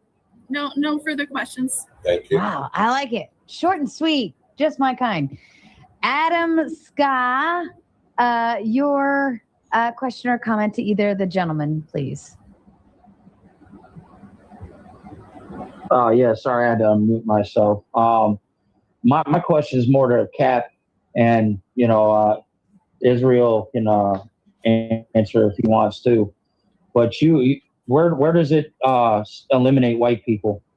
You always go on about white people and we're damned and we're all this, but where does it really say that? Because I have my Bible right here, and God said in 3:16 that He gave His only begotten Son for the world, and He did send the apostles to teach the Gentiles. In Romans 9. See, but before you answer, though, I'm gonna keep my thing short and sweet, because I know there's other people want to join the panel. You go to, in my opinion, I'm a Christian. I believe in Jesus. I believe in His sacrifice. All that. You laugh at me. I love how you mock other people. I'm not laughing. But you cherry pick. No. You cherry pick the Bible. In my opinion, this is my opinion, no one else's. But in my opinion, you cherry pick the Bible from the Old to the New Testament to justify your racism towards other ethnic groups because you got an identity crisis because of slavery. That's the gist of you. And you going around telling Harriet Tubman was a Jew and all this BS. Buddy, I Googled that. I AI'd it. I went every which way with it. That woman never once claimed she was a Jew. She claimed she was a Christian. And that she taught other slaves that's why she did what she did during slavery, because of God, Christianity. I was a Jew and I was this. That entitlement crap, that's just because you black people got an issue with everybody else. Maybe teach your people to take some accountability instead of using the Bible to justify your ignorance. Maybe go into your community and teach these men to be men instead of dipping out on their families and whatnot. Because I'm tired of you slandering Christians. I'm tired of it. Boss, I'm tired, boss. I'm real tired. When I hear a white man call me racist, and then yeah, see, there you go, right there, right with race. Oh, and I hear a white man. Well, every time I say like 3 or 4 words, you cut me off, man. But I apologize. I apologize. You just get under my skin, dude. Well, I didn't even say that Captain has to. So I'm gonna shut up. I'm gonna let you answer. I didn't say nothing though. Like, you big man already. No, I said I'm sorry. I apologize. I'll let you answer. When I hear a white man call me racist and then you say you black people, that's all I need to know about. Because you're black. Can I finish? No, I'm not a racist person, my guy. My brother-in-law is black. Hold on, Captain. Hold on just a second, Captain. Adam, do you notice how everyone before you had a great back and forth, right? Clay did very well. Yeah, I apologize. Well. I get a little ahead of myself, Sarah. Yeah. Don't get ahead of yourself and stay right here in the present where we go back. I will. I apologize. I apologize, Cap. Okay. Go ahead, Captain. That's that clownery you like to do. Anytime a white man calls me racist, but then he says you black people, that is how racist white people talk. When you say, you said a lot. So when you say that, where does it say anything what God says about white people? Romans 9:13, it says, Jacob have I loved, Esau have I hated. Esau is the so-called white man. The way the white man calls himself Caucasian or the Caucasoid up on the mountains, that's where Esau comes from. He lives by the sword. Esau lives by the sword. God hates Esau. Don't get mad at me. It's in the Bible. That also answers to John 16, and it's in the New Testament.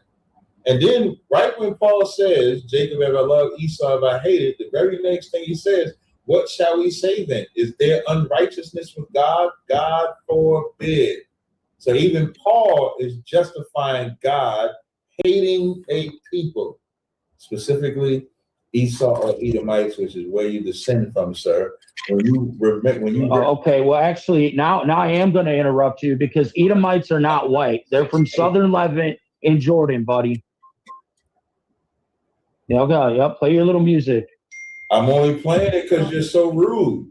I spoke to Clay. No, you're rude. I didn't get to finish hearing what Captain was saying, Adam. When you talk about John 3:16, the word world does not mean everybody. Because God so loved the world, Christ also didn't pray for the world. 1 John 2:15 says, love not the world. There's a context of the word world. And Isaiah 45:17 tells you Israel is that world that shall be saved in the Lord with an everlasting salvation. So I don't cherry pick the scriptures, but when I bring out the scriptures that show you the specialness that Israel has, the hatred that God has for other nations, Isaiah 40:17 says all the nations are as nothing to him, but be like a drop from the bucket. Revelations 13:9 says, he that leadeth into captivity shall go into captivity. He that killeth with the sword must be killed with the sword. And it just so happens your ancestors did that. If it said in the Bible that I had to love you despite what you did, I love God. I would just do it. But God is so merciful to my soul and spirit, I don't have to. Last thing, I'm a free man. I'm not bound by lack of identity. inferiority complex. I don't have nothing. I'm superior to you and every other person that's not in my school. So I don't have that problem. I can comfortably have a conversation. Floor is yours. I'm going to make sure I can talk. You know, I don't want to. I'm not trying to piss Sarah off because I'm trying to show respect. Anywho, all of that is gibbly-goop. Okay, all that crap you just said is BS because the new covenant through Christ and his blood sacrifice on the cross washes away the old covenant of the Old Testament. Ergo, people that as long as they believe in Christ's sacrifice, that he did die for your sins, and that he died on that cross for that sacrifice as the Lamb, you shall know salvation. And that applies to everybody. But see, again, I'll go back to why I call you a racist. I don't call you Mr. Black Man because I'm a racist. My brother-in-law is black. I love the guy. I see him as a man, not a black man, not any other man, a Christian man that works hard, provides for his family, does the right thing. And then I got to see people like you who want to cherry pick the Bible. Like you don't even, let's go to Revelations, how you like to go with the description of God or Christ with the woolly hair and all that.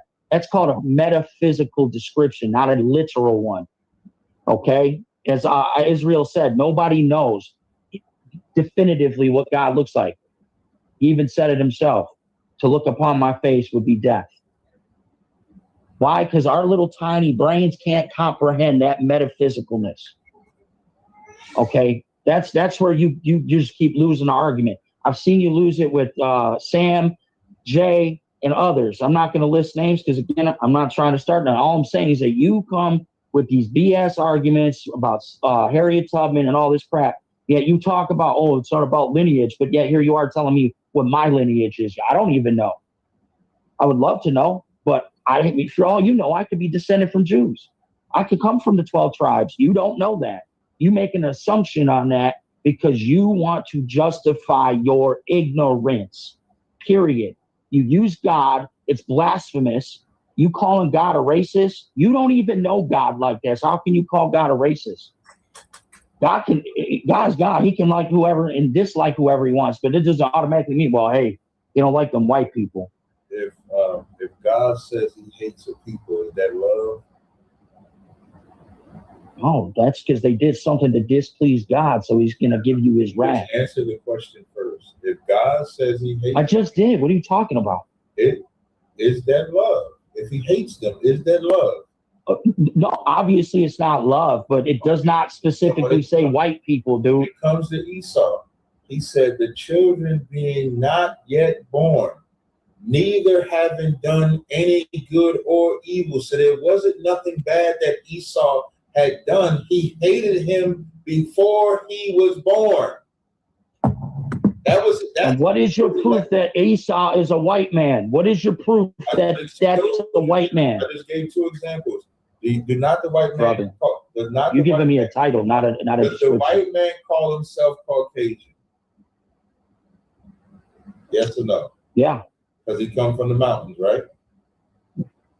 It's Cajun. We all migrated elsewhere. Listen. See, that's that racist. You don't even know white people were in caves, brother. Caucasian is because they come from the caves. That's where Esau comes from.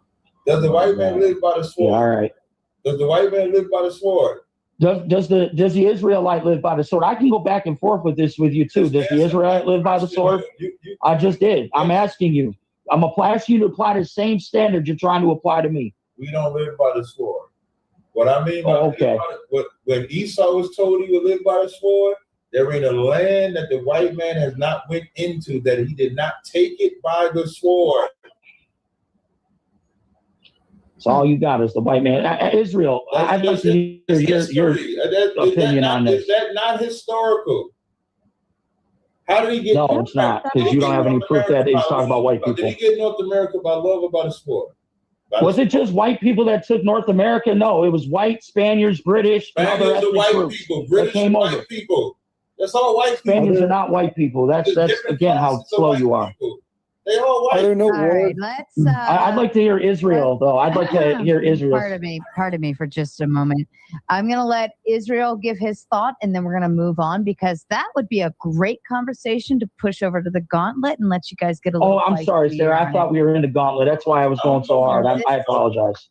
I guess somebody wasn't paying attention. You don't got. I was dealing with other stuff here and Cap listening. is gonna So. miss out. Yeah, I gotta be at the gym at 5 o'clock.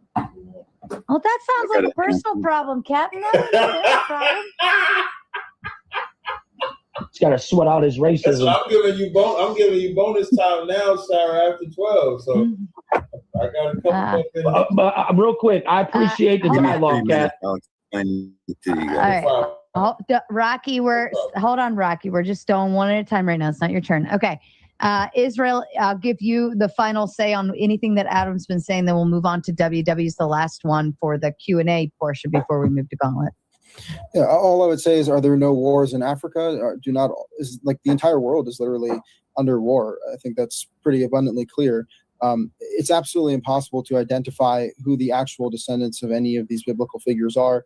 All these nations, the Edomites, the Ammonites, the Canaanites, they don't exist. So we live in a new world where we're all human beings and we're all bound by the 10 Commandments. Love your fellow as yourself. Did you not hear that one?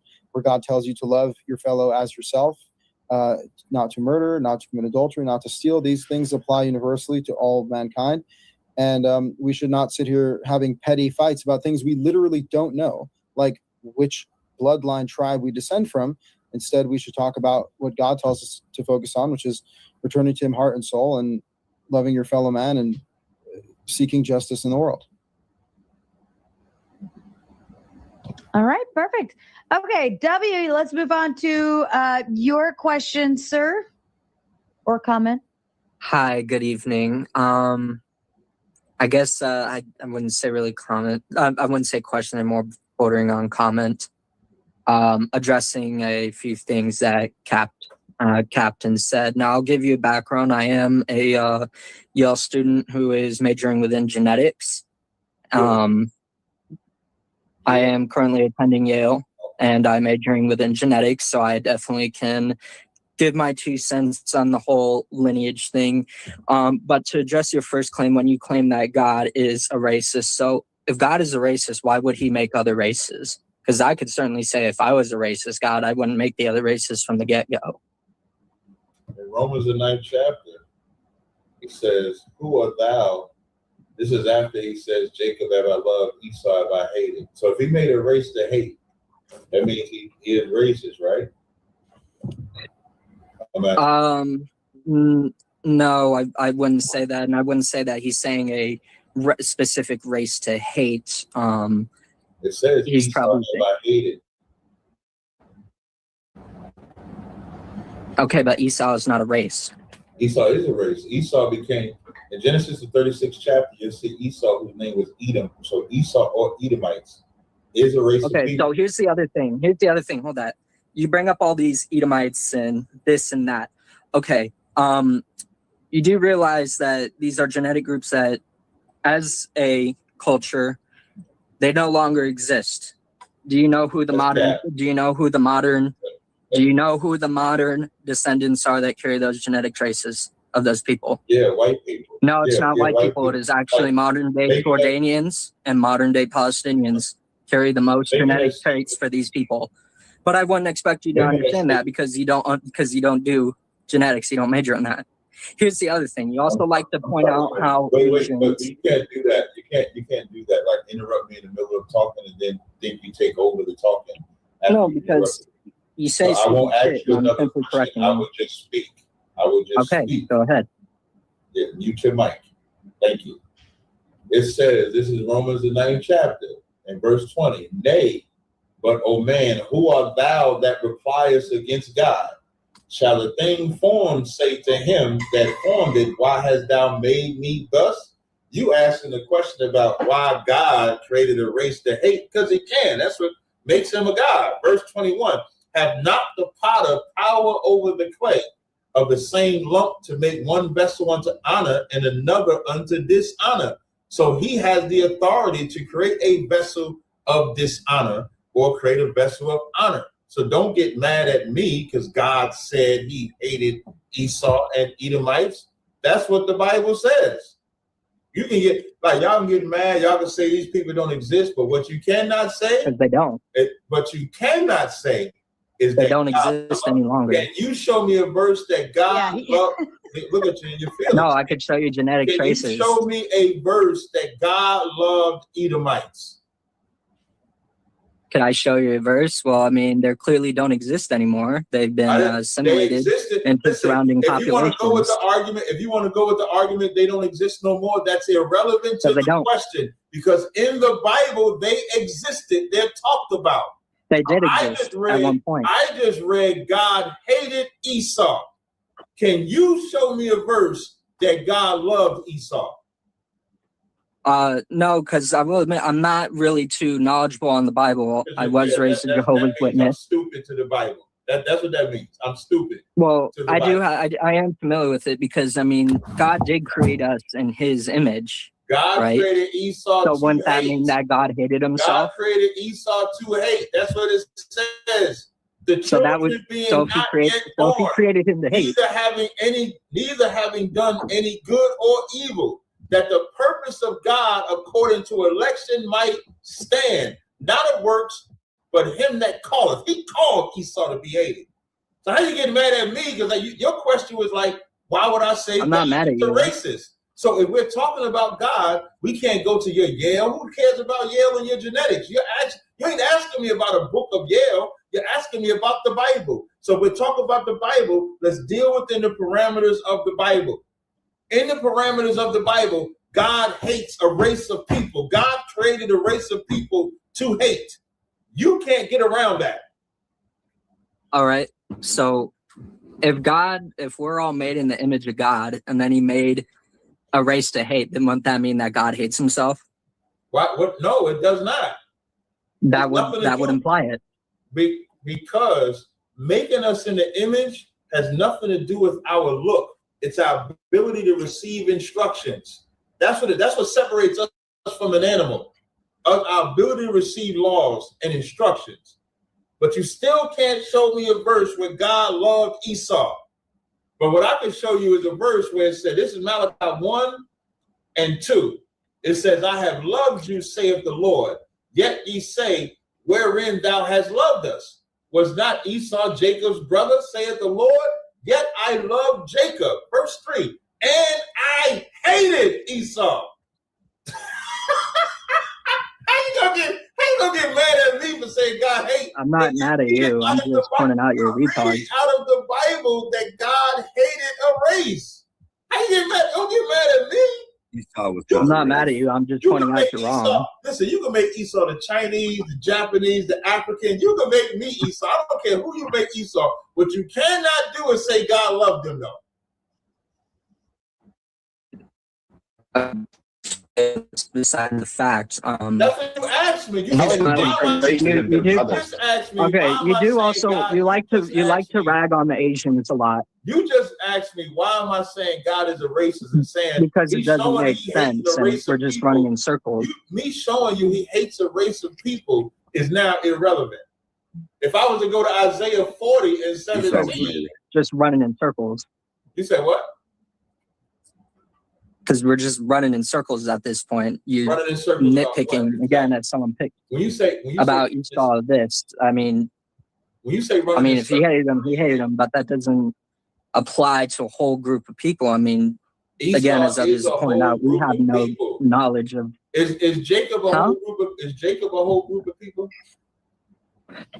No, Jacob is his own individual. No. Jacob, you say Jacob, yes. You say Jacob.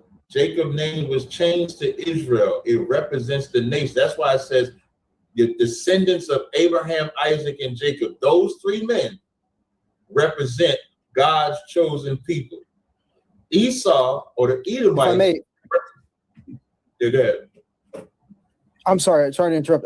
Let's just say, okay, you're quoting accurately from scripture, obviously, but at the same time, if you agree that it's a solid argument to say that we cannot identify who these people are, at this point, you're just looking for someone to call Esau. It's like Netanyahu calling the Palestinians Amalek, just because oh, those are the bad guys, right? Like, if we can't identify these ancient nations, then what makes you think that, you just saying all white people are Esau, therefore I hate them?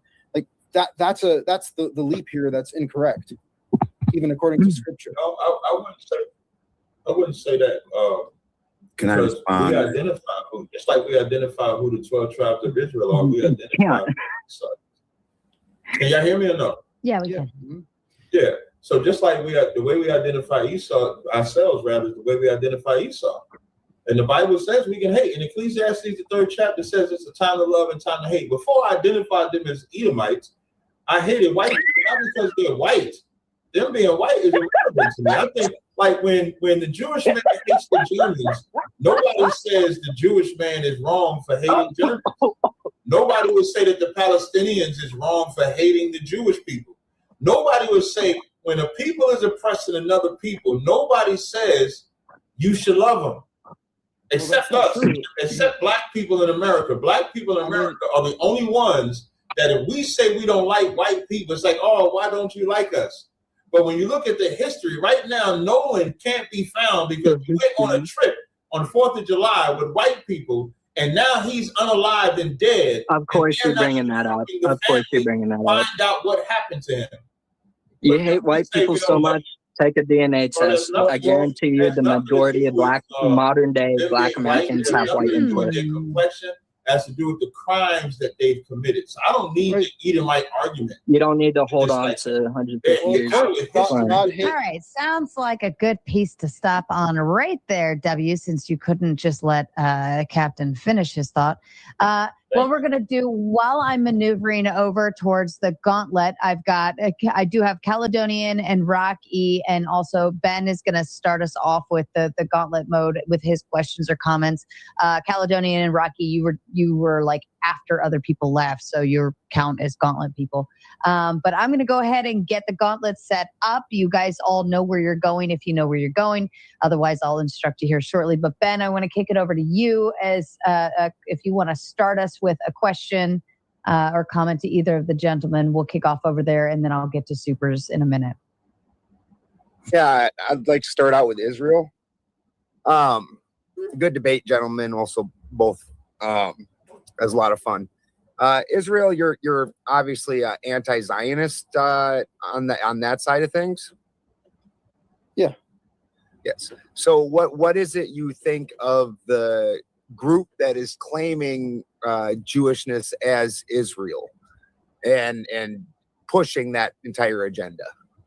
I think their chief flaw is not that they call themselves Israelites. I think their chief flaw is that they call themselves Israelites and don't follow the Torah, because the entire duty of an Israelite, by the definition of the faith that even creates the concept of an Israelite, is follow God's commandments. And so if they're not following God's commandments, then they're not in alignment with what it even means to be an Israelite. What do you think of the lines of propaganda that were very interesting? So pre-inception of the current Israel, when they were drumming up the sentiment for that, the people group that they were doing that drumming up for was the Hebrew people. It was obviously there was no Israel at that point in time, and so they said it was for the Hebrew people. After the inception of Israel, then they rotated that, and no longer is Hebrew tied to that, and now it's Israelites. What do you think of all that? So both terms are valid, biblically speaking. Hebrews are actually like the original. It's almost more ethnic. It dates back to Eber, who's one of the sons of Noah through Shem, and so the Hebrews are the Ivri in Hebrew, and all the way before the Israelites even existed, they were called Hebrews. Like Joseph was called a Hebrew in Egypt, for example. So Hebrews are very deep. It's a deeper definition than Israelite. Israelite then refers to the covenantal people who descend specifically from Abraham, Isaac, and Jacob, who's then named Israel and has 12 sons who are then called the children of Israel. So yeah, both terms are accurate. So you would say that instead of being tied to a city or to a state or country, it's more through the dissension of Jacob, whose name was changed to Israel. So it's Israelite in that fashion rather than being tied to a state in and of itself. So when the anti-Zionist section of the Jews say that Israel was never meant to be a state, this is what they're referring to? And before you answer that, Israel, if you're watching over on the Raging Tomato on YouTube, Facebook, Twitch, Pilled, Twitter, Instagram, whatever, if you want to continue watching, you have to move over to the Gauntlet on YouTube. That's the only place this will be streaming at on my end. And if you're on YouTube, that is at the Gauntlet Debate. Otherwise, you will have to catch the raid over. I'm ending those sides now. Thank you. Go ahead, Israel. Okay. So yeah, again, the land, the people are not tied to the land, although the land is the geographical location where the people get their homeland, their promised land. So God promises the land to Abraham and then to Isaac and then to Jacob, as we were discussing earlier with Omar. The blessing of Abraham, as it's defined, even when Isaac gives it to Jacob, he says it's the land. The inheritance of the land is unique to this group of people. Yet God says, if you don't keep my commandments, you will be exiled and dispersed from the land. So that's the historical period we're at now, is an Israelite nation that was given the chance to pretty much live in heaven on earth with all of God's blessings. They chose evil, and now they're paying the price. So would you say this is a fake Israel then, since they are not following the commandments? Yeah, of course. I mean, you know, there's some legitimacy, but not very much. Thank you, sir. I appreciate it. Captain Tazaryach, also excellent debate. What metric exactly do you use then to figure out who is an Israelite? Ours is we use historical, spiritual, and biblical. Spiritual is where we teach based on biblical prophecy. Historical is where we track the history as far back as we can. And then historical also is the evidence. Like when we was talking about trekking, when Jerusalem fell in 70 AD and we fled into Africa, we can trace that history. We can trace the maps. We can trace coming over. Even when you look at the slave names, like I was saying earlier, they were Israelite names coming off the boats in America. So that's how we're able to do it. Also want to point out that Israel, most people, I never really hear most people mention Eber, where Hebrew comes from. I was actually impressed by that part. Go ahead, Ben. Thank you. Like, so with your story earlier where you had said that a new guy had come in and was a possible prospect, and you looked at your friend and you said, he's not one of us. What sort of tests or metrics was he gonna go through? When we taught class, he was able to reveal who he was, what tribe he came from in Africa, specifically as a Hamite. So he knew that, and so he just revealed to us that he wasn't one of us himself. He knew exactly who he was. I see. And then I just wanted to point out that not all white people are from the Caucasus Mountains. I'm not sure why that listing gets put like that. That's private. It's large portion Slavics and such. Not everybody's from that area in any way, shape, or form. There was Germania long before that, and that's actually more of the Russian type people over there. The Slavics that's what slaves named after, is the Slavs. Even among white cultures, those are basically considered on the low end of things. They get, once you separate into just white cultures, then there's a pecking order inside of that, and there's jokes amongst each other's, like Oli and Lena jokes, depending on whether you're from, like I'm from a German area. So for us, the Polish are Oli and Lena, and you're always making fun of the stupid Polacks. But like my wife is Danish. For her, Oli and Lena are from fucking Sweden. So for them, the idiots are the Swedes. Mm-hmm. So it's once you. I was just gonna say, plus you're just describing different dukes of Edom. That's how we look at it. Like Edom had dukes, so it's like different tribes, different characters. Similar like Israelites, we're not all the same. Like Puerto Ricans, do things differently than Mexicans and Colombians and Cubans and stuff like that, but we're all Israelites. So that's how we look at it. Yeah. So then basically everybody's an Israelite then. No. And no. So some of the Mexicans could be Spaniards. Some of the Taínos could be Spaniards. Like some of the blacks could be European. Like we always point out with Bob Marley. I was saying that earlier. So no, we don't say, when we say that, we're giving like a location of where they are, but that doesn't mean every last one of them are. So the people that are actually from Northern Europe and not the Russian area, the sons of Odin, those are not Edomites. Those are sons of Odin. Okay. Yeah. They go with it. So yeah, I say go. I with shall. It. Yeah, I shall, sir. Listen, I love when I see you because I always be reminded of you with the hammer. So yes, sir. Yeah.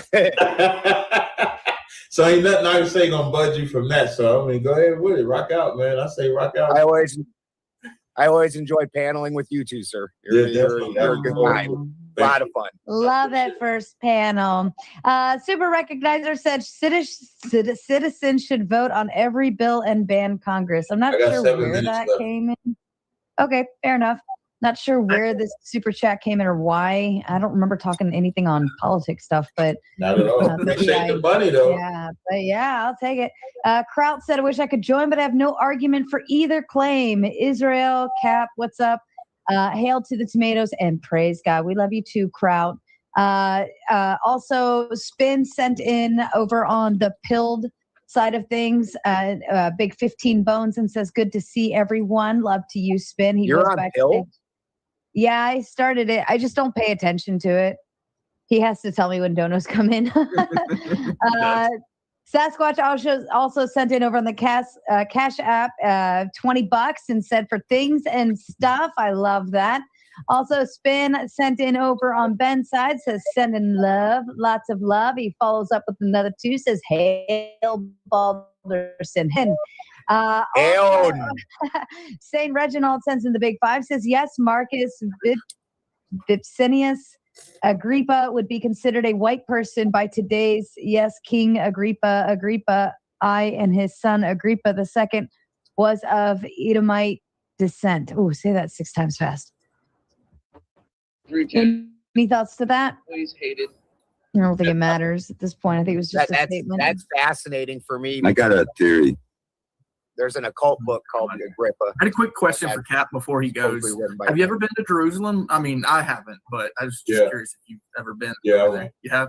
Yeah, I went in Israel? back in 2017. I think I spent it was 11 or 12 days out there. So I went to they got Jerusalem. That's like a big attraction. They got like King David's tomb, like King David really in there.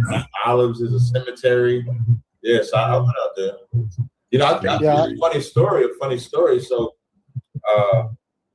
we go to this restaurant and they see these big black. So I went with my wife. It was just me and her, but there was some people there that I met. So it's like 5 or 6 of us. And when we go out there, I'm tall. Another gentleman was tall. The other 2 was short. When we go into the Jewish restaurant and we sit down, Brenda's Got a Baby by Tupac just starts playing. It's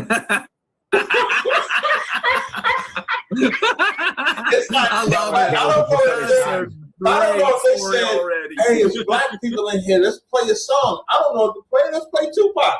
And they played the first song that came to mind, and Brenda's Got a Baby is like so depressing. Like it's about a woman had a baby and put it in a dumpster.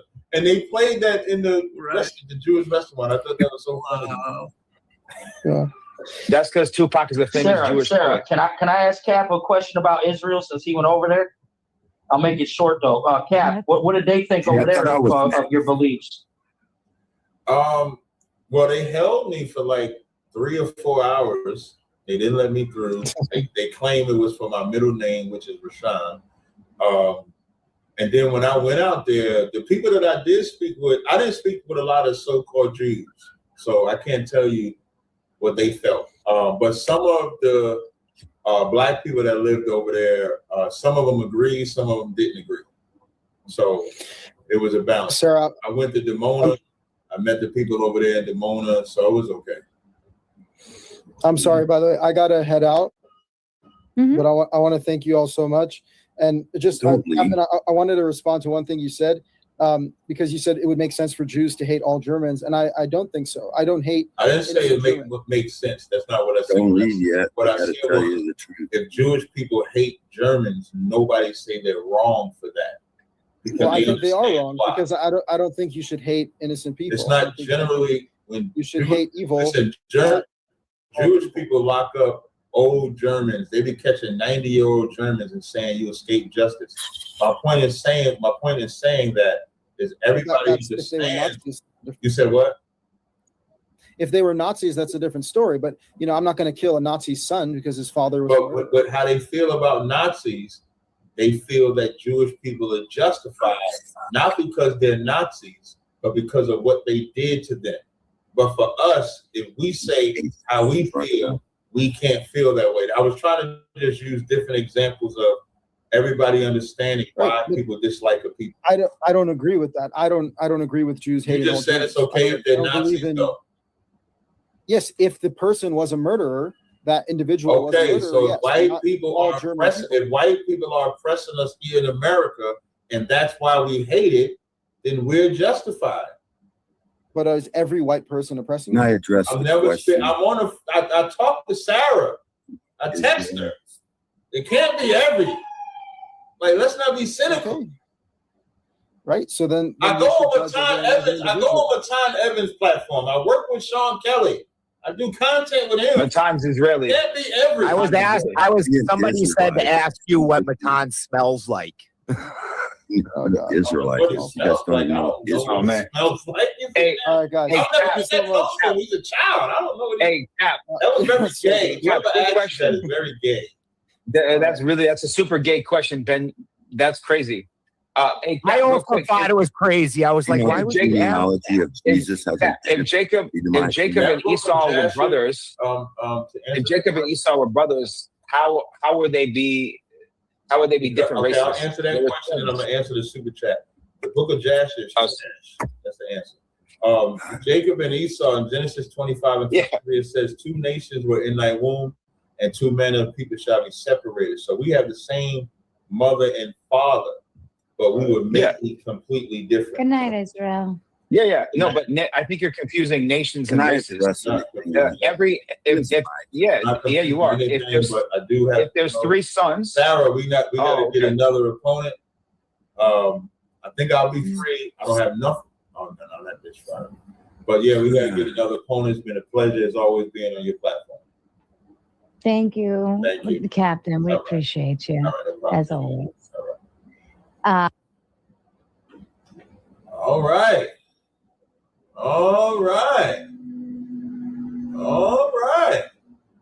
That was a good old country ass whipping, boy.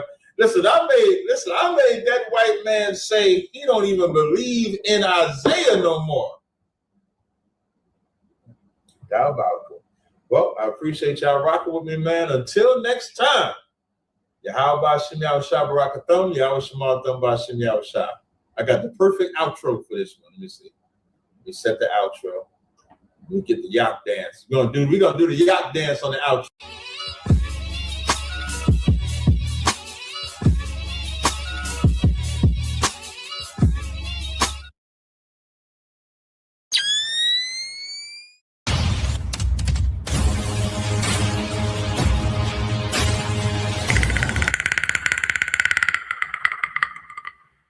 People love it. Yeah, you're right, and I hate it.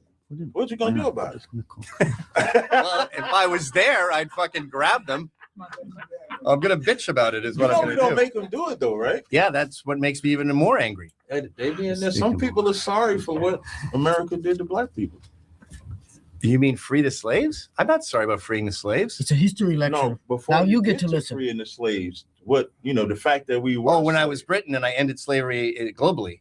And went to Africa and said, "Stop." When you think about it, y'all nothing. We went $1 trillion into debt ending slavery. Y'all You're welcome. No, Britain finally paid it off like 3 years ago. I'm talking about America as a whole. Yeah, but we're talking about slavery. Britain ended slavery. The West didn't start slavery. You did. The West ended it. Blacks, Arabs, they are the ones who created slavery. Africa created slavery. I ended it. You're welcome. But everybody that lived on the continent of Africa are not the same people. Whoa. Because you said we started slavery. Well, you like to be black power when it's good stuff, but you don't claim responsibility when it's bad stuff. No, that's not true. You can't have black unity and then absolve yourself Well, from we're slavery. not really black unity because with us, we're blacks, Latinos, Native Indians, so we're not just about black people. Like Mexicans, my brother. I saw a white guy in one of your things. Dominicans, it's also not melanated based. It's like whatever your father is, that's what okay. So y'all created colorism. So when you say, but that makes it real easy to sneak in. No, not really, because we'll find. What if you just lie about your father? Well, anybody can lie. So what if I say my father is black? Blacks start invented acting slavery, like this? whites ended it. I think Juneteenth is a celebration of white culture. Jewish people, they mimic us the best. No, you mimic us. You mean the Beastie Boys? We're the real Jews. We're the real How ones, is bro. that possible? We're the real How ones. is that possible? Because it's possible. How? We keep the Torah. You keep the Torah? Keeping the Torah doesn't make Where's your you... sit? Where's your keeping the sit, Torah doesn't Where's your make sit? you... We have a tradition of 3,300 years. But keeping the you Torah just came doesn't in this make you generation one. and you claim you are the real That's a Jews, lie. the real Hebrews. So what when kind Solomon of tradition said you he's have? black, You have 3,300 years of. Let's ask you a question. When Solomon said he's black, what did that mean? Who? Solomon. Where does it say he's Song black? of Solomon 1:5. I am black. It's the but small comely. lizard, the salamander. In Exodus, when Moses put his hand in his bosom, and then he took it out, and it was white. When he put it back in, it was like the rest of his body. What was the color of his body? First of all, you have. I thought y'all knew Torah. First You of said all, he was tan. First of all, first of all, there's black Jews from Ethiopia in Israel. It's I'm not plenty of talking them. about Ethiopia. When you say that we're copying, Ethiopians but are when black when Jews. you say that we're copying, but What then does now it matter you're what admitting color- that wait, they're what does it black matter what Jews. color Moses- The race. How can you have what black race and white has Jews? race doesn't have to do anything with religion. There are Well, you Jews. just brought up There are race. Jews from all nationalities and all races. How? Break it down. There are Jews. They're Yemenite Jews. They were very, very black when they came to Israel 100 How do years y'all ago. treat the Ethiopians? Very nice. That's I okay. have a lot of students that The are Israelites Ethiopians. that came over there from Chicago in Dimona, how do y'all treat them? Oh, I have plenty of. I actually gave them a lecture in Dimona. No, how do Israel treat them fantastic. That's cat. They love. I know been there. they love Israel. They love Israel. visited Nobody forced them to stay in Israel. I just don't. They love it. I was in Ashkelon. I went to where Sodom and Gomorrah. He was in at. Ashkelon and shit, yo. Yeah, I was in. Shut up, man. Him was I mine. went to the Dead Sea. I went over there. Tazaryach. He Where just they said say King David is buried, which I think that's He said I was in diabolical. Only a Ashkelon white and man shit. would keep David as a tourist attraction, but Buddy, you in think you lying caught about it, me? because I bet if we lifted up the coffin, David's not in the coffin. They're just telling you that that's David. But yeah, I visited Israel. So these are not real Jews. No, they're impossible. Do you light fire on the Sabbath? The only motherfucking pig I eat is police. When you say light fire on the Sabbath, can we turn the heat on the Sabbath? Well, we're not turning or the do we heat on gotta the freeze? Sabbath. Do we freeze on the Sabbath? No, we put it with So the why you time, asking with the me such a timer. stupid- We don't why you- touch why it you on asking the me Sabbath. such a stupid Do question? you light the fire on the Sabbath? I ask If you. it's cold and that fire goes out, the fire. But it's written in the book of God, which you're not denying. Exodus It's the book 34th of God. You should not create any fire not on kindle a a Sabbath. fire. Who now? You know what it means? And to you know kindle a what's the fire? punishment for that? Wait, hold on, wait. For let's walk lighting it. fire on the Sabbath? Do you know what it means to kindle a fire? Break that Light down. a Kindle a fire. No, don't say light. It says kindle when you read about a fire in a digital book.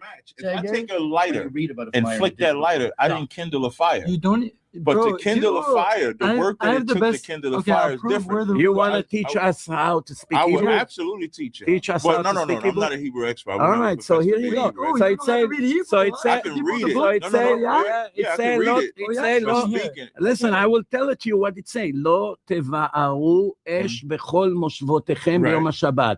Do not kindle, light any kindle. fire in every place you Right. live on the Sabbath. That's Right. the covenant with God. Right. We're not allowed to desecrate So the y'all don't Sabbath. cut the heat on the And by Sabbath. the way, you should know that even leave it on before. even a Jew that is not So black, why are we having this conversation? even a about Jew that heat is on the- even a Jew that is not trying to black, say you're not truly Jewish. and it was a absolutely he's That not. don't even make sense. It has nothing I'm to not do with Jewish Judaism. either, No, according to none of y'all are Jews. Did you convert? Yeah. Your mother is Jewish. Pound it. You're born to a Jewish See, mother. I'm glad you said that. In the Bible,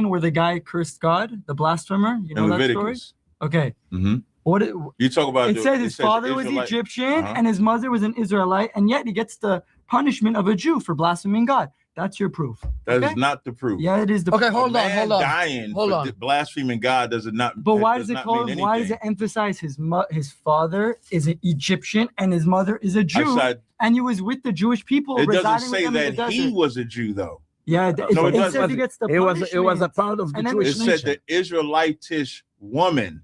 It doesn't Yes. say he was an Yes, Israelite. his mother was Jewish. That's So your he proof. can be an Israelite Shotgun. and have a It was- child it was- with a it non-Israelite. was That's fun- not the question. It was punished. We are It Israelites. was punished as a Jew. Yeah, it says it. Anybody that's living amongst Israel would have been punished Why that would way. he live amongst them if he wasn't Jewish? No, if you Because live, that was the son of the mother. No, the Gentiles that live. It doesn't even say that the father was there. It just says his son was the there. Gentiles that Son, live in rather. Israel can desecrate the Sabbath. It's not. It wasn't given to the Gentiles. That's cap.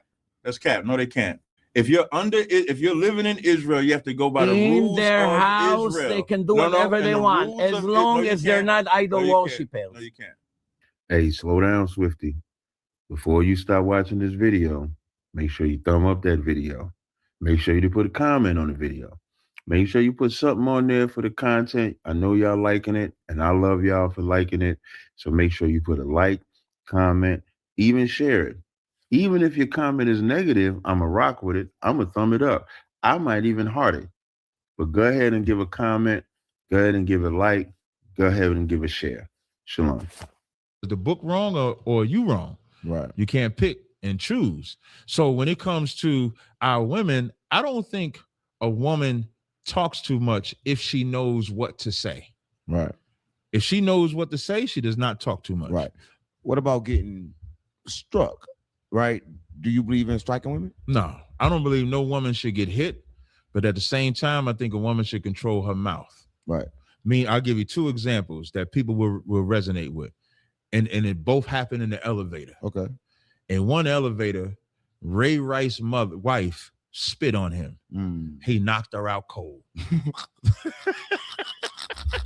Which is damn near a natural reaction. She Right. spit on him. He knocked her out. He pulled out the elevator. That brother never played football again. Right. And they crucified him for it. Right. In the same elevator incident, Solange is going off on Jay-Z. Jay-Z is standing there like this, like a scared ass nigga, like, Right. man, I better not do nothing. She going off in the elevator. And then he got clowned, but he's doing what they say a man is supposed to do by not hitting a woman, and he still got made fun of. Right. So I don't believe that anybody should get hit. I don't think I don't think a man should beat on a woman. You should have more control of yourself. Right. But I also don't believe that you should be able to say whatever it is you want to out of your mouth, because you should know your man too. Right. And there's things that women are like a park bench and like a public park bench. You know, like a public park bench, anybody can walk up to, sit down, and everything. And they speak in that fashion. They don't speak with a guardrail in front of them. They don't speak with a hedge around them. They'll be 5'2" and get up in a 6-foot nigga's face, talking crazy, reckless into them. And then if that 6-foot man pushes them or something like that, then it's his fault. And again, I'm not justifying his behavior, but I'm also not justifying her behavior either. Do it ever cause to hit a woman? Is there ever a situation where hitting a woman become okay? If you're defending yourself. How can you? So what do you mean defending yourself? Like, is she having a weapon or she has a weapon? She has a weapon. If she strikes you. Strike you with no weapon and it If don't she hurt? strikes you with a hand, I don't think a woman can physically hurt a man unless she's bigger than him. Like you might have I've some seen big videos. bitches. Yeah, that's what I'm about to say. There's some big bitches, There's man. some big motherfuckers that you see them. I've seen some big women roll up a little dude. You know what I'm saying? So in that instance, yeah, but if you strike a man, you can't tell him he cannot strike back. Right. That's what women need to be taught. I got a twin sister. This real life story. I got a twin sister, and I was raised don't hit girls. Right. My sister would hit me. I never hit her back. One day, my mama saw it. My mama saw her hit me. My mother come to me and she says, "Tyree, why you didn't hit your sister?" I said, "Well, you told me we ain't supposed to hit girls." She said, "The next time she hits you, you hit her back." Armed up with this new ammo, man, I couldn't wait for this motherfucker to hit me. Yeah. Right. Yo, and she hit me, and I popped her ass one time. My sister never hit me again, and she learned that lesson. So the problem is women are not taught barriers. That's why I said they need training. Right. Women need to know, don't say this to this man. Right. Don't get up in a man's face. If it don't do it, like you got to have some type of self-control. What about women that just don't listen? They can't follow direction. Is this before you fuck her or after you fuck her? Both. If it's before you fuck her, you shouldn't fuck her if you know she wild like that, because you know what come with it. You should train her before you fuck her. Right. How do you train her before you fuck her? You tell her you control that mouth.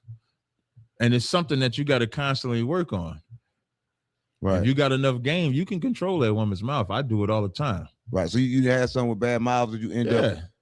Yeah. What's that process like? For everybody watching this, what's that process like? Because they sitting at home and the woman is treating them like shit. And they don't know how to stop it. Because most women, they run their mouth, especially if it's a pretty woman. They can get away with running their mouth. And you know what that man do?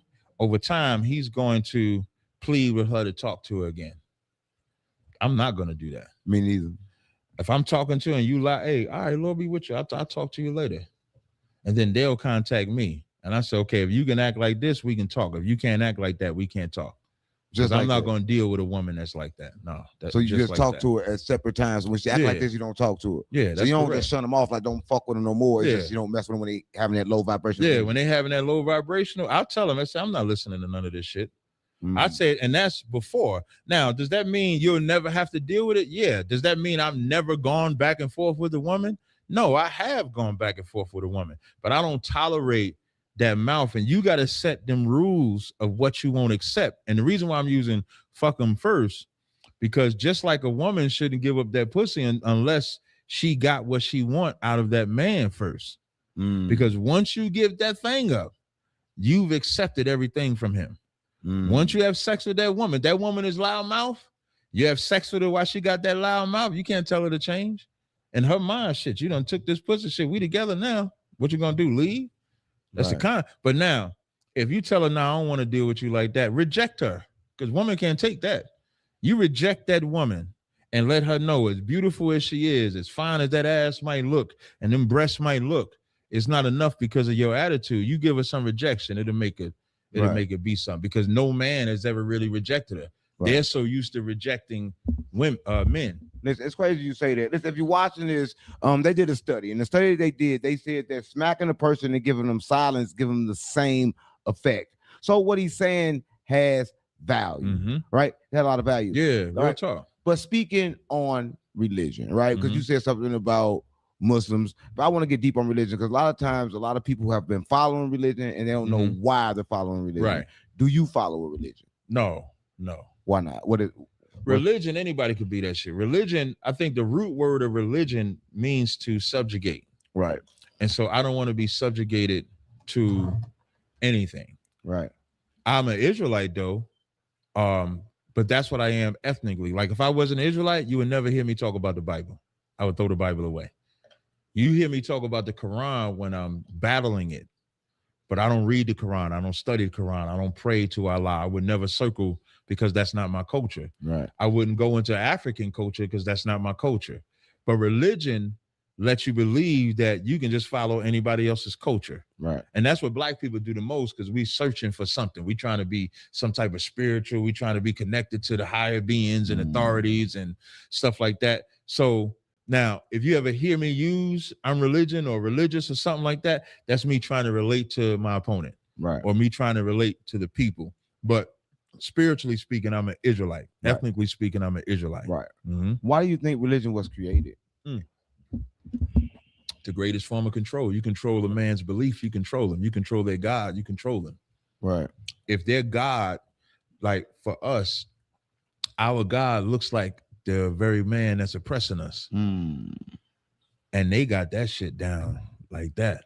Right. To where even no matter what they do to us, because the God that we believe in looks like them, we can't even come up against them. That's why religion was created. Right. You know, when you heard me say so-called Jew earlier, the so-called Jewish man converted to Judaism to avoid being under the Byzantine Empire or the Islamic Empire. Right. because the Christians and Muslims was at war with each other. They wanted to get this sect of white people to join them so that they could defeat either the Christians or the Muslims. Right. They said, if I convert to them, I'm gonna have to convert to their religion. I'm gonna be subjugated unto them. So they just said, no, I'm Judaism. I'm the Jew.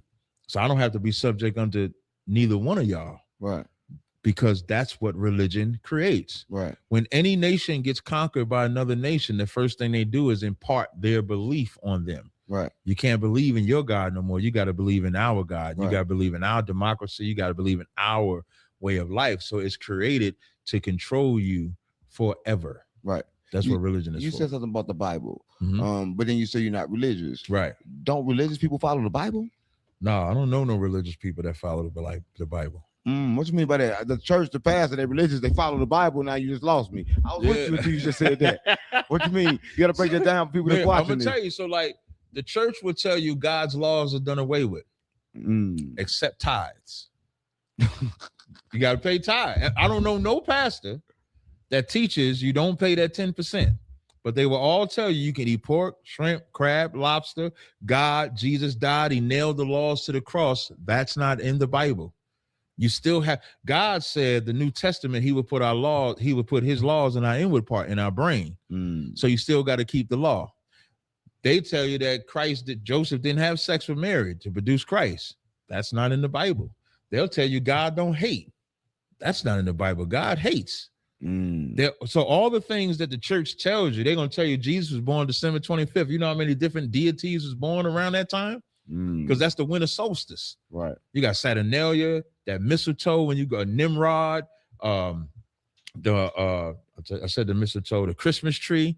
All of that existed before Christianity was ever there. Right. Even Islam, that rock, that in that circle, that when they say they make their Hajj and they circle that rock in Mecca, that's a rock that they say is a meteor that fell from the sky that you got to circle 7 times and kiss it. Right. And there's a lot of people know, I talk about this rock all the time, they bow and pray to, that is not from earth. And that's the crazy thing about it. It's not from What's earth. the proof? That is not, you ever seen it? They tested it. But here's the thing, they won't allow nobody to touch it. So right now, if you go So over it there, could be like a meteor is what you're saying. it could be anything. They won't let nobody touch it. They won't let nobody examine it. Right. So let's say if it's a meteor, we still ain't supposed to worship no damn meteor. I don't think you do. But Yeah. they think you do. Yeah, they think you do. So Right. when I mention the Bible and I say the pastors and them don't follow it, that's what I mean. Right. Even going to church on Sunday, that's not in the Bible to go to church on Sunday. Right. But you can find the people that worship the sun in the sky. Right. That's the compromise that they made. So now we go to church on Sunday, so the people that worship the sun can worship their God the same way that they can worship their God. Right. You said something. Let's take them back. Okay. You said something about Joseph and Mary. Yeah, they had sex.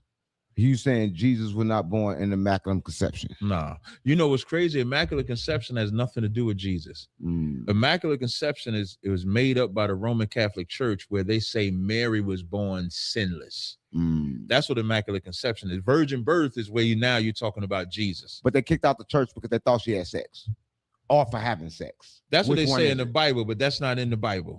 That's another lie. Okay. So in the Bible, it just simply says Joseph is the son, Jesus is the son of Joseph. It says it directly. Right. Mary says to Jesus, your father and I have sought thee sorrowing, talking about Joseph. I think Mary would know who Jesus' father is. Right.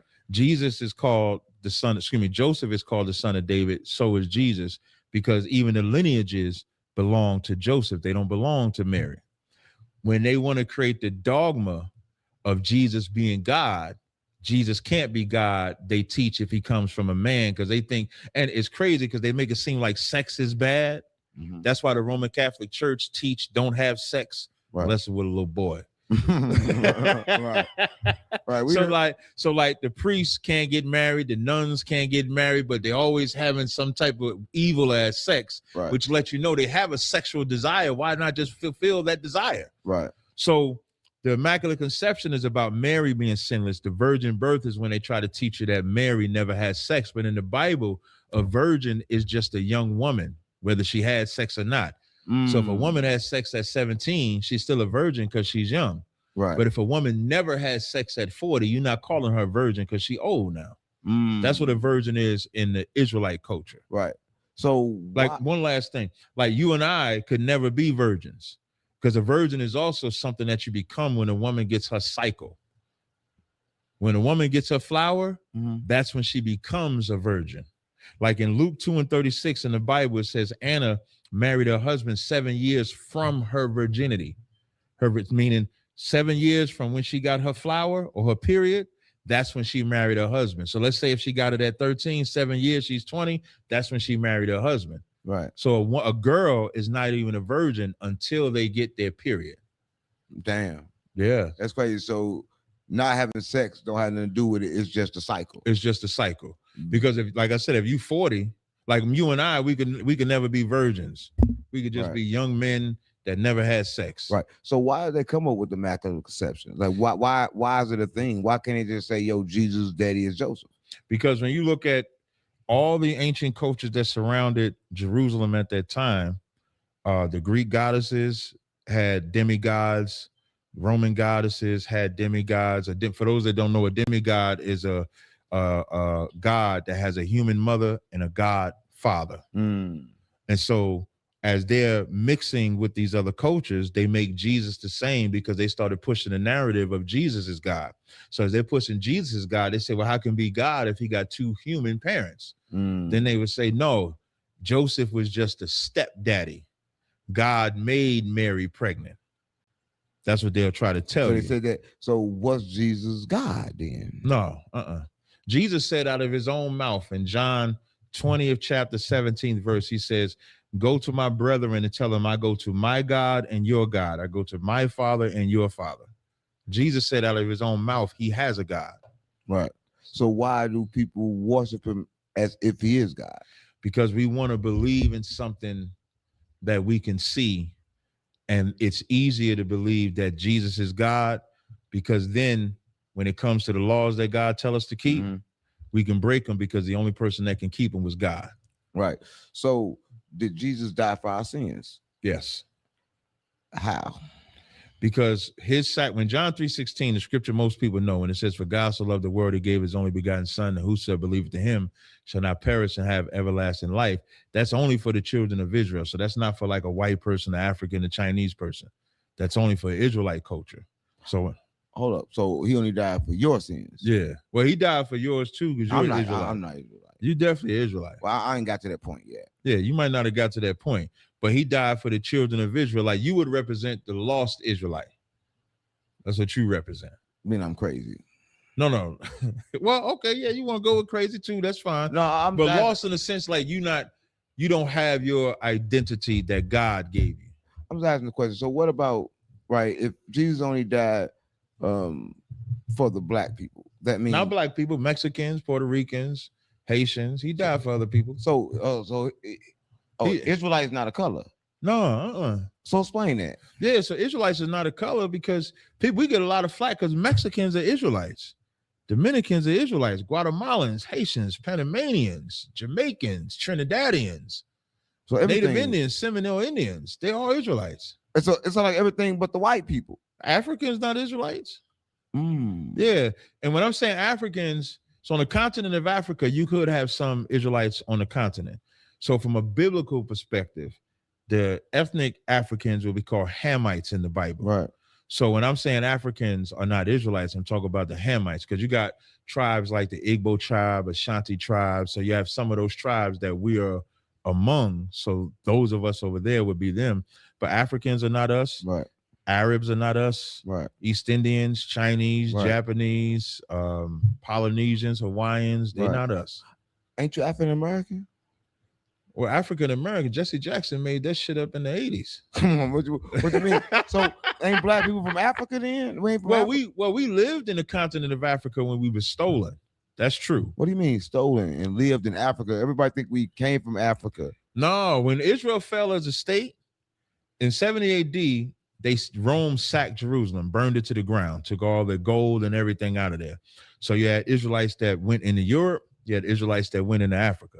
So we lived in Africa among the tribes of Africa for thousands of years. Like I want to say like maybe 13 to 1400 years before the slave trade started. Right. That's why you can see ancient maps that'll say land of Judah, within the map. Right. And so when they came to catch slaves, it was one tribe selling another tribe. It wasn't one tribe selling their own tribe. So the European didn't come on the soil and catch us. That African, like that, what's that movie? Woman King is a good example. Right. The Dahomey tribe was one of the tribes that was catching us and then selling us. That's why you could look up on the names of slaves. You'll see Yah at the end of a lot of the names because Yah represents the Most High's name. Like Jeremiah, they would have the Yah at the end of it. So they knew exactly who they were selling when we got over here. Harriet Tubman is another example because she kept the history of knowing she's an Israelite. Right. So they sold us because they knew we wasn't part of the African. Yeah. So when they had to find who to sell, because slavery is not something that just black people went through. A lot of different people went through it. So when it came time to sell people, they knew exactly what tribe they was going to sell. Right. And they sold us. Right. So why today do we compare ourselves and say that we African? Why don't nobody say, yo, I'm an Israelite? Why? Because we don't have that knowledge of self. Like Hosea 4:6 says, my people are destroyed for a lack of knowledge. So Africa is really all we know. Because that's the boat we came off the west coast of Africa. When we came off the boats, they just gave us Africa. They spoon-fed Africa to our face. Jesse Jackson called us African American. So that's all we believe. But you will see pockets of history, the Denmark Vessies, the F.S. Cherry, the Matthew Wentworth. You'll see throughout history of black men and women that knew that they were Israelites. Right. You'll see that.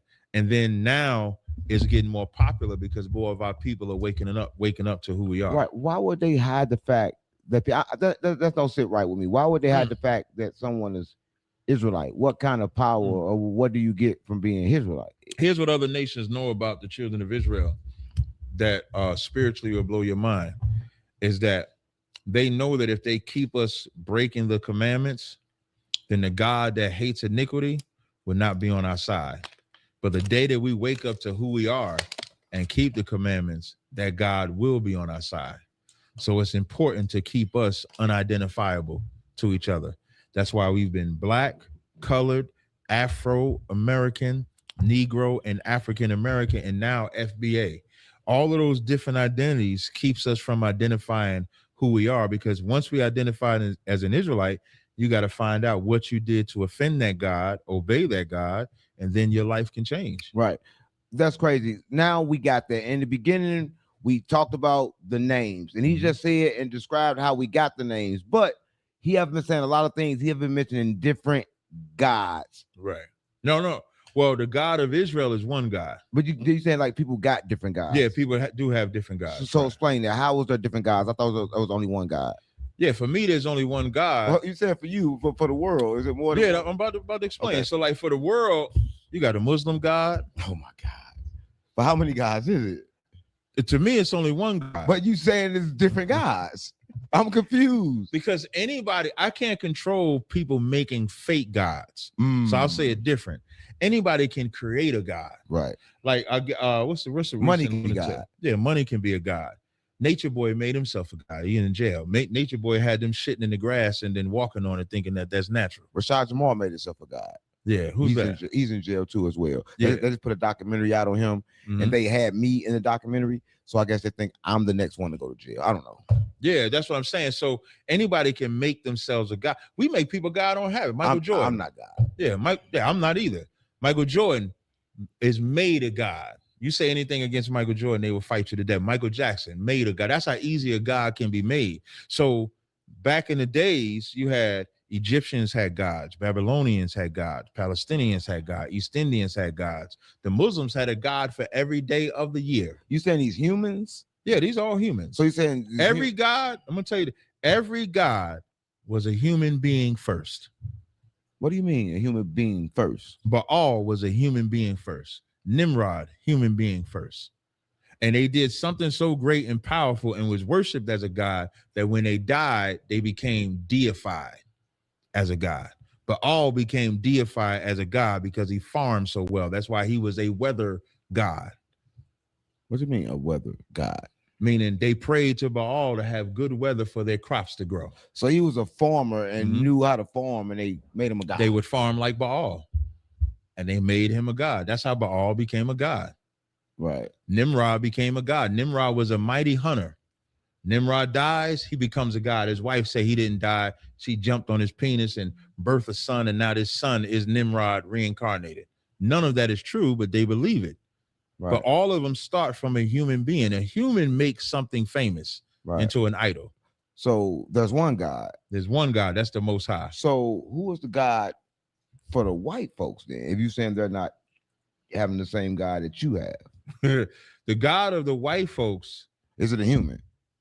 It's whoever they emulate. No, I'm saying who is the God? They don't have one. They reject God. Who created them? God created them. God. So now, okay, God created us all. When I'm saying that the other gods, so here's how it should be. Israel should be the number one nation, and then all the other nations would be following us as we follow the one true God. So under that guise, there wouldn't be no Muslim God, Palestinian God, East Indian God, or none of that. But we choose to follow every other God. The white man rejected. So the white man is an Edomite, biblically speaking, and he rejected God. He don't believe in no God. Have you ever believed ever believed in a white Christian? The white man go to church. Have you ever believed a white Christian? They don't have emotion. They don't have anything. So that the answer is no. I don't believe in any preacher. No, have you ever believed a white Christian? I ain't talking about a preacher. I never believed a white Christian or Listen, black. I've never seen a white Christian, preacher or otherwise, pray. I went to a Catholic church, and when I would see them nuns and them preachers and them singing, so I would never believe them. I never felt like they had a soul. They was always soulless to me. What you mean by that? No rhythm? No, nothing. No. They don't have nothing. That's why think about everything they do for fun: bungee jumping, roller coasting, skydiving. They got to do that type of shit to get a thrill, to feel alive. We don't have to do that shit. Right. It's say the white people only been around a few thousand years. Well, we only been around a few thousand years. What do you mean? We've been around millions of years. No, we haven't. What's the proof of that? This earth is maybe 20,000 years old. Hold on. Make that make sense. Right. So from my paradigm. Well, that kind of makes sense because actually, if you pay attention to right now, is just 16. Well, you may be right. Yeah, like the earth is not that old. And you know what's crazy? On the millions of years, I remember I had this book, it's called Evolution Debunked, and they had took this lava, you know how lava forms rocks. Right. And so this volcano erupts in Hawaii in like 1965. So they know that rock was formed in 1965. Right. When they put that rock under their carbon dating, they got dates of 2 million years, 50 million years, 10 million years, because you can't go back but so far trying to test that. Right. Realistically, if a day unto the Lord is as 1,000 years, if creation took 6 days, that's 6,000. 7-day rest, that's 7,000. And if they count this time, I think it's like another 7,000, 8,000 years that we've existed. So now you get into like maybe 16,000. So that's why I say roughly 16 to 20,000 years. That's how old the earth actually is. That's why it's just 16,046. And everybody know this, and I've been saying this for a while because if you're watching this, it was actually 13 months and they cut it down to 12. So they changed the month. And then when certain rulers was to take over, they will cut history. You know, I was about to say that there was a ruler, I don't know if he was Chinese or not. I was just reading this where he cut, I think his rulership might have been like in the 700s, but he wanted his rulership to represent the millennium. So they say that he cut that time He did. in half. And that's in the Bible too, when it says they would change times and seasons. Even the whole AD and BC is not really necessary. There's no reason to stop time to start a new time. You could have just continued the time. Right. So they messed up time. Even the daylight savings, they putting it, they're gonna make it the same, but there's no reason for daylight savings either. Right. Why do you feel time was created? Who you think created time? The first time we seen time, I think it was the Sumerians. Other than that, I don't think no one knew what time was. Time is good for structure. Because even time is relative. Right. Especially for us. Hey, I'll be there in a minute. You do not think 60 seconds. Right. But if I say I'm gonna be there in a minute, you know that time is shorter than if I say I'm gonna be there in 5 minutes. Now you know that time is a little longer. But if I say, yo, it's gonna be a minute before I get there, when me saying it's going to be a minute before I get there, you know that's longer than I'll be there in a minute and 5 minutes. So time is just a relative, but it does give us a structure. Right. So time is necessary for structure, but time is relative. Like I don't even count birthdays. Like I don't know. I know how old I am because I know the year I was born, but I don't keep track of time as far as what year it is, somebody's birthday or anything like that, because all that is just relative. Right. So you suggesting that white people and black people showed up at the same time? They got the same mother and father. What do you mean? Isaac and Rebecca is the mother and father of the white race and the black race. So a black woman just had a white child all of a sudden? Yeah. Well, black wouldn't have existed. The word black wouldn't have existed that time. A Hebrew and Shemitic mother and father birthed the white race and the black race. I thought that was genetically created. Some people say it was genetically created in a lab. You heard that? Yeah, I would like to kill the motherfucker that made them in the lab if that was true. I hate when motherfuckers say that shit. Like, why did you make these motherfuckers? Because you for sure, if you're gonna make them, why didn't you make us with a better ability or some shit like that? It got to be a better answer, because that's a horrible motherfucker. Because they'll usually say it's a black person that made them in the lab. Right. Well, why did he make them like that? So do you think white people fuck up the world? A lot of people think they structured the world. We talking about structure. A lot of people think structure came from white folks. No, white people stole every bit of structure that they had. If you take America, when they came over here, they didn't know how to harvest the land, take care of the land. Right. They observed what the native Indians did, and once they copied down their science, then they slaughtered them. Right. White folks went into Egypt, learned all their history, their culture, their mathematics, their science, and then they replaced them. White folks went into Israel, learned all our shit, and then replaced us. They're culture vultures. They're bandits. Right. They don't have a technology of their own. If you take America, when they talk about the inventions, every invention that the white man takes credit for, there's a black person behind it. Right. There's a black woman behind it. Right. The internet we was talking about the other day, the Wi-Fi, I believe that's a black woman that does that. Even the COVID-19 vaccine, black woman. Right. The astronauts flying and all that, black women that did that. Right. But they'll make the white people get credit for it. Right. The only thing the white man is good at, I mean, Richard Pryor say, they'll make a bullet in a minute. They're good at weapons. Right. They're good at making things to destroy. They're not good at making things to give life. Heart surgery, black brother. So they're not good at those things. They're only good at destruction. They're the best at destruction. You want to talk about some killing? They good at that. What do you think made them that way? God made them that way. What do you mean God made them that way? God made them a vessel of dishonor. So what God gonna do with them when they die? God said, the Bible says, for this purpose have I raised thee up, so that I might destroy thee. Come on, guy. You telling me God made them just to destroy them? Facts. No, you gotta explain that, because that's not. You familiar with the Exodus story? Explain that. The Exodus, when the children of Israel was in Egypt, God sent Moses there to send the plagues, destroy the firstborn, destroy the Egyptians. Right. God raised Pharaoh up to destroy him. So God just raised people up to kill them. God, in the Bible, it says, I wound, I heal, I kill, I make alive, and there's no God with me. God can do whatever he wants. So God a psychopath. God is a gangster. God is a warrior. God is power. That's what makes him the most high God. He can do whatever it is that he wants. Right. Why would you follow a psycho like that? Why would I not follow a God that has the power to bless or curse? Would he kill you? He could, yeah. Why would you follow somebody that just kill you? Because he won't kill me, because I obey him. But if you don't obey, he kill you. That's right. But would you come back to get another chance? Yeah, but I still would have to obey. So you keep on getting chances until you obey. And he keep fucking you up.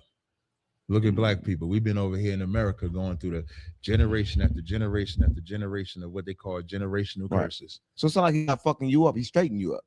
Yeah. See, now you're getting it.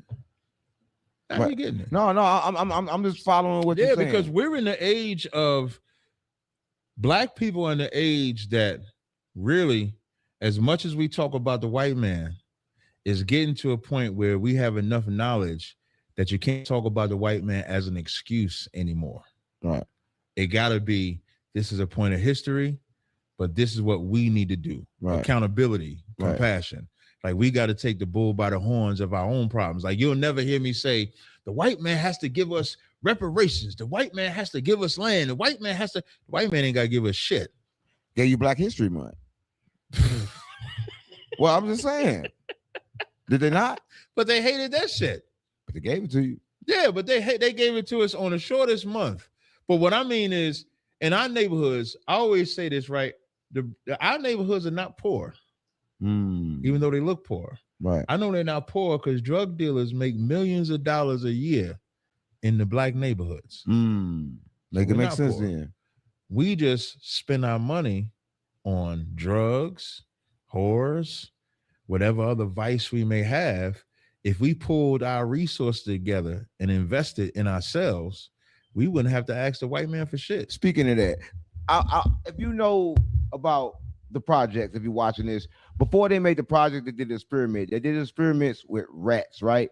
They put rats high up, and they noticed when the rats went higher, they started acting more crazier. So I want to ask you this. Do you think the hood is an experiment where they're watching and trying to figure out what is actually? Yeah, I think the projects is definitely. It's a project. Yeah, projects is definitely an experiment. Because they shut them down and closed them down after the experiment was over. Definitely. Like in Jersey City, where I'm from, yeah, Marion Projects, Curry Woods Projects, Booker T, Lafayette. If I miss one, I apologize. I think those four is a couple. It don't matter if you miss one. They ain't coming back up. Yeah, all of them are gone. Right, they're gone. Because the experiment is gone. Because it wasn't just that they put you in the projects. They also fucked with you as far as getting a job. They fuck with you with healthcare. They fuck with you with even getting out of those projects. So now you just got a bunch of rats. I'm using that on purpose because of the experiment you talk about that's trying to survive in that maze. And so everything become environmental at that time. It does. So if you don't have access to resources outside of them projects, you're now going to manipulate and take advantage of the resources within the projects. Right. And you know what the resource is? Us. We're the resource. Right. How can I get him to give me money? I'm either rob him, I'm gonna sell him something. Right. If that don't work, listen, if you're watching this, if that don't work, if you from St. Louis or you have been to St. Louis, they had a black fog, right? And the same black fog as in Memphis as everyone else. And they said this black fog was causing brain fog. Right. And listen, you go sound like Who Cloned Tyrone. No, it's real. It was in St. Louis. It's black. When you go outside and you look, you couldn't even see your hand. You put your hand in this right in front of you, and it was everywhere. And it went on for months and months at a time. But it happened one day, then the next day it's cleared. It happened the next day it's cleared. So do you think that the government, say if we start getting awareness, do you think they seeing stuff like black smoke or food in order to destroy us? And why? Because they have to bring us back to our base nature. Right. And so I think they will do everything. There was a study when they was doing some tests on corn to make us homosexual. Yeah, it was a study. Yeah, and they was experimenting on. They was experimenting on frogs. You not gonna do this. Yeah, corn. I did a lecture. Yeah, so I eat corn, I be gay. So I can't eat corn no more. No, I mean, come on, let's be real. Come on. We cool, we vibing, right? Listen, a black man a black scientist came out and said with the corn on the cob or corn in the can. Corn on the cob. Oh, good. I eat the corn in the can. I'm making sure. I ate the cob. Like I don't like. I can go into the conspiracy, but now I don't look at that as a conspiracy because I think it's true. Tell me about it. I think that they tell me how corn turn you gay. I think they do. Well, they put stuff in the corn when you would eat it. Yep, and they tested it on frogs, and then they put it out there for us. You know where? If I tell you where it started at, you gotta tell me. Atlanta. Look at Atlanta. Now look at Houston. Atlanta is like the gay capital for black men, and they love corn over there. I don't know. I'm keeping it real, bro. Right. Nigga, every time you go to Atlanta, they got corn. I'm telling you, I ate a lot of corn. Oh, but I ain't never had them thoughts. I ate corn from Atlanta, but listen, I'm good. I'm good, right? I was make sure I'm good. Well, I mean, you ain't doing no, I ain't did nothing. Okay, yeah, you good. Then. Damn, so you telling me that corn? Yeah, they did. This was back in 20. Well, I found an article in 2016. So I want to say maybe before 2016, 2015, 24. Right. Anybody can look this up. So them experiments, the fog and stuff like that, I think you see that all. Music, I think they do everything to keep us in our base nature. Right. It's the propaganda of what they display on us on TV. There's 48 million black people, but the only people they choose to show of black people is in our base nature. Twerking, selling drugs, fighting, getting high. That's what they show us on the internet. Right. But the white people do the same thing. But they don't show them as much as they show us. They don't like black on black crime. You don't never hear the term white on white crime. Right. And white crime is just as prevalent as black crime. Right. But they don't push that envelope. Right. So people be looking for this great conspiracy of just of the fog, of the corn, of the chemical chemtrails and stuff like that. But they would never think that the music is a conspiracy. I know they would never think that the internet itself is a conspiracy. I know that too. They control everything. I remember they had black people going crazy over Popeyes and the Chick-fil-A sandwich. The sandwich was crazy, and it wasn't even that over fucking a good. sandwich. They was killing the over drive it, fighting over it. The fighting over it, and then black people was acting like love that chicken for Popeyes made it black because it was from Louisiana, and Chick-fil-A is the white chicken. So now you ain't black if you eat the Chick-fil-A, you black if you eat the Popeyes. That's the and that's why I brought up Who Cloned Tyrone, because what did they put in there? Chicken, music, and church. Right. But speaking of the sandwich, and I'm just gonna speak for the sandwich, they close on Sundays because they good Christians, right? And they white. They're satanic. That's why they close on Sundays, because that's the worship of the sun god. Ra. Yeah. So sun god. Yeah. So you telling me that people that go to church on Sundays worshiping Ra. And they don't know. They don't know. How is that so? Because these are council agreements that they made hundreds of years, centuries ago. I say it like that you just don't know. Same thing with Christmas. Most people don't know that Christmas tree is in Jeremiah, the 10th chapter. When you read in the Bible, what they telling you is about Jesus is not about Jesus. You read that in Jeremiah, the 10th chapter, you hear about that Christmas tree. Right. But they don't know that. Tell us about the Christmas tree, because everybody's going to put up a Christmas tree in about 5 months. Yeah, and in Jeremiah, the 10th chapter, it says, the custom of the people are vain, for the workman of the axe cutteth the tree, bring it out of the forest, deck it with gold, and fasten it that it move not. And then it says, but it can't speak to you, because they are doing that because they believe that's a God. But we believe that that's about Jesus today. We believe that we're getting that tree to put gifts like the wise men gave gifts to Jesus. But Jeremiah and them back then is doing that because they believe the tree was a God and would speak to them. And when they bring gifts to the tree, it's to the tree God. Right. Tree do have energy. Tree does do certain things for you, like the sun have energy, but I don't think a tree is God. I think back then they'll find certain type of things that's different, and then they'll worship it instantly. Yeah, right? definitely. They realize that it'd be easier to worship. The Egyptians worshiped the alligator, crocodile, they worship the dove, they worship the falcon. Yeah, you worship anything. Right. What's the reason for that people decide to worship things other than themselves? You look for something to I don't know, like we are a simple-minded people, right, in our base nature. And all it takes is for somebody charismatic to do something and say, man, this bird did this to me. And then everybody would worship that bird. I remember they said a statue cried. This is in America. I think in America, they said a statue cried. Next thing you know, everybody visiting that statue. Right. They want to see that crying statue. Right. Because we're so stupid. We're stupid. What do you mean we so stupid? I mean, we're gullible. We're gullible people.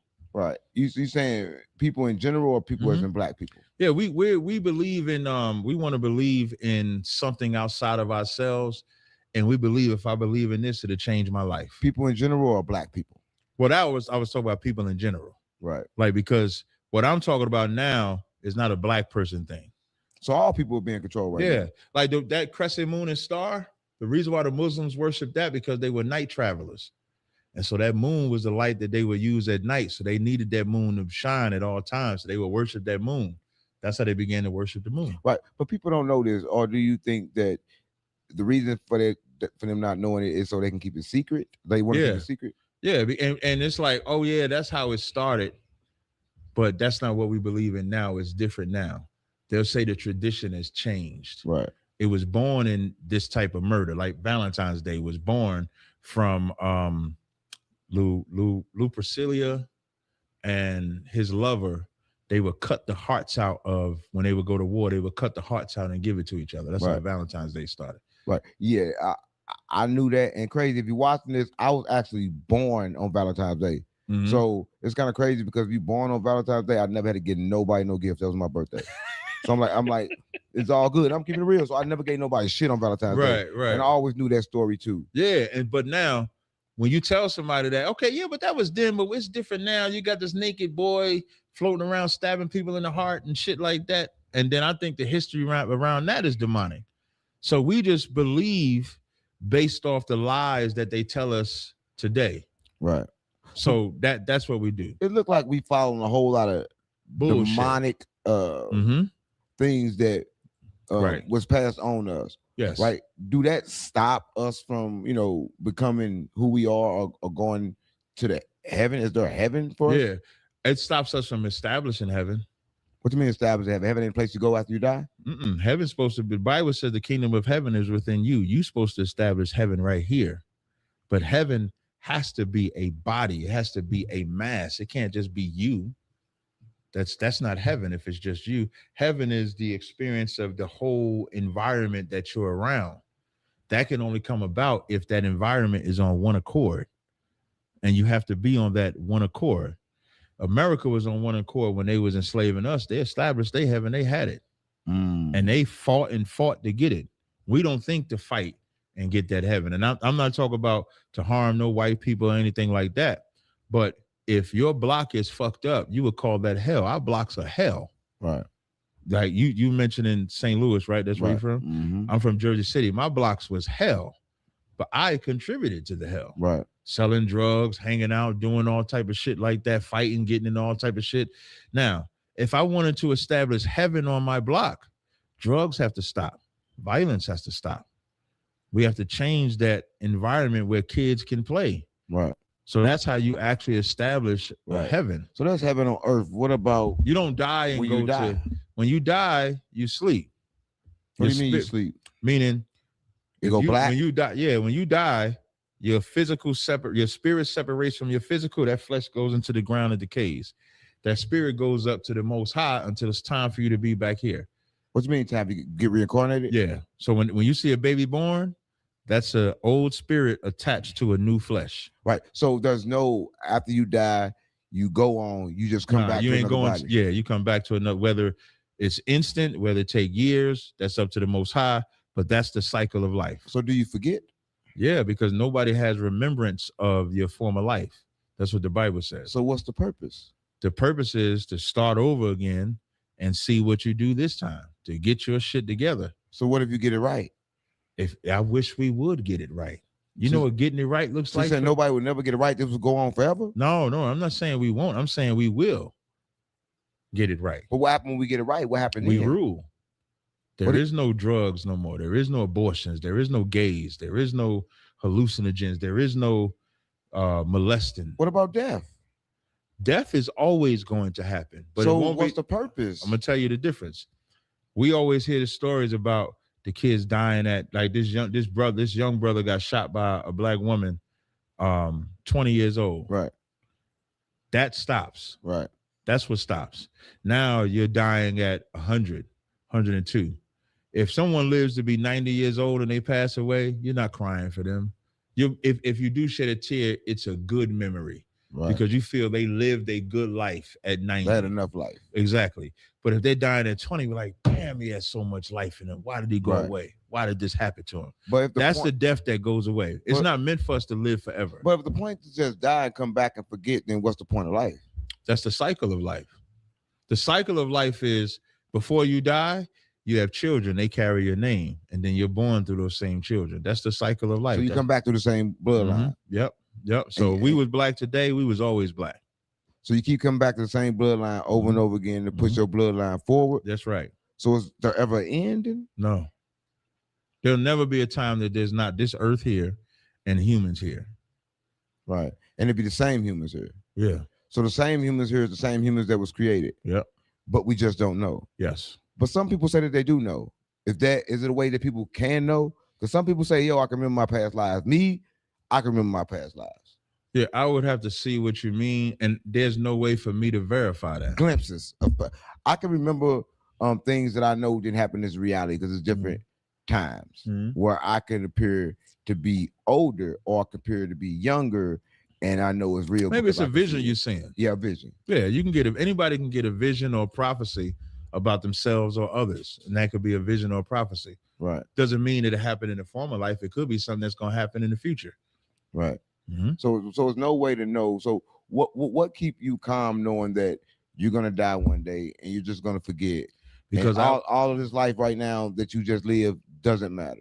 How I look at it, like I feel like whatever my lives were before was fucked up. So in this life, because I was born in a fucked up state, in a fucked up condition, I've overcome that condition. And so now my job is to live properly, raise my kids properly, so that when I come back again, I'm born in a better state or condition than I was the first time. But you're not going to. I don't think I'm gonna die though. Huh? I don't have a concept of me dying. You know what? When I say that, I say this for a reason. Because when I say that, people like, man, what you mean you're not gonna die? I say death is a choice. Yeah, I was told I wasn't gonna die. But death is a choice. You don't have to die. Right. Because a lot of people don't die. As people, and that's a demon. Death. Thinking about dying, that's a demon. So you may live forever. Why not? Why can't that be possible? Why can't I? Now, I believe that Christ is going to return. Like, I believe Christ is going to return. I believe God. When you see how they releasing all these alien files and all that shit, I think because we're closer to a phenomenon. Right. We're close. Like, first of all, I want to say, you would think they would have clearer footage and videos and shit by now. Right. They still showing these old ass footages where it's blurry and pictures ain't as clear. Because them old footage. Yeah, but I think that they're releasing all of this footage because there's a alien UFO phenomenon that's right around the corner, and they need to prepare us to fight them. That's the phenomenon. What if they prepare us to fight Jesus? That's what I was going to get to, because that's exactly what they're doing. For me, I know that this is not a preparation to fight against aliens. This is preparation to fight against Christ, because that's what the Bible says. The Bible literally says that in the middle of the nations going to war with themselves, Christ is going to return, and then they're going to put their differences aside and fight them. That's why you see the movie propaganda. That movie, it was an alien movie that just came out. I just saw it. I forgot the name of the movie. I just saw it. That shit was fire. Right. It was fire. Was it Steven Spielberg? It was a Steven Spielberg movie. Is it on regular TV? No, it was in the movie theaters. Oh, okay. And the movie was about these two random people. Right. Had this alien type of gift of communicating with each other. Right. They meet. Right. When they meet with these other people that also have these gifts. Right.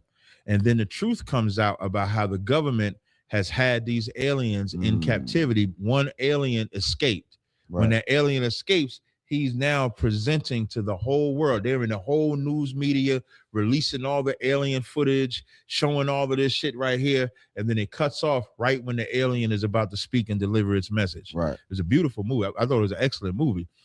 All those movies is preparing us so we'll forget that Christ is supposed to return and be like, that's the aliens. We got to fight them. Right. So there's no such thing as aliens. Yes.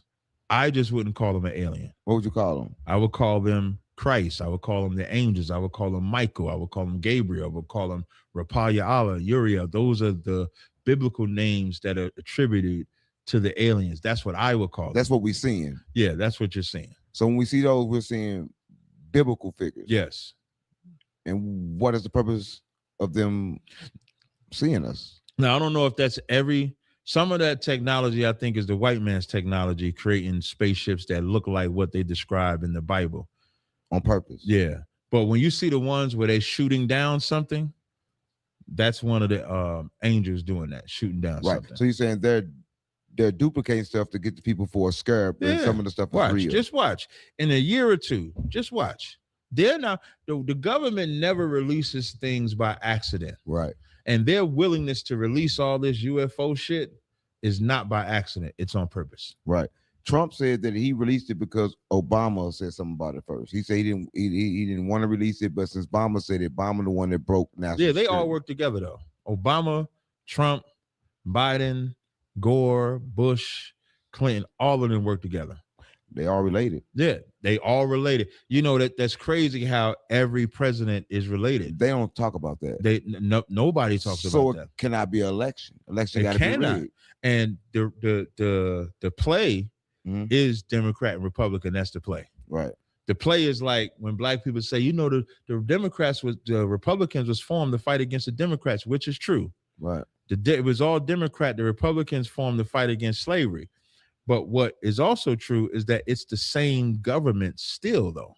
Right. Why do I say Democrat is for black people, and then all of a sudden when everybody start voting for Trump, they say Republicans for black people? Which one? Because Republicans was black. Black people looked at Republicans first because Republicans fought to free them in slavery. But why It switched in the 60s when Kennedy Okay. came. When Kennedy came, and I think they made a deal with the black civil rights leaders at that time, then it became a shift into the Democratic Party. Right. I want to say something that you said, and I want people watching this to understand this. Speaking of Kennedy, everybody think Kennedy was killed for a lot of reasons, but Kennedy was killed sort of like for what he said, basically saying that this is not their land, saying that someone was here and the people that was here was not the Indians, that this land belonged to black people. He said that, and they killed him. A lot of people know he said that, but you can look this up right now. He said that it's a speech. It's a speech. He said that this land, you think that this land that we discovered it, he basically said that Columbus didn't discover this land. Oh, that's a fact. That's what he said. Yeah, and they that's a killed him fact. for that. You think that's something for them to kill him for? You know, so many stories with Kennedy. I heard think the mob myself. got him killed. I heard the mob got him killed because the mob supposedly had a hand with him getting elected. I wouldn't be surprised by that. Him getting killed. Shoot, man, you let the conspiracy theorists tell it. They'll tell you it wasn't Oswald. Was it Oswald? He got shot in the car. He got shot by the driver of the car. That's what I was about to say. The driver, they'll show some video. They say the driver of the car just turned around and shot him in the head. But I'm saying, when you're looking at this, a lot of pictures. You know, back on the conspiracy, you could take that up to the towers. Right. When them towers fell, that's a controlled demolition. Right.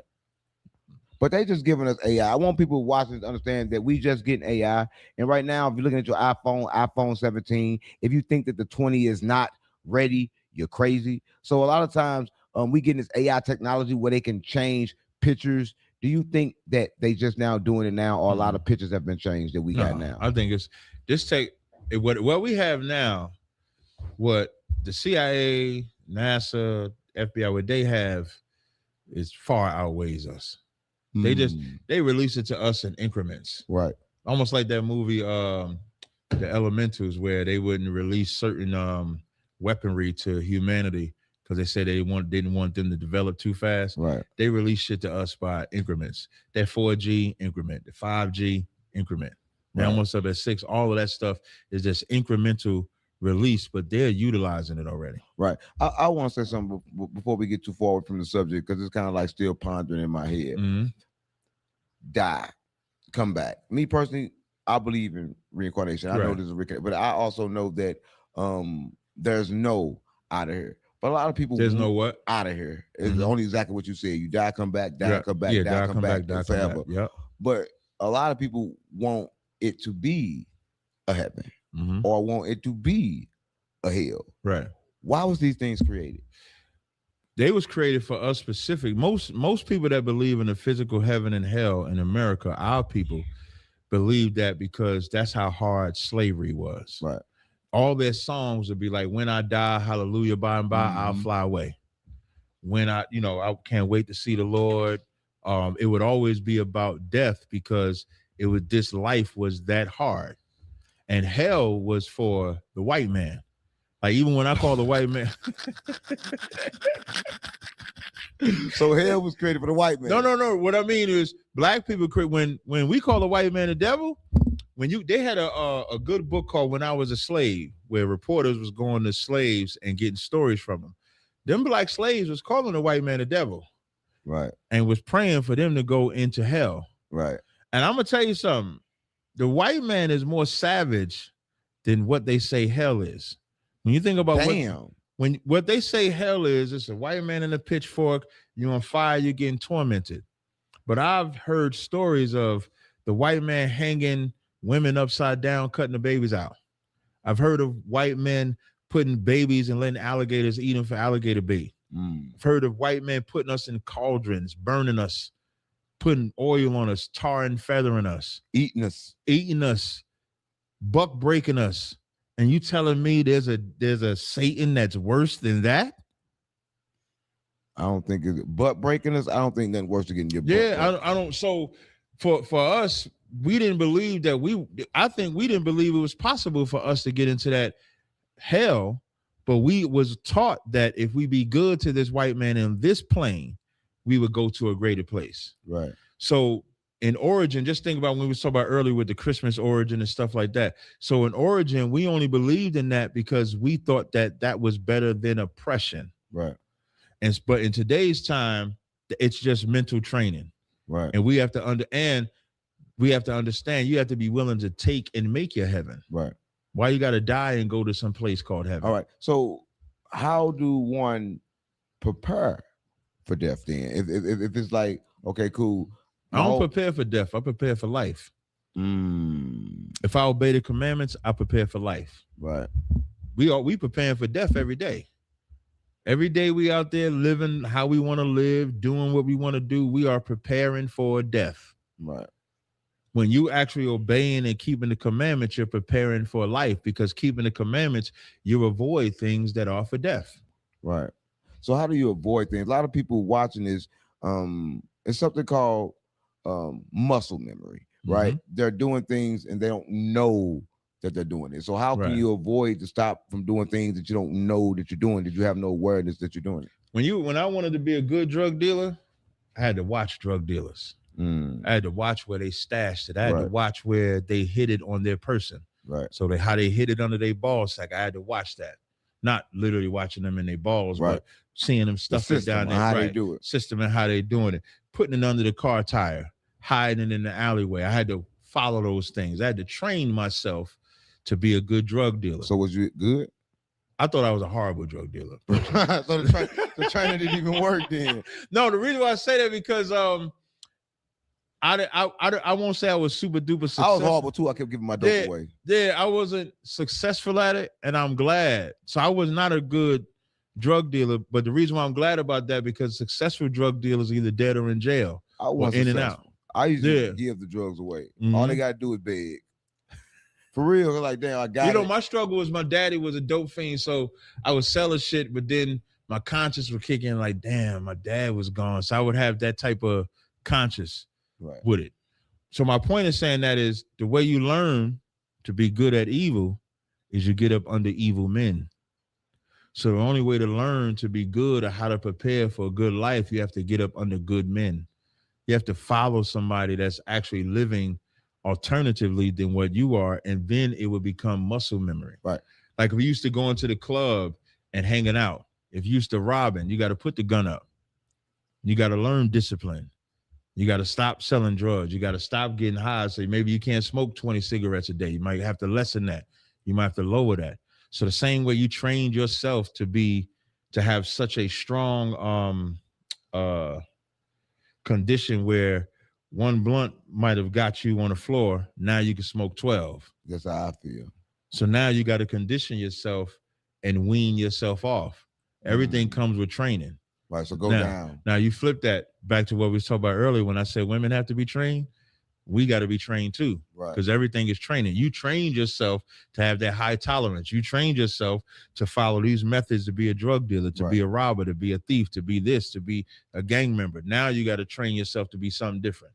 Right. That's crazy because life is full of training. You train women, you train yourself. Right. Do the training ever stop? No. Because the patterns of life don't stop. The methods of life don't stop. Right. The devil never stops. Right. The temptation that's out there never stops. Right. There's so many different ways to do evil. Right. So it's always a training. Right. So what is life's purpose? Life purpose, Ecclesiastes, the 12th chapter says, fear God and keep the commandments. This is the whole duty of man. That's your duty. Hold up. So I'm just here to fear God. And keep the commandments. The 10 commandments. No, it's more than 10 commandments, but you keep the laws that apply to you. So when do that we can so that we can rule. So when the life will come for me? When you're ruling. I don't want to rule. What you want to do? I just want to be me. Okay, so then let somebody else rule. You still got to keep the commandments. You would be a subordinate to the ruler. I don't got a problem with the commandments. I got a problem with ruling over people. No problem. Then you ain't got to be the ruler. You could be the subordinate to the ruler.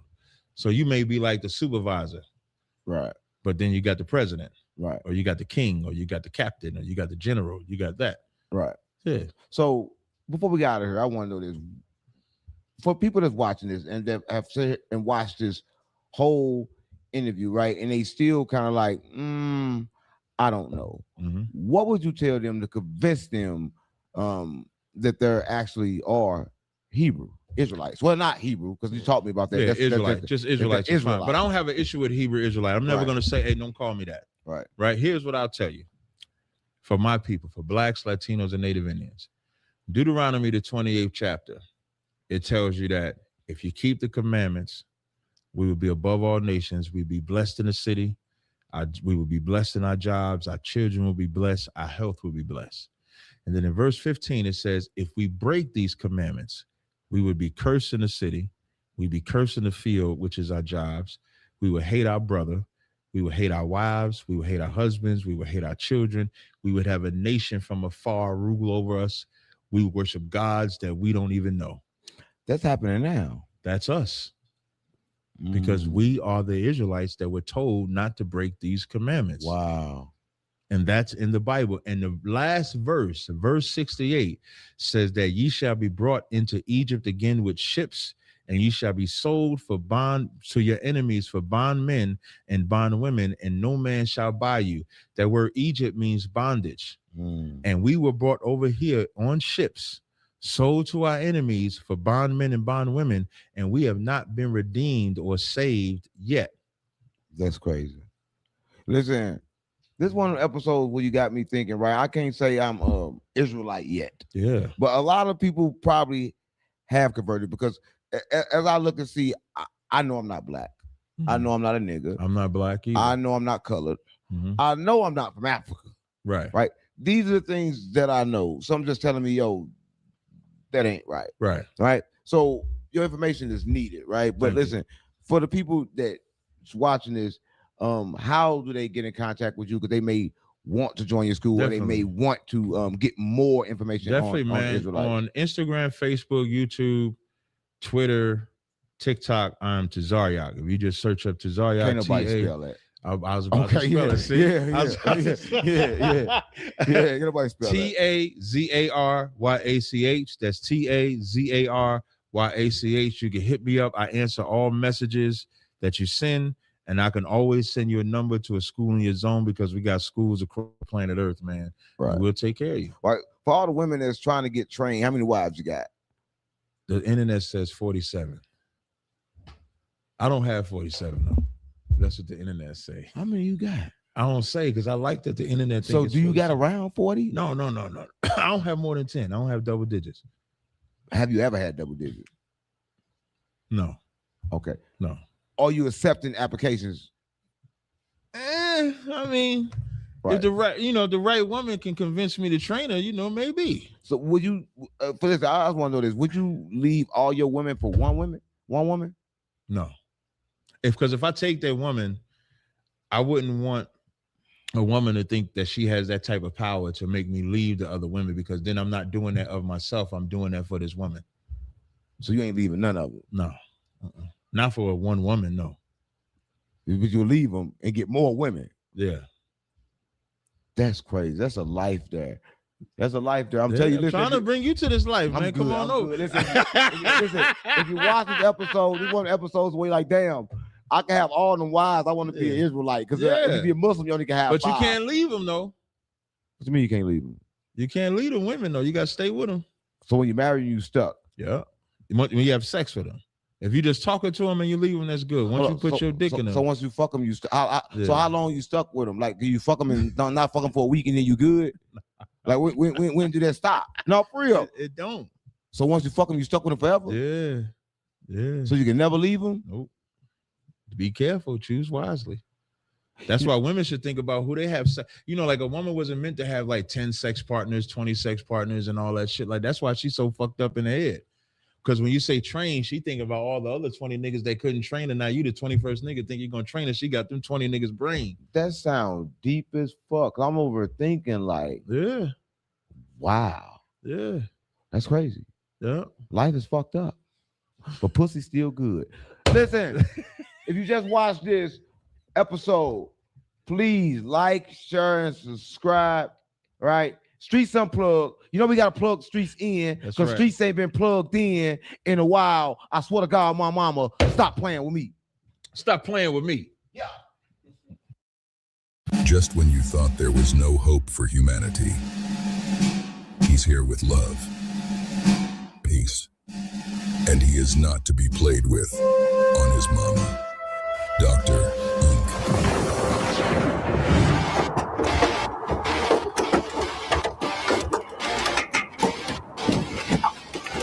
You got any weapons you think's gonna poke me? Yeah, my dick a weapon. You stole this shit from Skid Row. Take it back. Take this shit back to Skid Row. Stop playing with me.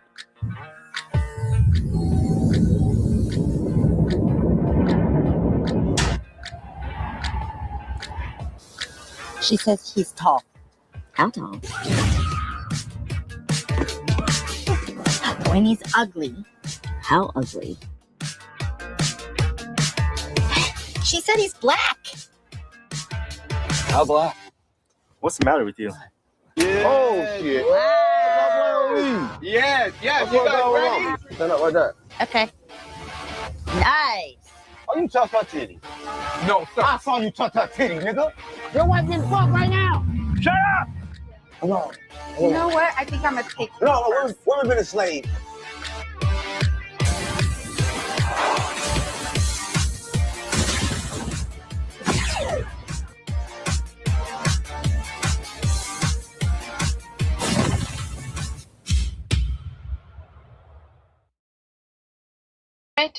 Your redemption is on the way. Thank you. That's all I had to say. That's cap. Kim, is there a queue? Because I would like to. And Lou, we're gonna talk about it later, bro. Yeah, it's kind of been popcorn style. I've kind of been doing it like men to women, so that it could be an even representation. So it's kind of popcorn style. I think that point was over, so the floor is kind of open. We could leave it popcorn style as long as everybody can respect the floor. And if two people having a dialogue, let them have the conversation together. Let's just try to keep it clean so we could hear everybody. That's all. Well, Cap, let me hear your perspective. On what? On what Ruler was saying about Sierra and Russell Wilson. I think Ruler was using that example about his narrative about women leaving a relationship. I think he was speaking from, like, I actually agree. Not the Sierra, Russell Wilson, that's an objective. That's going to be opinionated because if you like Sierra, you're going to have that position. But what he said about the single mothers leaving their man for their own happiness, I agree with that shit. Thank you. Like, I agree with that shit 100% because you'll have a woman that has a good man and she just leaves him and then goes turn herself into a baby mother just for her own happiness. When if she cares so much about her happiness, she should have been concerned with that before she had a kid, because the ramifications of the child, like the child gets rid of your happiness, in all honesty, because now the number one priority is the child's happiness. And so for a man or a woman to be so selfish to cater their own happiness over that child's, I agree with Ruler from that position. The other position about Pookie though. He's a Pookie. He's not a good man. There is no man or woman in that scenario, Tammy. I said if a man or woman leaves for their own happiness when there's a child involved, they're selfish. I agree with Ruler from that position. No, her mental health. I mean, her mental health. Stop policing what he's saying. Once again, see how y'all focusing, even like what I try to speak from, because I know when you focus on a woman, The women get emotional. I always speak objectively because men and women do exactly the same thing. You got men that leave women that they have a child with for their happiness because they say, well, she don't make me happy. And you got women do the same exact thing. She don't make me happy. Nobody, if y'all looking for like this happy relationship, you're naive, male or female. That's stupid talk. Because there's no such thing as a happy relationship. When you're in do you know yourself? Just think about, don't think about the person that you're going to be with. Just think about yourself. You are not a happy person to be with 24/7. You're not. You know you're not. You need somebody that could tolerate your bullshit because the benefits of being with you make it tolerable.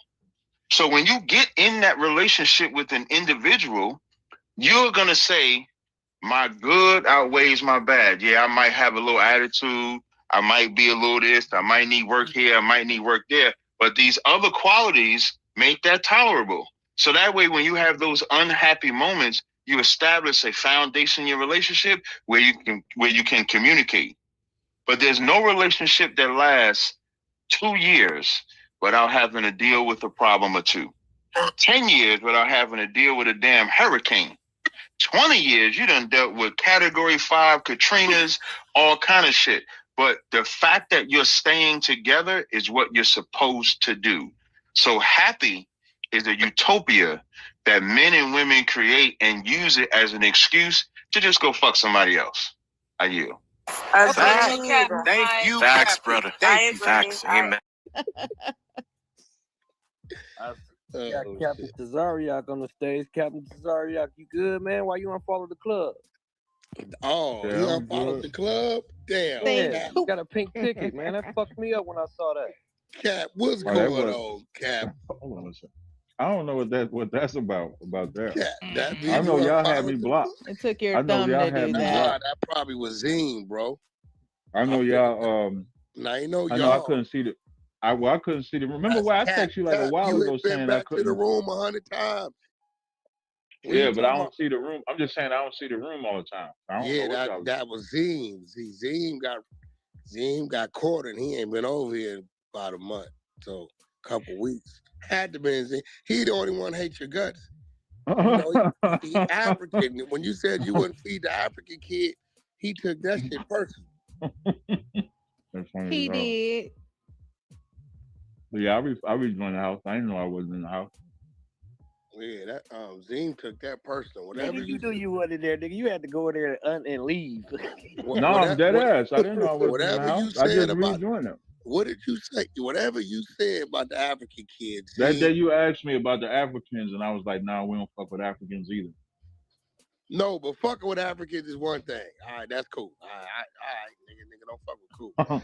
But I think he holding on to something about would you feed the African kid was hungry, you wouldn't give him no food. I don't know if it was like really an African kid and y'all was Sarnetta asked me on the street.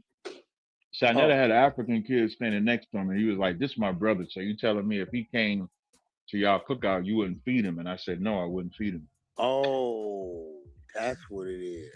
Okay. That nigga Sarnetta he be starting shit. He know what your answer gonna be. Yeah, he did on purpose because we didn't know he was African at the time. When we found out he African, Sarnetta used it as an opportunity to say, "Okay, I can get Cap." And look bad. Ask him The kid about him. actually right there. Right, exactly. So he put me on the spot. So it's really like, let me see if Cap a real Israelite saying what he say, or is he gonna fold? So that's why he asked me, because when he asked me about the white guy, nobody cared about when I said I wouldn't feed a little white kid, but the little African kid they got mad about. So a lot of people don't like me for that. I don't give a fuck. Why wouldn't you feed a kid though? Nah, he say he don't fuck with Africans. I don't fuck with Africans. I know, but that's a kid though. It don't matter if it's a kid or not. Hey, when it was our kids and they was killing them and gunning them down and wouldn't feed them, nobody said that's a kid though. Who was so why I killing gotta them say that's down, a kid? Cap? Who was killing When they them? was You talking about the white dudes? Anybody. When black people went through their oppression and what they went through, nobody said that's a kid, let them spare. Let me ask you a question. I do know personally, I personally feel that a lot of African people really don't care for American people, black, right? Mm-hmm. Well, you know, it's something that's cool, right? But I don't know, or I can't recall it ever been a time to where we went at it with one another for that type of attitude to be there, that type of distaste or hatred to be there. Maybe I missed it. I don't recall I a wouldn't even time where say if I got a Africans. distaste for him though. I just like Shanetta was presenting a hypothetical. I've never been in a position where some African asked me something like that, try to come into like one of our events or anything. I haven't experienced that. I do business with all of them though, but I've never experienced something where we got an event that's for like our people only and some African try to get in there. I never experienced that. They still wouldn't come, but I've never experienced that. So I remember me asking you, what was the difference? Because you straight up told me that Africans, when it comes to the Israelites, or like even over there, because I was like, well, that's the motherland, and you was like, no, it's not. Right. Right. You was like, I'm like, well, black people come from Africa. Right. You was like, no, they didn't. So Right, meaning like when we from slavery, yeah, because we was in the west coast of Africa, but in originality, everybody had their own land. Like even back then, you wouldn't have called it Africa. Today, you call it Africa. That's named after other people. But even using the term Africa, it's like 50 countries. Most Africans don't really call themselves Africans. Because African is a continent, or Africa is a continent. They call themselves by the country or tribe or village that by they. the country, like Right. Nigerian or Right. And even Moroccan. Nigerian. Right. Or even Nigerian might say, I'm Nigerian from such and such tribe. We use that term because, of course, we don't have no but identity. that is Africa, right? Right. It All would be of the that's continent of Africa. Right. So it's just like somebody over here saying, "No, I'm from Louisiana." Correct. I'm from Or California. I'm from New Orleans. I'm from Right. New Orleans, Louisiana. Yeah, they Right. want. You're on the same landmass. Right. It's automatic. We know it's automatic. This is America, but you're right. Niggas don't say, "Nigga, I'm American, Louisiana." Right. They don't talk like that. If we went over there, we wouldn't say we were American. I would say I'm from New York. I'm from California. It would already be understood that you're American. You just now saying where you from in America. But you have that identity marker to know where you're from. But when you say you're African, that don't even make sense because you don't even know what part of Africa you're from. So why the lack of acknowledgement for them as well? Because they don't consider themselves black. What you saying? They don't. No. They don't call themselves You black. experience that a lot, especially over here in New York. They clearly make a difference that we are not the same people. Yeah, all you're the right time. about that. They dress different. They move different. You're right about that. Yeah. And they look at you different. Yeah, I got into it with them niggas. You know them niggas be on the side of Amy roof off 116th? They be a gang of them right there. Yeah, I got into it with them niggas before. Gang of Africans right there. Like they wanted to they were trying to sell me some incense and some clothes, and I just wasn't, nigga. I just got through eating, nigga. I wasn't interested in the shit. And the nigga said some shit in another language. I didn't know what he said, but the way he said it, I knew the shit wasn't right. Right, you knew that was some hard shit. Yeah, he said some crazy shit, right? So, and the nigga like made it clear, like, he like, y'all don't like our people anyway. And that's the first time I had something like, I'm looking at him like, cause I know he African, but to me he's black. But I'm like, black, right? He like, no, I'm some. But they would not identify as being black. Yeah, because they consider us lazy. Good for pretty much the same stigmas that American white people put on us is what they put on us too. Now, of course, I'm not saying every single African, but predominantly that's how they view us. How many Africans you be around on a daily? I try not to be around any of them. I try not to be around any of them. I was gonna step in because I've been working nightlife 7 years. They be African people. I never get that. Like if they say they from Africa, they like the African niggas that come in or whatever. But you selling something though, right? Ain't you selling something? She's selling. Shit. I sell coochie and I sell bottles. Yeah, so of course ain't no African ever gonna be mad at buying your pussy.